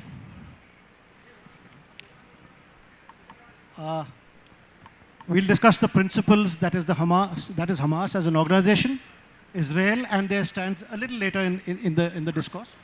What I'd now like to just highlight is what Ambassador Suri brought out a point while we were talking in the author's lounge.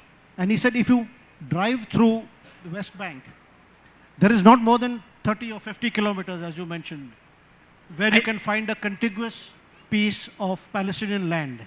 And this is brought out by this map, which shows the areas in yellow, which are area A and B, and the ones in blue are area C, the ones that you mentioned. If you could please explain what area A and B and C are. So I think the most serious effort after 1967 to actually find a durable solution to the conflict was the Oslo process. It started in secret in Oslo in 1991, continued for about 18 months behind closed doors, and eventually led to the Oslo I agreement in 92 and then 95 the Oslo II agreement.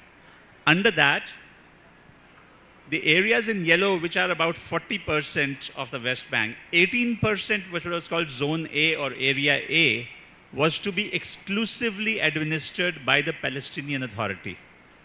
Area B, which was 22%, was to be administered by the Palestinian Authority in terms of civil matters, but security was to be in the hands of the Israeli government.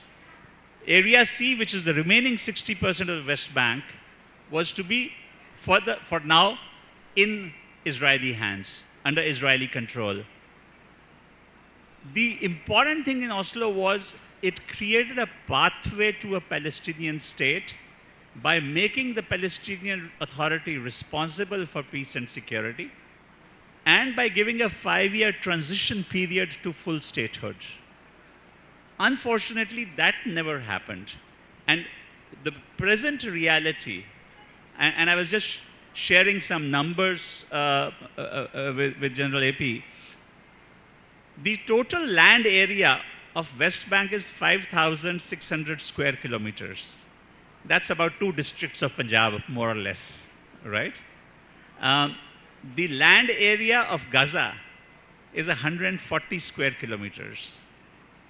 That 140 square kilometers today is the largest contiguously inhabited Palestinian area. All of the West Bank is like a piece of Swiss cheese. You have 750,000 Jewish settlers in 155 settlements. Some of those settlements, it's a misnomer because they are towns with populations of 30 to 50,000. So they are cities emerging as towns and cities in their own right. And the reason I think it's so important for us to understand this, when we look at ongoing actions of armed Jewish settlers backed by the Israeli army, often backed by the courts as well, to continue to occupy more territory, is one of intent. Does Israel have the intent to ever allow a Palestinian state? Number 2, viability. Even if today you had all of the intent and the international community, how are you going to physically pull out 750,000 Jewish settlers?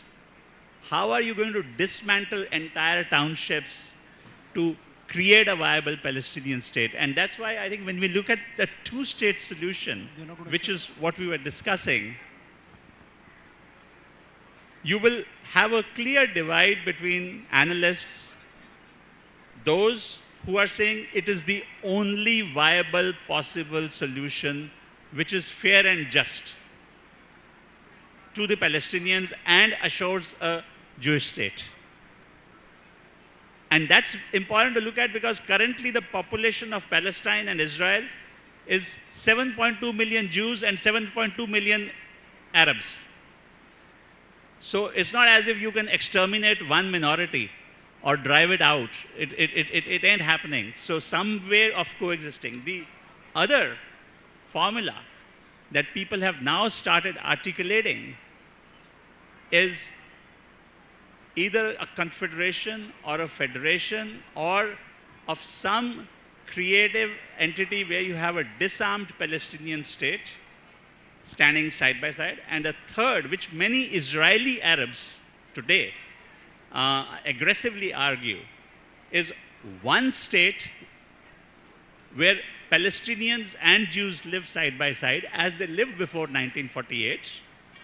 But then it raises the question, will Israel remain a Jewish state? Will it be a democratic state? Or will it be an apartheid state with full rights for one community and unequal rights for the other? I think those are the dilemmas. That's exactly the reason why Israel is so opposed to this 2-state solution, because there's no way you can find your way out of this block of cheese which is on the West Bank. And like the ambassador borrowed, the only contiguous part, the Gaza Strip, is also now under almost 70% under Israeli occupation. Maybe it is timely, if you allow me, I want to interject. It will build your narrative also. Go ahead. Yeah, I want to, can I? Yeah, go ahead. Okay. Ladies and gentlemen, I was talking about the Hamas. It's very important to understand who are the Hamas. Hamas are basically a resistant movement. They gravitated towards holding land, also responsible for governance. And they were built on the paradigm of the Palestinian Brotherhood concept. We've spoken about the Muslim Brotherhood in Egypt. It slowly started coming into Palestine Brotherhood, and they started building the concept of Muslim Brotherhood in Palestine. At the same time, PLO, Palestinian Liberation Organization, was becoming stronger day by day, duly supported by the Soviet Union. Communism versus the liberal democracy, there was a contestation. And let me share with the audience that Hamas is nothing but the creation of Israel. Israel has created Hamas. And they kept on spending money. Qatari money kept coming to Israel. Every month they used to pay $30 million to the Hamas. It is Netanyahu, present leadership who organizes the trip to deliver or hand over the dollar to Hamas. It is called as a very bad strategy by Israel. The people whom they nurtured, the same people on 7th October 2023 attacked Israelis. But why did it happen? Just hold on. Why did it happen? It happened because they were allowed to build a network of the seminaries, the mosques, the schools, the clinics for nearly more than 2 to 3 decades. And they were even funded to build their infrastructure as also livelihood so that they could be kept as a distinct component well away from the military component or the component Fatah, that is the military component of the PLO, who are dominating in the West Bank. Basic aim was to keep both the components separate from each other so that the demand for two-nation theory does not come onto a converging platform. Thank you. Good point, very good point. Ambassador Suri had something. I just wanted to add a couple of points to what General Sudhakar said. He mentioned Sheikh Ahmed Yassin. Interesting to remember that Sheikh Ahmed Yassin was a refugee thrown out of his home in 1948, ended up in Gaza with certain militant and radical ideas, obviously. The second thing I want to say is, when you look at this original PLO and its key components, you had Fatah with Yasser Arafat, a happy whiskey-drinking, womanizing, Paris-based organization, secular individual. You had George Habash, head of the PFLP, which was the most militant actually, who happened to be a Greek Orthodox Christian. You had DFLP, Democratic Front for Liberation of Palestine, led by Naif Hawatmeh, who was a Christian Catholic. And in the mix, you had the beautiful Leila Khalid, who hijacked the first Pan Am aircraft to Jordan. It was very difficult for Israel to use its media strategy to discredit this bunch of PLO, which were largely seen as progressive, liberal, secular, with women, with men, Christians, Muslims, all of them together. And that's where the support for Hamas. They were the first to recognize Israel under We recognized Israel in Palestine in 1988. We were amongst the earliest ones to do so, and we funded the establishment of the Palestinian embassy in Delhi. But it's also kind of, if we want to go back to 1940, Mahatma Gandhi once said that the reason I don't support Israel is, for me, Palestine belongs to the Palestinians as much as England belongs to the English. Okay. Gandhi may not be fashionable, but...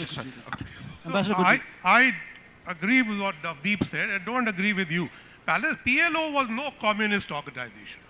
Just because the Soviet Union supported them does not make them communist.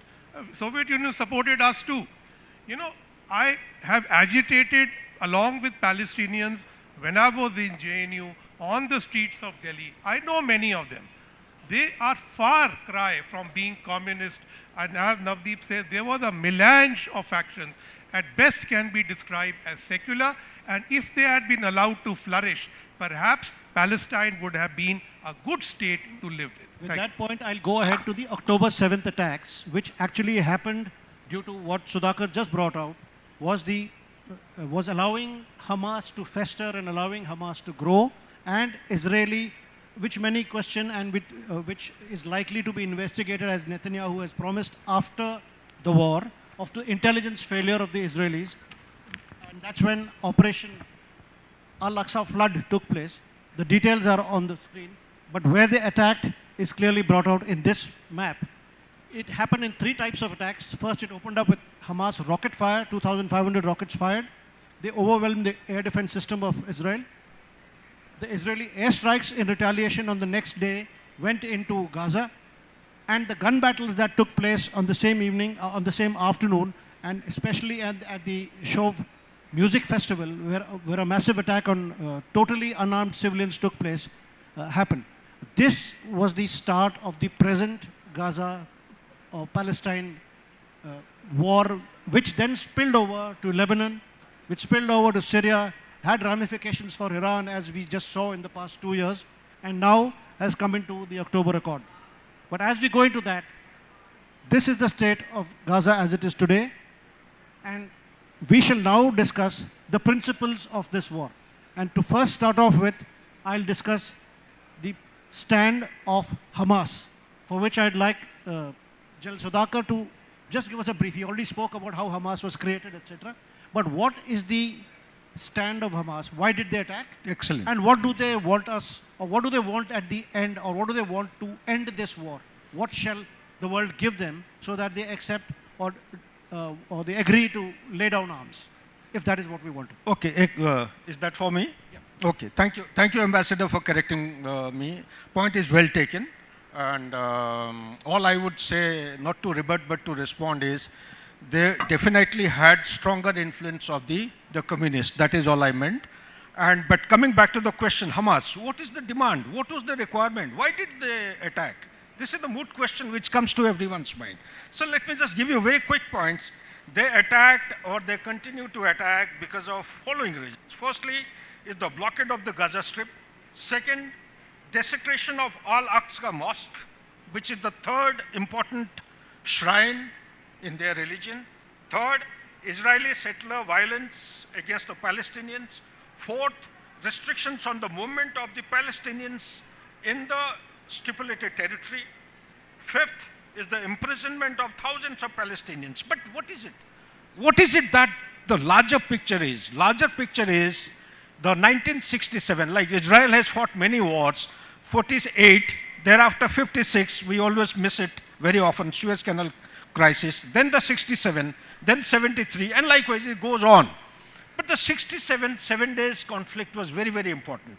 In the 67 conflict, in 7 days war, the Israelis had captured Sinai Peninsula, Gaza Strip, West Bank, East Jerusalem, as also Syria ko kaun sa hai? Syria is Golan Heights. Golan Heights, it's done and dusted, nothing much can be done as far as my analysis goes. But ladies and gentlemen, these 4 points that I have said, Sinai Peninsula was resolved between Egypt and them between 1979 and 82. But what remained was Gaza Strip, the East Jerusalem, and the West Bank. Their bottom line requirement is that these 3 occupied territories should be vacated by Israelis.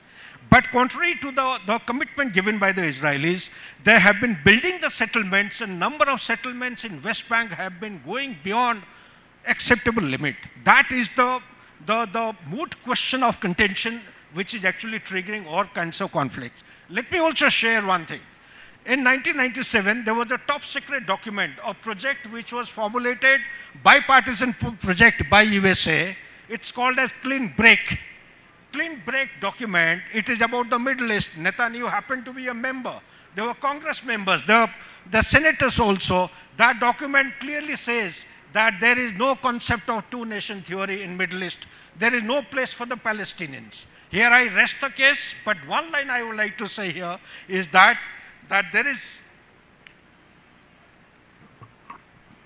about the 7th of October, many of us may be underestimating the capability of the Hamas. 6,000 militants, ladies and gentlemen, and 119 locations. 4,300 rockets were fired. The electromagnetic spectrum was blacked out from 6:30 in the morning till 6:55 for 25 minutes. It is a non-state actor. Hamas is a non-state actor, ladies and gentlemen. Many of the state actors, many of the superpower, global powers, don't even have the capability to black out electromagnetic spectrum.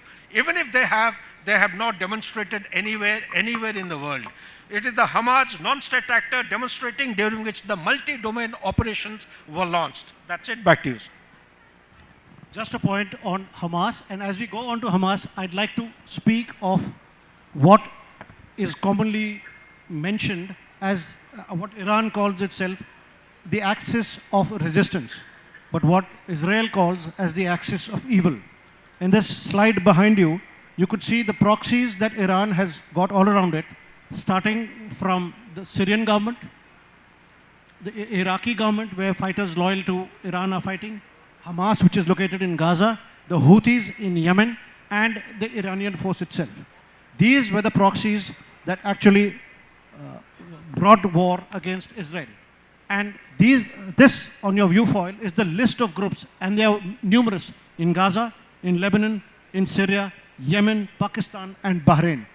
It's a huge conglomeration of I won't use that word anti-Semitic now because that's incorrect to use, anti-Israel, Iran-backed militant groups supported actively, as many say, by Iran to wage war against Israel. Now, as this happens, the axis of resistance has also had some prominent leaders. These leaders have been, as you all see, Bashar al-Assad in Syria, Hassan Nasrallah, the late Hassan Nasrallah, Ismail Haniyeh, again late, Abdul Malik Houthi, and of course Ali Khamenei, who is the supreme leader in Iran. In my next foil, I'd like to tell you, Israel has systematically eliminated all but one of them. And the person who replaced Ismail Haniyeh, that is Yahya Sinwar, was also killed in a gun battle by Israel 6 months later. Those are the dates that Israel eliminated all the top leaders of this axis of evil. So it's important to note that Israel waging a battle, of course well supported by very high technology and lots of money and resources coming in from the US and certain European nations. This is how the battle has panned out. But what I'd like to point out now, or what I'd like the ambassadors here, both of them, to give us their views on the political compulsions of Israel as to why this happened and why did Israel go from this centrist government, they had a largely liberal government, and that it went totally to a nationalist, rightist government, and how this perpetrated the situation that we face today. Well, I think, if you disaggregate it, one, Israel has shown a remarkable ability to match serious intelligence with precise action. There is no question that it has won every single of these battles. The war is still a question mark. Sheikh Yassin was succeeded by who? Ismail Haniyeh. Was Ismail Haniyeh more moderate or more extreme? Ismail Haniyeh was succeeded by Yahya Sinwar. Was he more moderate or extreme? Right? You are killing individuals, but you're dealing with an ideology. And that ideology cannot be killed that easily. You can decapitate an individual unless you start addressing reasons behind it. So I think, there's a war ahead with uncertain conclusions because these are battles. Second thing I want to bring out is, having served in Abu Dhabi most recently, they were actually not so much concerned about the axis of resistance as by the Shia arc, or the Shia crescent that they used to call it, extending from the oil fields of Saudi Arabia into Bahrain, into Iraq, into Lebanon, Syria, and on into Lebanon. Okay.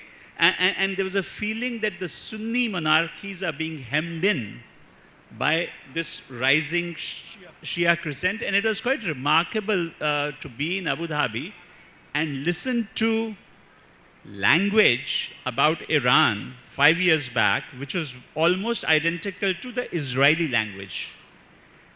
Like Israel, the Gulf Arabs also were beginning to see Iran as an existential threat to their comfortable way of life, with absolute monarchies and lots of petrodollars, right? There were no tears shed when Iran was weakened, or when Hezbollah was weakened, or when Hamas was weakened. But I think it's a case of hubris for Netanyahu when he chose to target Qatar.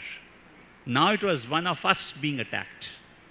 And that dramatically changed the equations. And, so it's one of those things where even the smartest player can make the wrong move, and that's what Israel did with Netanyahu by overplaying their hand. And suddenly finding that a Trump administration, which is most supportive of anything, had virtually given them a carte blanche, is today putting the pressure on them. So I'll just leave it at that. Can I? Sorry, please. Please. So, I want to lay out that the problem in this is the increasing right-wing influence on Israeli government through successive elections. The center is narrowing. The right wing, which Navdeep mentioned about setting up new settlements and all, is increasing. The problem is this domestic governance of Israel, which will not allow a settlement and which emboldened Hamas to do many of the things General Sudhakarji said, right? So, if you don't resolve Israel's domestic political contradictions, you are not going to get any solution. It took 70 years for a person like me to start believing that Holocaust is done. I think the Israelis need to pay down. And this is not only me. I think the Germans, the French, many Europeans today who are staunch supporters of Israel believe that they have done beyond the Holocaust. And this is why I think there's a problem over there. Okay. There is another angle, ladies and gentlemen, that will do us good to understand. What is it that the Hamas are driven by? What is the central paradigm? We need to understand. Hamas, the founding charter, published in August 1988, it articulated a clear ideological framework rooted in Islamic principles. Please listen to this. This is very interesting. The document characterized Hamas as an extension of the Muslim Brotherhood's intellectual tradition while emphasizing Palestinian nationalism through the Islamic lens. The Article 11, ladies and gentlemen, of the Charter, it declared the land of Palestine is an Islamic waqf trust. It means trust. Trust, endowed for Muslim generations until the day of resurrection, establishing a theological basis for the movement's rejection of territorial compromise. This is very, very important. This is the primary factor as to why Hamas is behaving. One more point, sir, if you allow me. 1988, ladies and gentlemen, Charter called for the destruction of Israel and the establishment of an Islamic state in all the historic Palestine. However, please, I'm underscoring this sentence. However, in 2007, Hamas unveiled a revised charter that removed explicit anti-Semitic language and acknowledged the possibility of a Palestine state along the 1967 border, though it stopped short of formally recognizing Israel. That's it, sir. Back to you. Okay, we've got it. I just want one fact to bring. Yes, Ambassador. So, when I spoke earlier, I forgot to mention this. You know, when that vote in the UN on Resolution 181 took place, and if you watch the movie The Exodus, all the Jews are listening on the radio to that. It was won by one vote. Thailand did not vote. 10 countries abstained, 13 including India and Pakistan opposed, 33 supported. Out of 57 countries present and voting, the resolution needed 33, and that is what they got, because the Soviet Union, Belarusia and Ukraine, all three supported the partition of Israel. This is odd in looking back from today. Thank you. If I may add to what the Ambassador has just said, ladies and gentlemen, January 25, 2006, Hamas incidentally is also a political party. We mustn't forget about it. It won the election against Fatah, and it won 74 out of 132 seats, ladies and gentlemen. Palestinian, that is in the Palestinian Legislative Council, and the Fatah party had only 45 seats. Second point I wish to highlight is that United States, European Union, United Nations and Russia, they put all the quartets they called as put an embargo and sanction against Hamas, simply to put pressure on Hamas to identify and recognize Israel. That's it. Thank you, sir. Okay. Now we come down to the October 2025 peace plan, if you can call it a peace plan, but Ambassador Suri differs with me on calling it a peace plan. Could you tell me why? Look, I think the Trump plan is useful to the extent that it has established a ceasefire. It's useful to the extent that it's brought the bloodletting to a halt. To my mind, it is almost as full of holes as that piece of Swiss cheese that we saw in terms of the West Bank. My concerns are principally the following. Number one, Israel continues to occupy 60% of Gaza behind this new thing that we've created called the Yellow Line. There is no time frame on Israeli withdrawal. Number two, even if the Qataris and the Egyptians prevail on Hamas to disarm, and there are conversations taking place on what does disarmament mean, does it mean doing away with the rockets, but keeping the small arms? Because actually what you don't want is a state of lawlessness that happened in Iraq after the de-Baathification. You do want one actor at least who has the guns, right? And right now, in the absence of any other, Hamas is the one. Number three, will it be the international stabilization force which will disarm Hamas? Probably. Do we have a composition of the force? Who's going to lead it? What are the terms of engagement of that force? Are they allowed to, are they peace enforcers? All of those issues to me. And finally, there's a very reluctant point 19 in that 20-point plan by Trump, which says, once the reconstruction of Gaza is underway, once the conditions of peace are established, then we will hopefully look at the possibility of some eventual Palestinian state, right? So it's highly nebulous. That is not a formula for peace. That is a formula for procrastination. We've got a crisis now. Let's douse it. Let's put the fire out. You've done that partly. The rest will follow. I will not be holding my breath. Ladies and gentlemen, it will do us good to understand also, link up with what Ambassador Puri has said, that the moot requirement or the bottom line requirement demand of Hamas is Palestinian self-determination, refugee rights, East Jerusalem status, and the end of occupation. If these aspects are addressed to an extent, I would say, it may bring us some hope of peace. The three questions on your screen are from us. We're trying to answer them, but we'll take questions from the audience here on.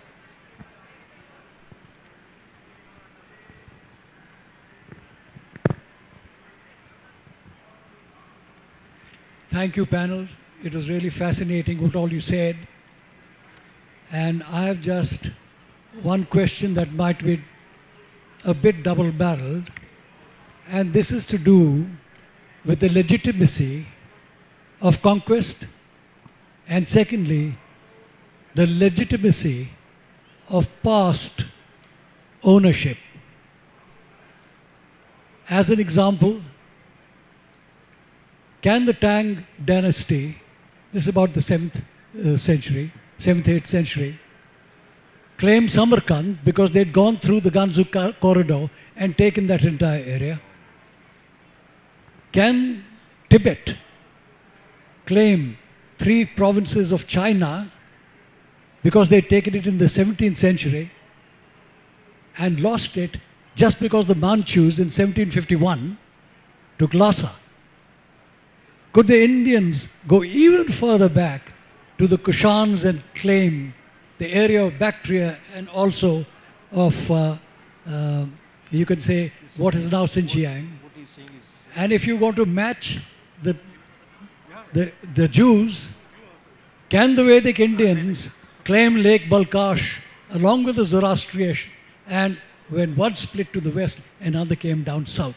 So what is the legitimacy of conquest today and the legitimacy of ownership? Thank you. I thought the whole point of the post-war conventions that have been established was the sovereignty and inviolability of borders as they stand. There's this very interesting speech that David Ben-Gurion made on when he announced the creation of Israel, where he said Israel will now want to live in peace with its neighbors within its borders, but it never specified the borders.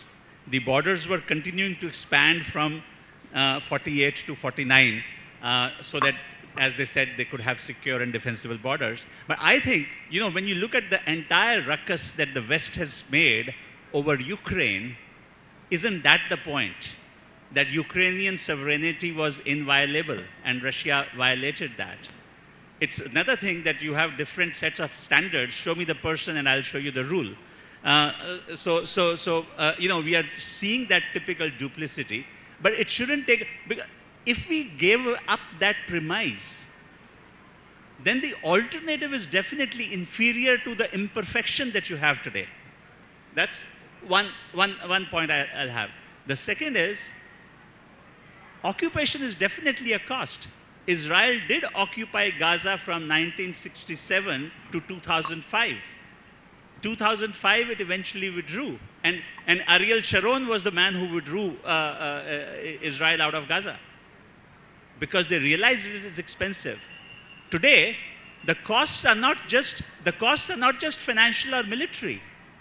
Serious Israeli academics, writers, historians, journalists are questioning, we are destroying the essence of the Jewish state as conceived by its founding fathers. This is not the country that we had in mind. That occupation is also imposing a cost on the Israeli psyche. You see a people which are unrecognizable from those 20 years or 25 years ago in terms of their ideological makeup. So, yes, those costs are there to pay. We have one more. I think somebody stood up with a question. Go ahead. Okay, sir. Namaskar, sir. And it had been very nice to be here and to listen this talk and to upgrade the knowledge, to update the knowledge. Two our elite ambassadors are there.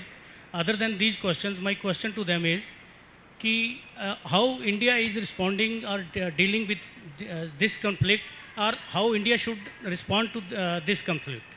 Both ways, how India is responding or how India should respond to this conflict. Diplomatically or as a part of foreign policy. Thank you. Okay, we have seen a clear shift in India's position. It has happened at a glacial pace, so you don't always witness the progression of the glacier. But from a point where we were ardent supporters of the Palestinian cause, to a point in 1992 when we established diplomatic relations with Israel, to a point in 2016 when Prime Minister Modi visited Tel Aviv and made a separate visit to Ramallah saying we are de-hyphenating our Israel and Palestine relationship, to a point where we have actually abstained on some resolutions that came up in the last 2 years, is a distinct shift. What are the reasons for the shift? I think the easier one is that there is a strategic alignment with Israel. Israel is very useful to us, as we have discovered from Kargil to Sindhur.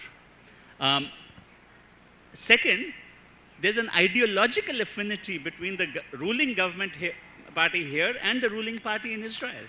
And I think you see that in the effusiveness of the messages that go back and forth and all that.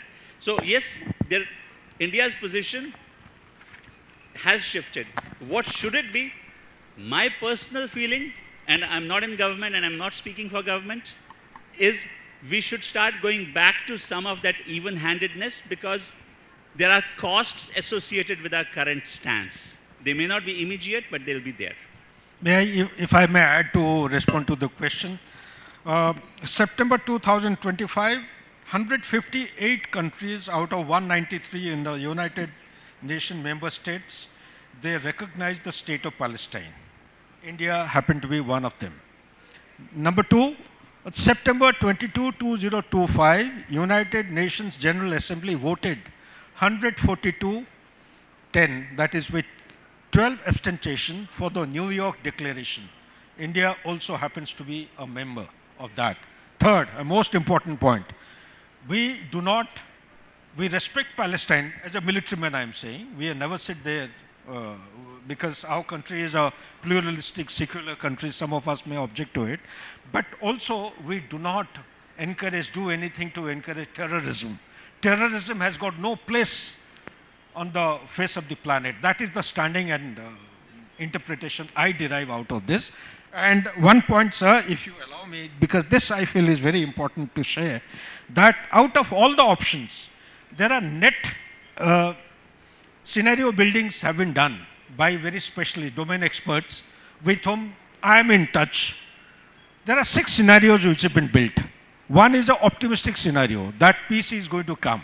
No way.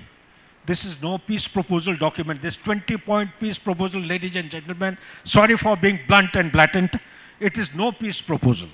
It doesn't go beyond a point. The moot question, will Hamas disarm? How are the Hamas going to disarm if there is no guarantee for their security? How are they going to disarm if there is no indication of two-nation theory? Second, there is a thing called as is, where is basis, status quo. Status quo doesn't give you any solution. And the third option is that you put it in a back burner, let things continue. So anyway, rather than going one by one option which comes to my mind, I tend to agree with what General Shergill sir said about the legitimacy issue, but I have a point to suggest that why not we try out the one-state policy. Everything west of the Jordan River, they come under one state, the binational which the ambassador was alluding to, partly I would say. Let's give it a try, let's push it. Let them learn how to coexist and live together peacefully. If not peacefully, at least learn how to coexist. That is what I have to submit. If there is a substantive takeaway from my side in this deliberation, it is the one-nation theory, not the two-nation theory that the world order should be actually propagating. Thank you. Sudhakar. Thank you. With that, we come to the end of this discussion. Thank you, audience, for being so participative. And my sincere thanks to Ambassador Suri, Ambassador Gurjeet, General Sudhakar, who finished so forcefully and looked for that one-nation theory. Thank you all.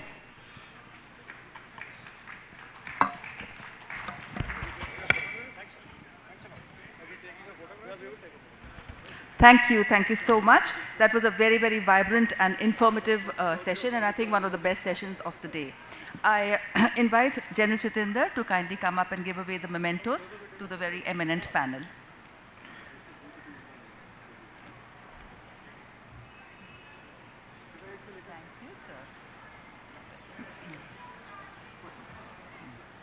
I invite everybody to please give the panel a big hand. They were really, really good.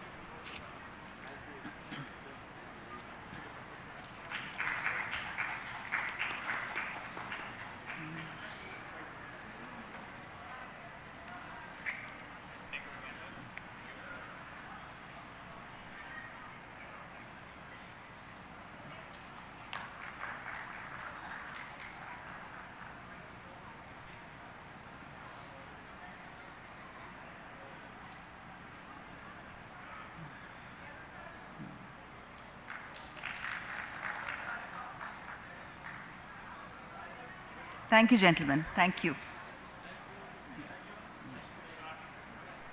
I now invite Brigadier Arora. Yes, please. Thank you very much. Well done. I now invite Brigadier Arora to kindly come and take on the next session. Good job. Thank you.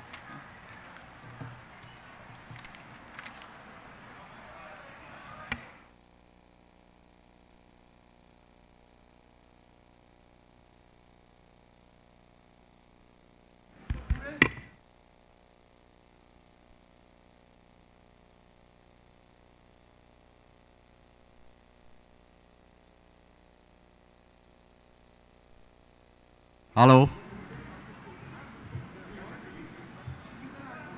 Okay, ladies and gentlemen, now we have a UK delegation which is here for last 2 days. I am standing in for Mr. Bajwa, who's not taken ill. So it's left to me now to call them on stage, General Kandal and his team, for a participative session on our shared military heritage.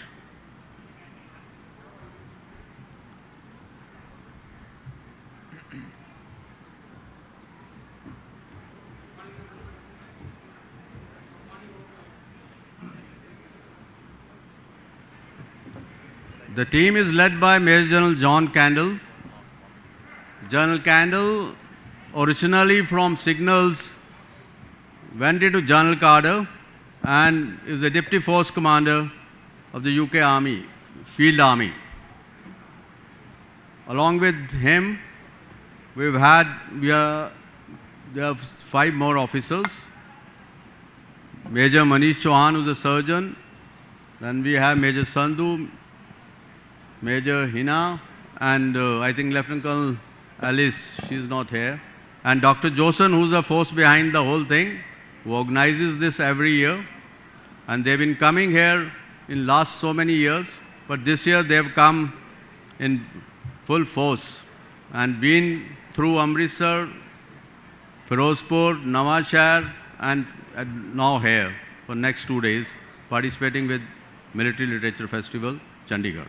I now hand you over to Major Manish Chauhan, who has been here 3 months back, coordinated the whole thing with me to finalize the program of the contingent. Manish.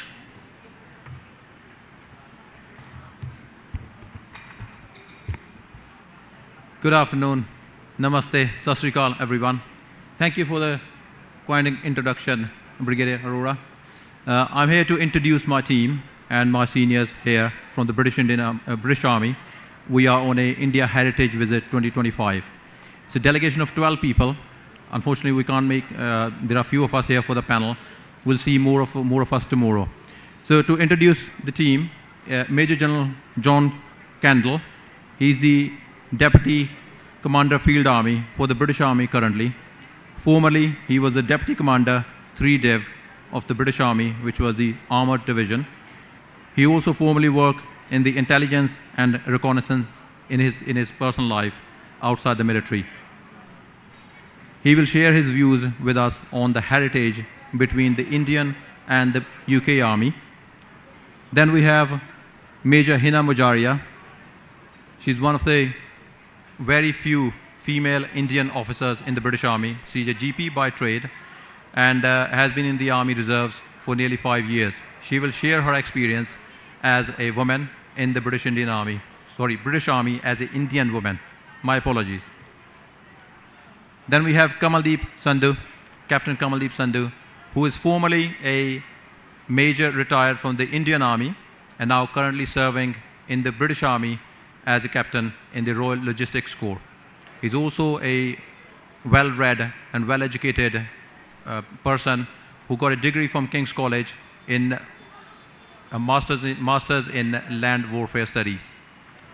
Then we have with us Mr. Gurinder Josanji, who has been working on Saragari commemoration for the past 45 years. He's a gentleman who single-handedly built Saragari museums and commemorative events around the world. He started from where he lived in Canada, and then he's worked all over the world. He's got 60 museums where he commemorates the Saragari every year. He has been working with the British Army for the past 11 years, bringing the delegations to India and celebrating Saragari around Amritsar, Firozpur, Taran area, and going and speaking to the village where the Saragari soldiers came from. We'll hear more about his experience from himself shortly. Thank you very much on that.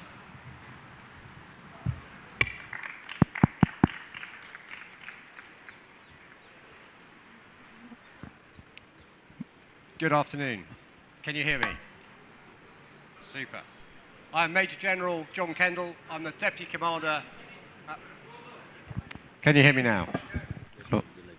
I'm Major General John Kendall. I'm the Deputy Commander of the British Army for our Field Army. So why is shared heritage important between our two great nations? Well, within the United Kingdom, we're becoming a more diverse nation with a more diverse army. And therefore it's important for us to recognise the contribution of all our citizens and their heritage. There's a moral and a practical reason. But also, heritage shapes strategic culture, how nations think, how nations fight.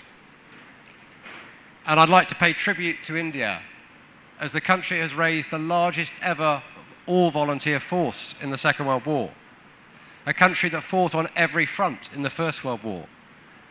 And as we'll learn later through the Battle of Sarangari, a country that lives military values such as courage, discipline and loyalty in the way few can. Now today, Britain and India have significant defence cooperation. For the army, we have exercised a JR Warrior, where our soldiers work together. We have recently exercised our carrier strike groups together. And of course, it is a two-way exercise. And our Royal Air Force will soon be sending pilots to India for training. And I think that's symbolic of how strong our shared heritage and our present ties are. It's also important to listen to different perspectives. And today, I've particularly enjoyed listening to perspectives on China and Gaza, and listening to military thought around multi-domain operations, Operation Sindhu. And for the UK, we have slightly different focuses, but your perspectives still add value. We're slightly more interested in Russia and how we support Ukraine. We have, for example, trained over 60,000 Ukrainian soldiers. We help train their commanders, help share intelligence with them, and we help equip them. So we know how good our training is, soldier for soldier, how good our equipment is, tank for tank, missile for missile. And that leads us to think about future war, and again, how our shared heritage teaches us things from history, whether it be the 1965 Indo-Pak War, or it be a more modern operation. And the reality is, and I speak now as a soldier, there are some things that are common within the nature of war. And for the land component, the ability to operate faster than the enemy through tempo, to create surprise and develop it into shock on the enemy is important. And the discussions today on how to do that have been really interesting. If we look particularly to the strategic challenges Britain faces and our observations from the Ukraine war, in the air component, how do you break the air denial? If you fly a fast jet over Ukraine or Russia today, it will be shot down very quickly indeed. So how do we create the mechanism to break the enemy's air defence when we are not able to do the traditional suppression of air defence as a planned phase? In the maritime component for the Navy, we have seen Ukraine deny the seas to Russia without having their own navy. But also there are more modern terrains. In space, the interruption of that will not just break your communications, but the loss of position, navigation and timing will break the precision of your missiles. It will break your cryptography, your codes, because you cannot work without the timings from space. And in the land component, we're facing a new character of war. Neither side in Ukraine and Russia is able to fight out an all-out war all the time. It is a punctuated war. And as we develop amazing technology that communicates all the time, there is a reality it's a target all the time. So how do we knock out the enemy's ability to synchronize but protect our own? How do we cope with what we now call the near-surface war? That's not just drones, but flying so close that the enemy's countermeasures don't work. How do we protect our cities against the enemy's missiles? And for us facing Russia as a potential enemy, a country that focuses on the initial period of war and then switches to endurance. So our exercises that we've all grown up doing with the glorious attack, the fast charge, we cannot sustain that month after month after month. How do we then protect our people in the front line? And indeed, again, our shared heritage comes together.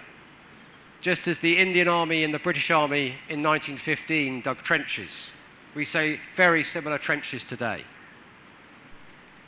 But that is not just 1915, it is how do we add technology. We've heard today about drones. Last week on exercise, our Air Assault Brigade practice using drones to carry first aid equipment to wounded soldiers. Because we know a wounded soldier today cannot be evacuated from the front line the day they are wounded necessarily. We may need to keep them alive for 3 days or 4 days. And it leads us to the question of how do we create a theory of victory? And our theories of victory are shaped by our culture and our history. So what is our way of war? And of course, the British will create a very Western way of war. By coming to events like this to hear a different perspective, we can modify that and perhaps be a little bit more scientific, a bit more driven by different ideas. We also heard an excellent analysis of some of the challenges of modern concepts like the centre of gravity and the idea of ends, ways and means as strategy. And I think the one comment I would finish on for our two great nations with a shared military heritage is that Lawrence Friedman, the great strategist, said the key to all strategy is alliances. And as the democratic world faces the autocratic world, alliances and partnerships have never been more important. So I'm very proud and pleased to be here today to represent the British Army and to share in our military history together, but to look forward as well. Thank you. General, thank you very much for those words and sharing your experiences over the last few days as well. May I now invite Major Hina Mujaria to speak about her experience in the British Army as one of the only few Indian female doctors.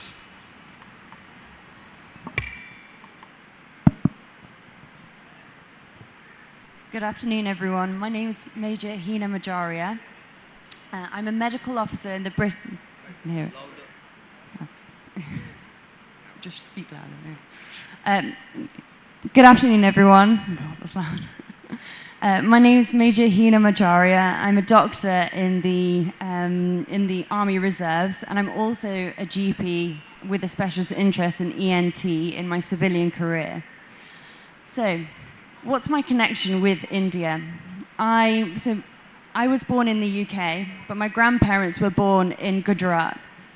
And from there, my parents were born in East Africa. Even still, we celebrate Diwali, Navratri, everything. We still speak some of the language, we eat the food, and that's what I like to say to people, that I have an Indian heart, I have an Indian stomach as well.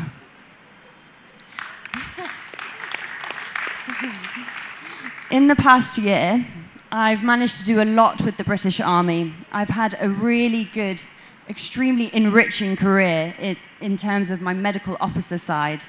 So I've been able to go to Cyprus, the Falklands, Kenya on an exercise, and now to India on an engagement piece as well. I've managed to learn so many different skills with the military that includes working under pressured conditions, learning to resource carefully, being able to speak publicly, and many, many more. And it's been an incredible experience, and I would recommend it to anyone. In the UK, so at the point of when I joined, less than 2% of the British Army was female and ethnic as well. So there aren't that many people that fit how I look. But it is changing, and it's extremely diverse now. They're very open, very welcoming. They want to see more people with different cultures. So I've been extremely just overwhelmed with how well received I am as a British Indian woman in the military. So the last thing I want to say is that earlier the cadets were asking me what would they be able to do to prepare for a life in the military. And I wanted to give a few lessons that I've learned back to them. So I would say celebrate with small wins. Build your networks, so make sure you go and say hi to the person that you think, oh, I'm not sure whether I should. Build your networks and start doing it now. You don't know what's going to come back to you in the future. Change starts with you. When you walk into a room and you feel like you should be saying something, then do it. Say something. Speak your truth. Speak in the room where you've been given a seat at the table. You cannot be what you cannot see, and that's what I kept telling myself when I wanted to quit at times in the British military. Representation does matter. It really matters, especially now more than ever. And diversity fits into that as well. Make sure you're heard in the room. And your difference is your superpower.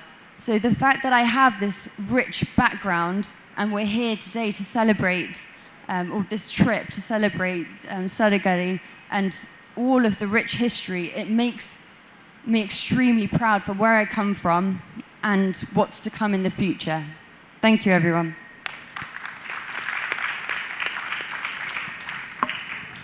Thank you, Major Hina, for sharing your experience and your deployment in the British Army.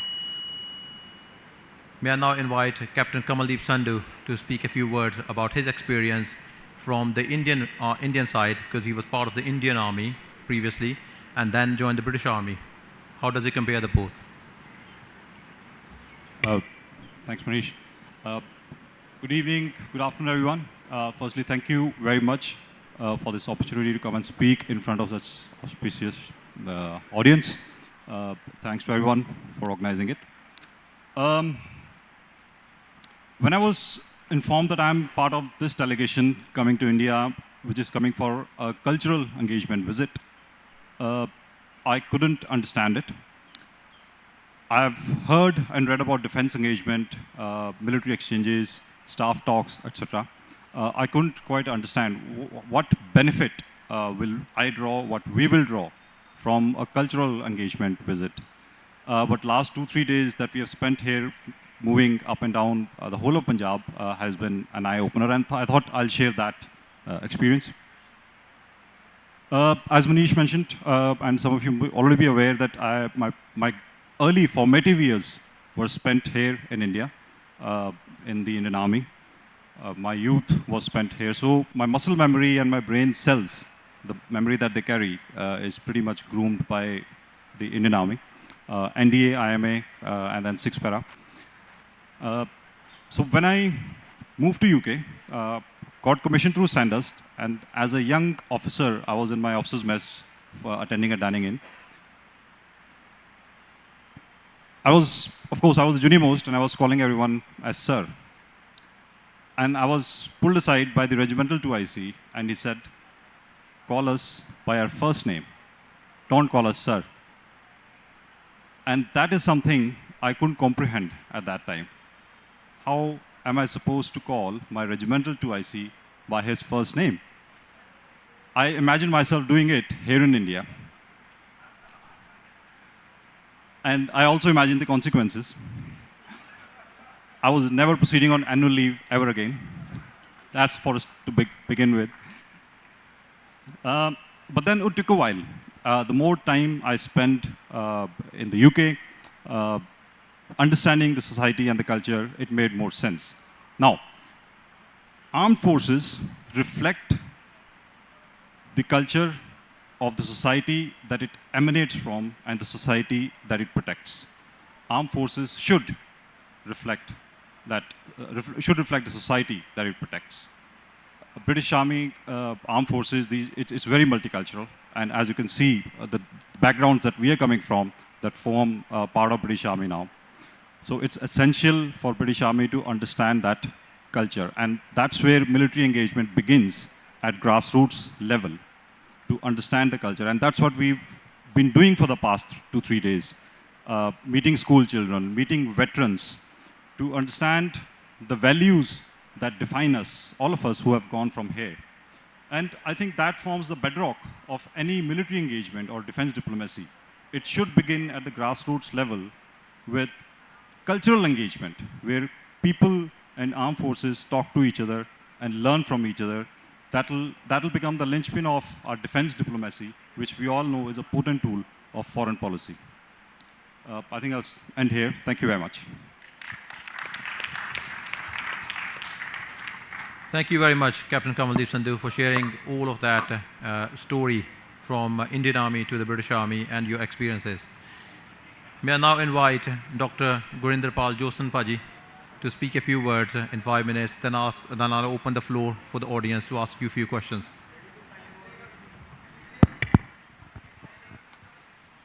सत श्री अकाल जी, आवाज़ आ रही पीछे? मैं पंजाबी च बोलांगा, सीधी direct गल।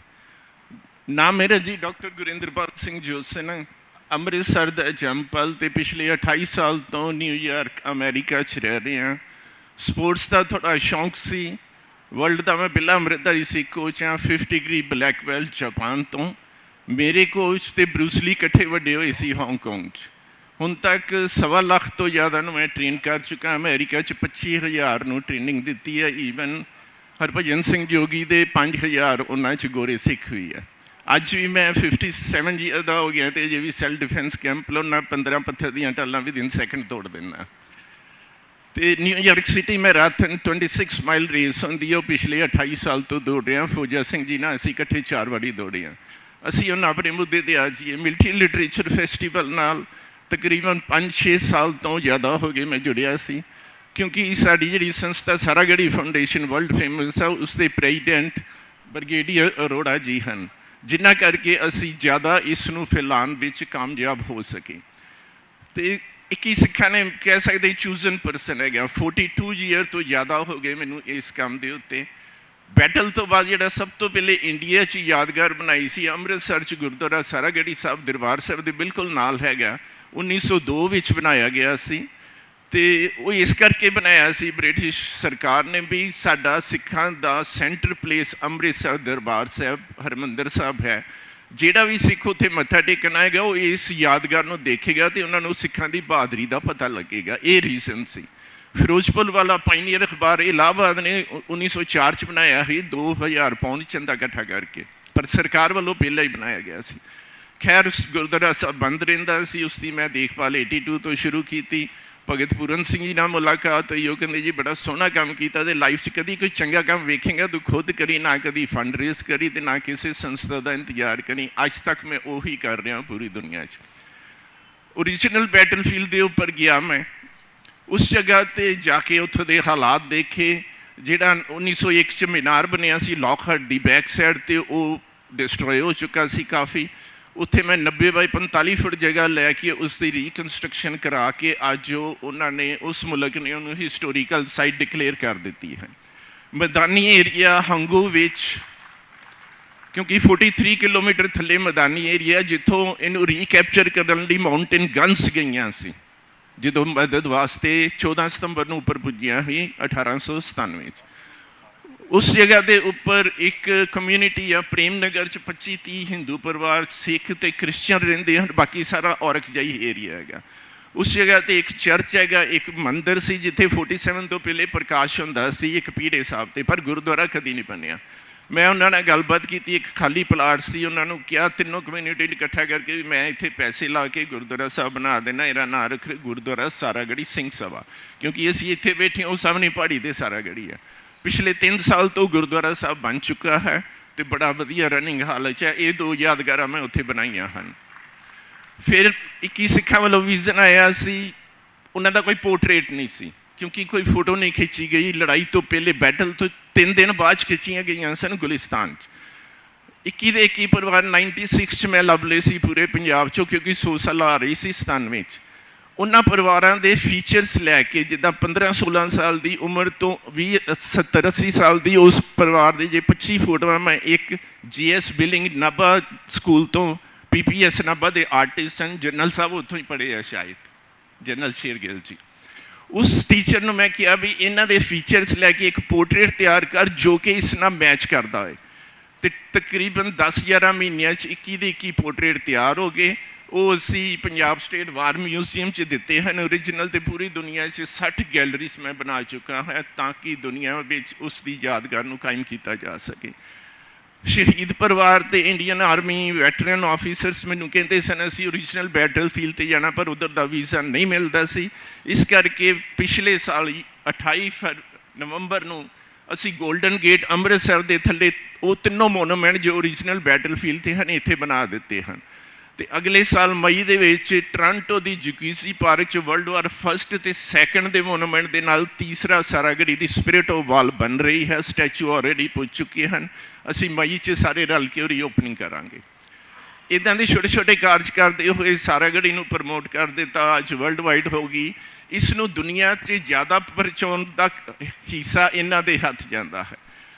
2013 ਵਿੱਚ ਸਾਡੀ ਮੁਲਾਕਾਤ ਹੋਈ, ਅਸ਼ੋਕ ਜੀ ਨਾਲ ਮੈਂ ਮਿਲਿਆ। ਉਹਨਾਂ ਨੇ ਕਿਹਾ ਜੀ ਇਹ ਰਾਈਟ ਪਰਸਨ ਹਨ। ਉਦੋਂ ਹੀ ਲੈਫਟੀਨੈਂਟ ਕਰਨਲ ਸਨ, ਮੇਜਰ ਅੱਜ ਮੇਜਰ ਜਨਰਲ ਜੀ ਹਨ।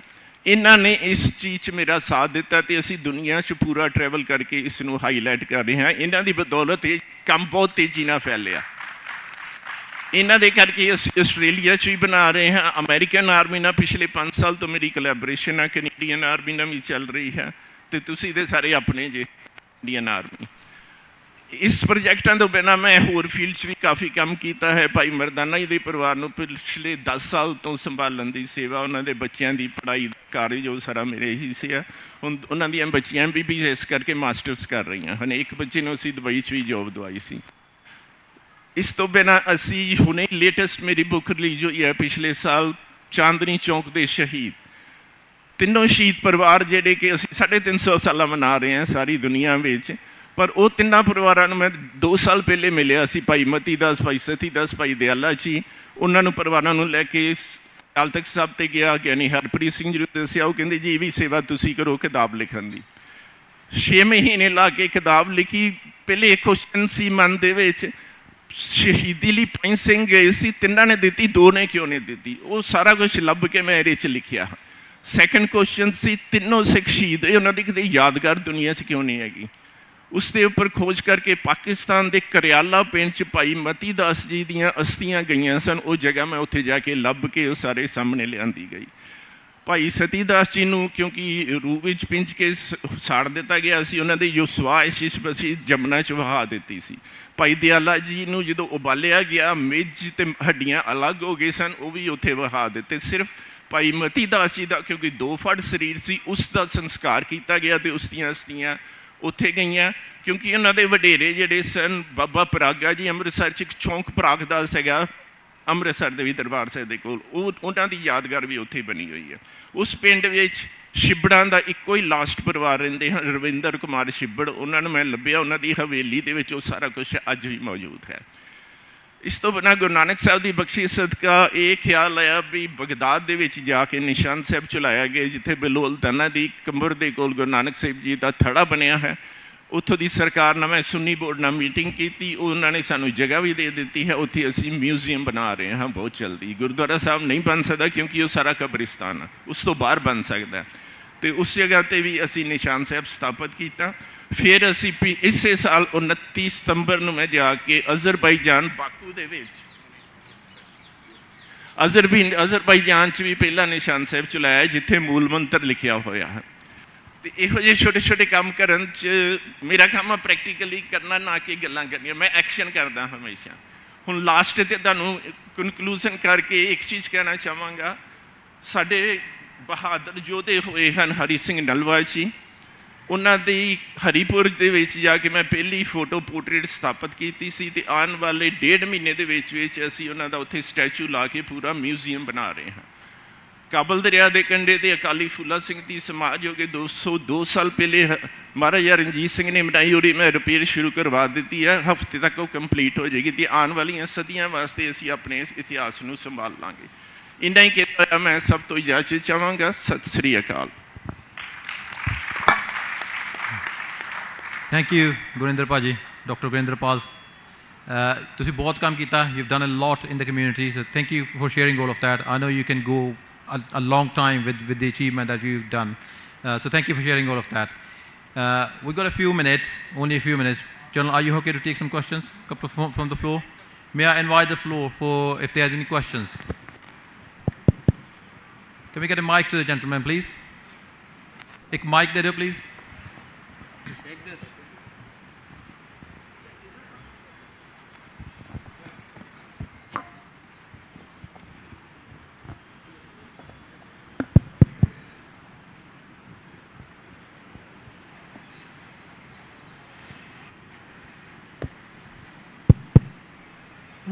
My question is for Captain Sandhu.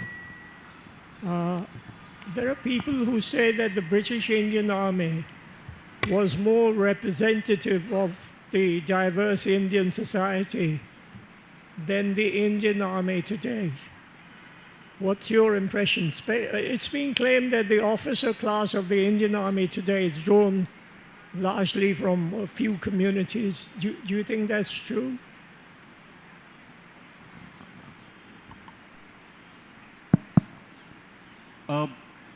Well, British Indian Army, it grew and then shrank.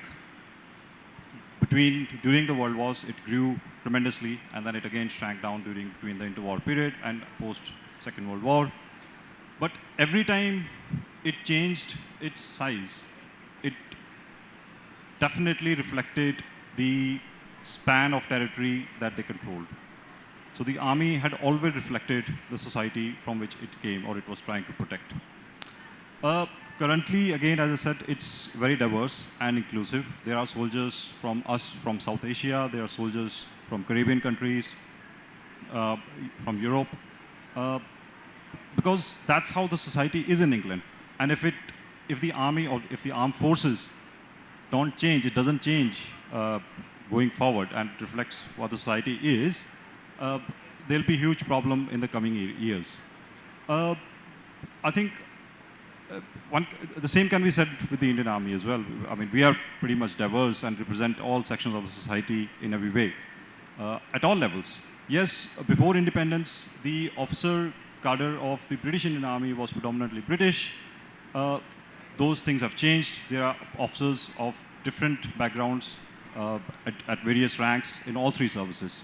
So I hope that answers your question, sir. Thanks. Thank you, Kamal. Any more questions I can take? Yeah. Hello. Am I audible? General, firstly, compliments. It's highly, I would say, very delightful interaction. One never expected to get this kind of a platform and engage with the officers of Indian.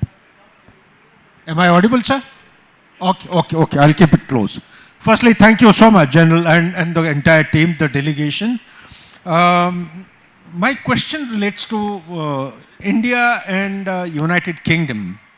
Our relations are very exclusive and special. It goes a long way. And given the history that we all have grown with, how best the changing world order is actually giving rise to very polarized centers of turbulence, I would say, world over. And my focus is onto the South Asia subcontinent. Okay. So what role can the British Army play? Firstly, to bring some kind of stability, normalcy, peace and harmony, one. Number two, to prevent a radicalization which is becoming rampant. I'm sure you are also going through a similar journey in UK as well. And third and most important thing is, how best can we prevent issues like tariff and causing, compounding the turbulence in the world order? Thank you. That's a very good question indeed. I think the first thing I would do is refer us to the last part of the talk and say this isn't for Britain to come in as a former colonial power to come back to colonies and tell people. I think we'd all agree that would be a bad idea. But it is for us to do things through alliances and partnerships and international government organisations. So the place I think that Britain can play is as one supporting governments, supporting international government organisations, the rule of law and international law. The United Kingdom already has significant partnerships in training and supporting other countries in Asia. We have strong diplomatic relations. So I think it's for Britain to play its part as a piece of the team, but it is for the region to lead. I hope that answers your question. Thank you very much. That was a well-put question and equally well answered. Thank you very much. Time for more questions. Please, anybody, if you have any questions, please raise your hand. Gentleman in the back.